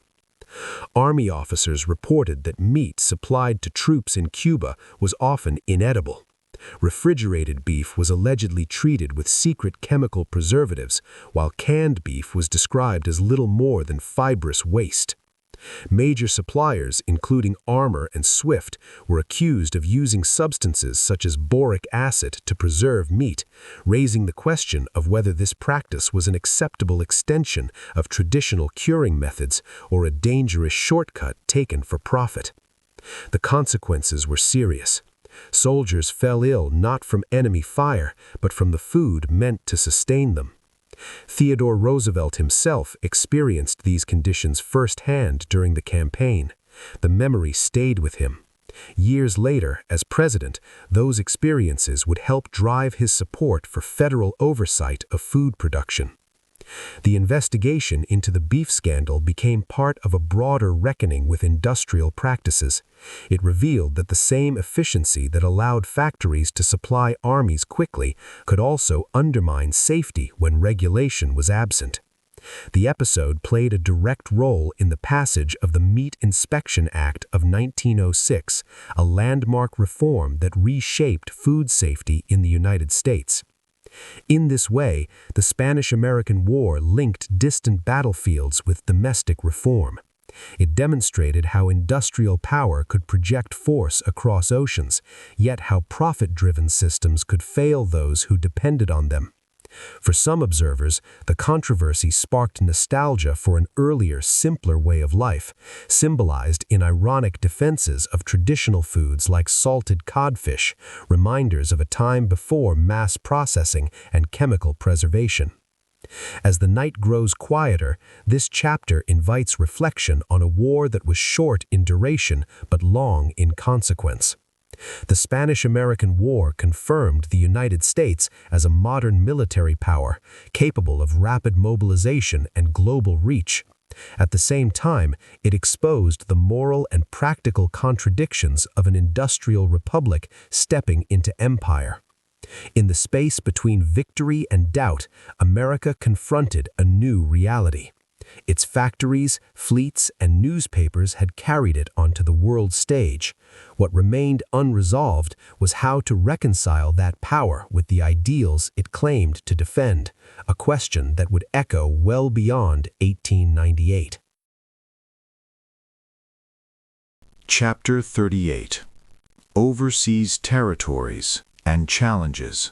As the echoes of the Spanish-American War faded, the United States found itself holding lands far beyond its continental shores. Victory had come quickly, but what followed was far more complicated. Governing overseas territories posed political, legal, and moral questions that the nation had never fully faced before. The language of liberation now sat uneasily beside the realities of control. In Cuba, independence came with strings attached. The Platt Amendment of 1901 gave the United States the right to intervene in Cuban affairs and shaped the island's economic and political future. Though Cuba was formally sovereign, American influence remained ever present, guiding policies and protecting U.S. business interests. For many Cubans, independence felt incomplete, defined as much by limitation as by freedom. The situation in the Philippines was even more turbulent. There, hopes for independence quickly collided with American strategic and economic priorities. An anti-colonial insurgency erupted, drawing the United States into a long and costly counterinsurgency. The conflict revealed how difficult it was to reconcile Republican ideals with imperial rule.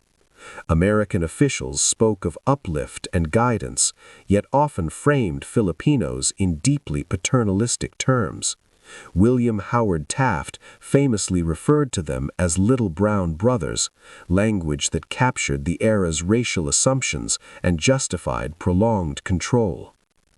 Puerto Rico followed a different path, one shaped by political restructuring rather than open warfare. The island was reorganized under American authority, its governance adjusted to serve both strategic needs and commercial ties. Guam, meanwhile, became primarily a naval base, valued less for its population than for its location in an expanding global network of American power. Each territory was managed differently, yet all were bound by the same underlying question. How could a republic rule peoples who had no clear voice in their own governance? These questions soon reached the Supreme Court. A series of decisions known as the Insular Cases attempted to define the constitutional status of America's new possessions. At the heart of these rulings was a deceptively simple question: does the Constitution follow the flag? In Downes versus Bidwell in 1901, the court introduced the doctrine of territorial incorporation. Under this framework, the Constitution fully applied only in territories considered destined for statehood, such as Alaska and Hawaii. Other possessions, labeled unincorporated territories, including Puerto Rico, Guam, and the Philippines, were treated differently. There, the federal government was bound only by what the court described as the Constitution's fundamental limitations, not by its full protections. This distinction had profound consequences.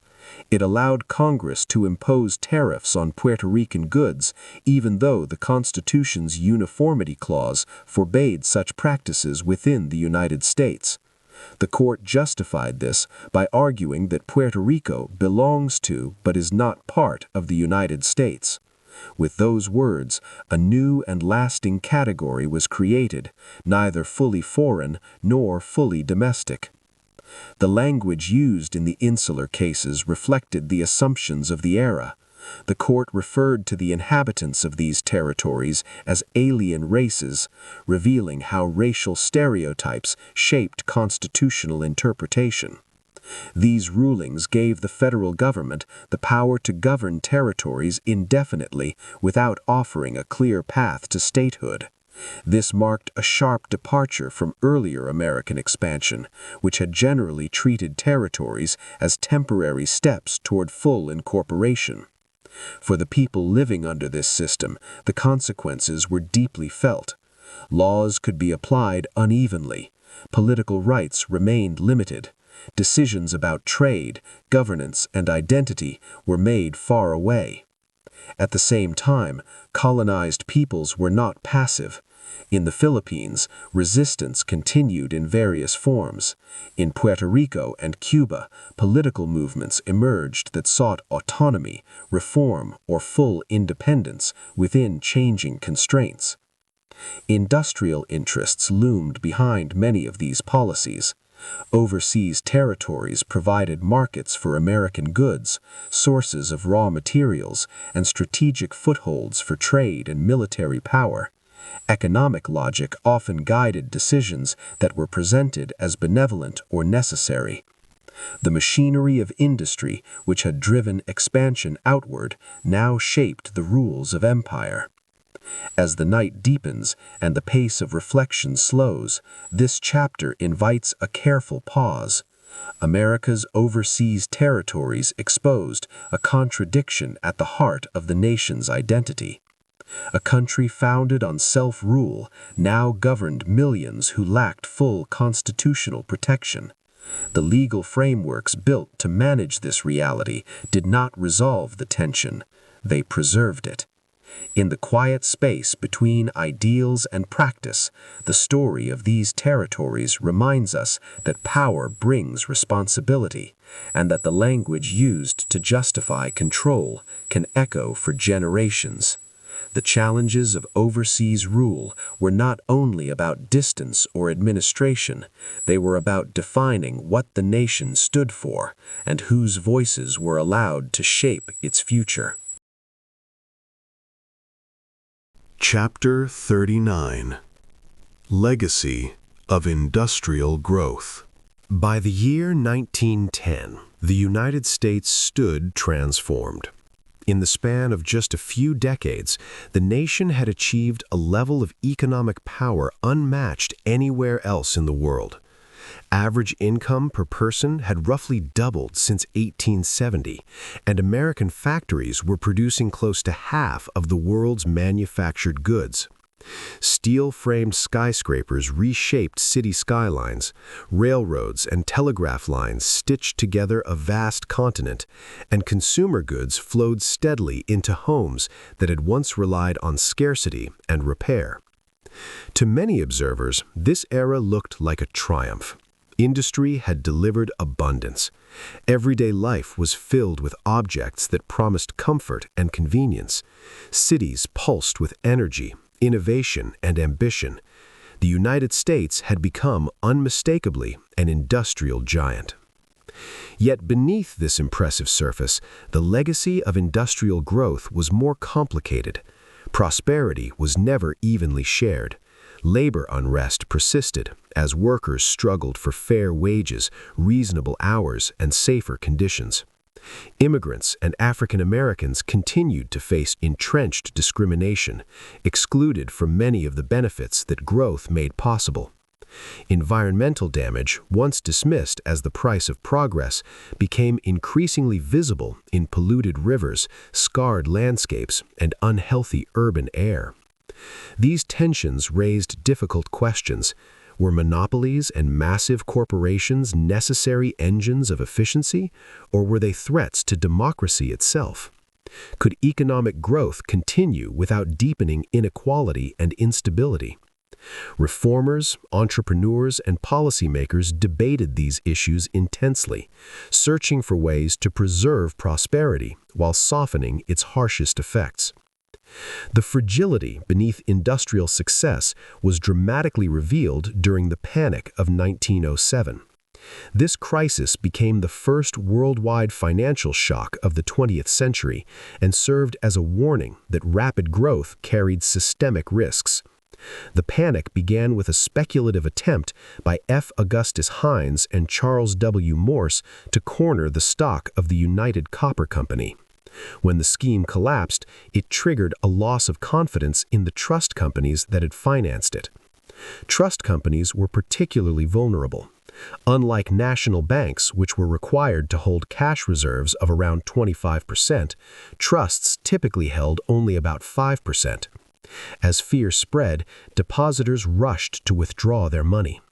The stock market fell nearly 50% from its peak, and the Knickerbocker Trust Company, New York's third largest, was forced to suspend operations. Panic rippled outward, threatening banks, businesses, and cities alike. In earlier crises, such as the Panic of 1873, the collapse of major firms had led to years of economic depression. In 1907, however, the response took a different form.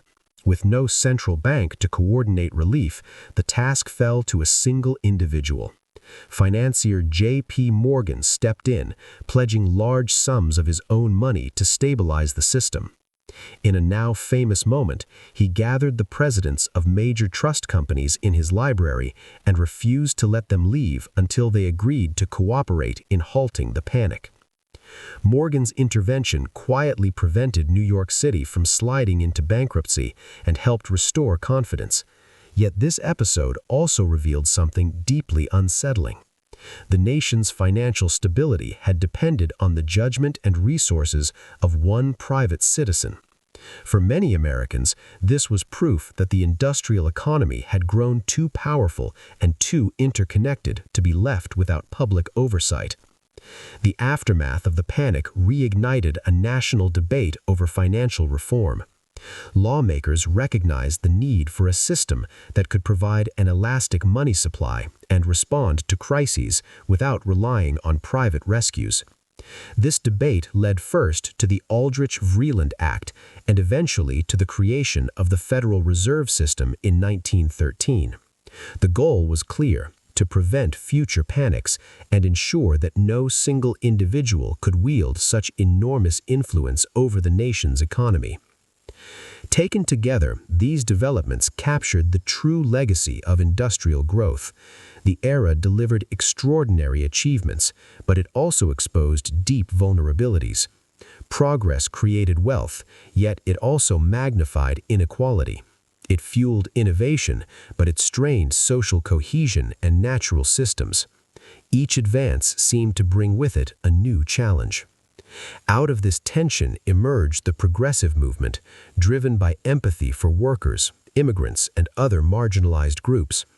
Progressives did not seek to halt industrial growth. Instead, they aimed to guide it, to correct its excesses through regulation, reform, and public responsibility. Their efforts reflected a growing belief that prosperity should be shared, stability safeguarded, and democracy protected from unchecked economic power. As the day gently comes to rest, this chapter invites a final reflection. The industrial age left behind more than factories and railways. It left institutions, debates, and unresolved questions that would shape the 20th century. America entered that new era stronger than ever, yet keenly aware that growth alone was not enough. The true challenge lay in deciding how power, wealth, and opportunity would be balanced in the world industrialization had created. Chapter 40: Unresolved Tensions and Future Echoes. As the smoke of the Second Industrial Revolution slowly drifted away, it did not leave behind a calm and settled landscape. Instead, it revealed a nation still humming with unresolved tensions. The factories, railroads, and machines had transformed America's economy, but they had not resolved the deeper questions of fairness, identity, and stability. These questions lingered quietly, shaping the decades that followed. One of the most persistent struggles was the labor question. Industrial growth had created immense wealth, yet the balance between workers and employers remained fragile. Union membership rose and fell with each economic cycle, victories often followed by setbacks. The 8-hour workday, long demanded by labor activists, was still far from universal. For many workers, exhaustion and insecurity remained part of daily life, even as the nation celebrated progress. Racial and ethnic tensions also continued to define the era.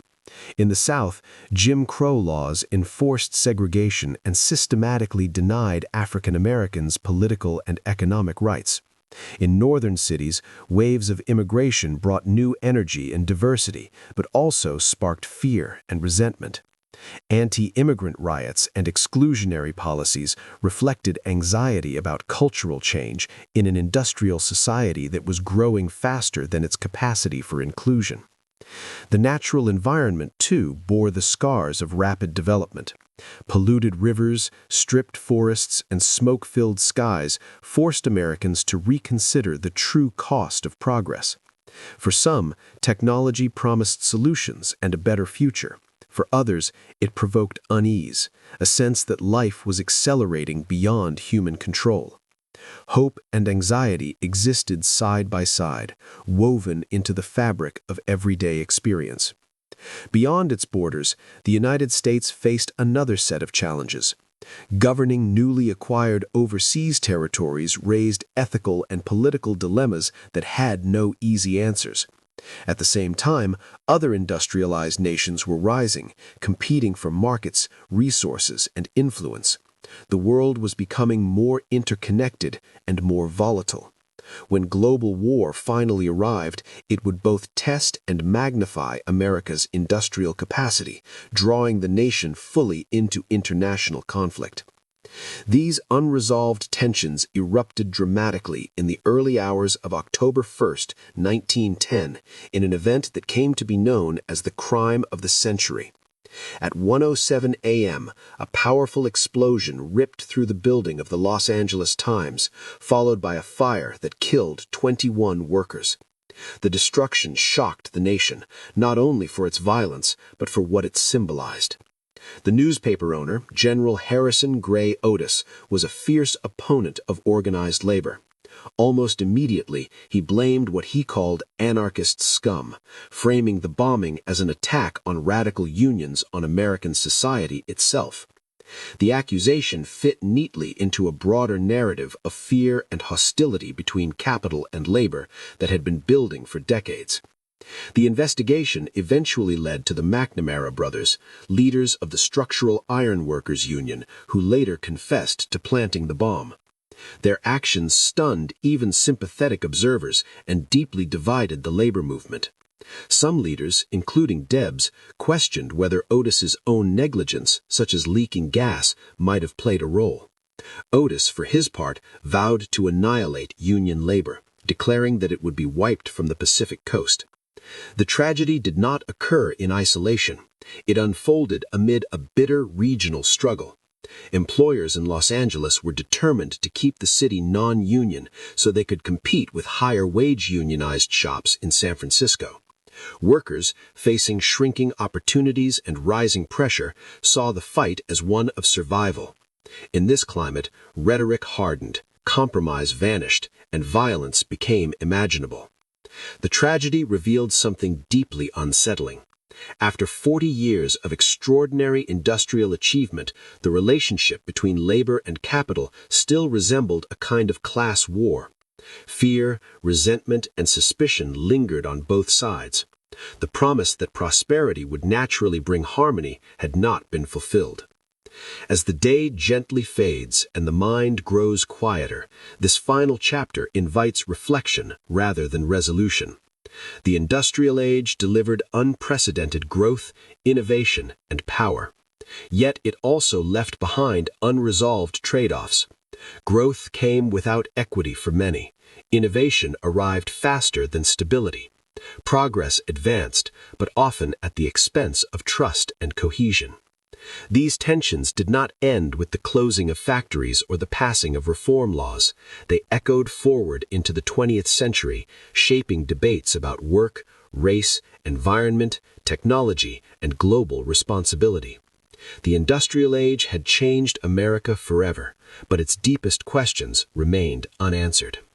And so, as the machinery of that era slowly fell silent, its echoes continued to shape the world that followed, reminding us that progress is not only about what is built, but about how societies choose to live with what they create.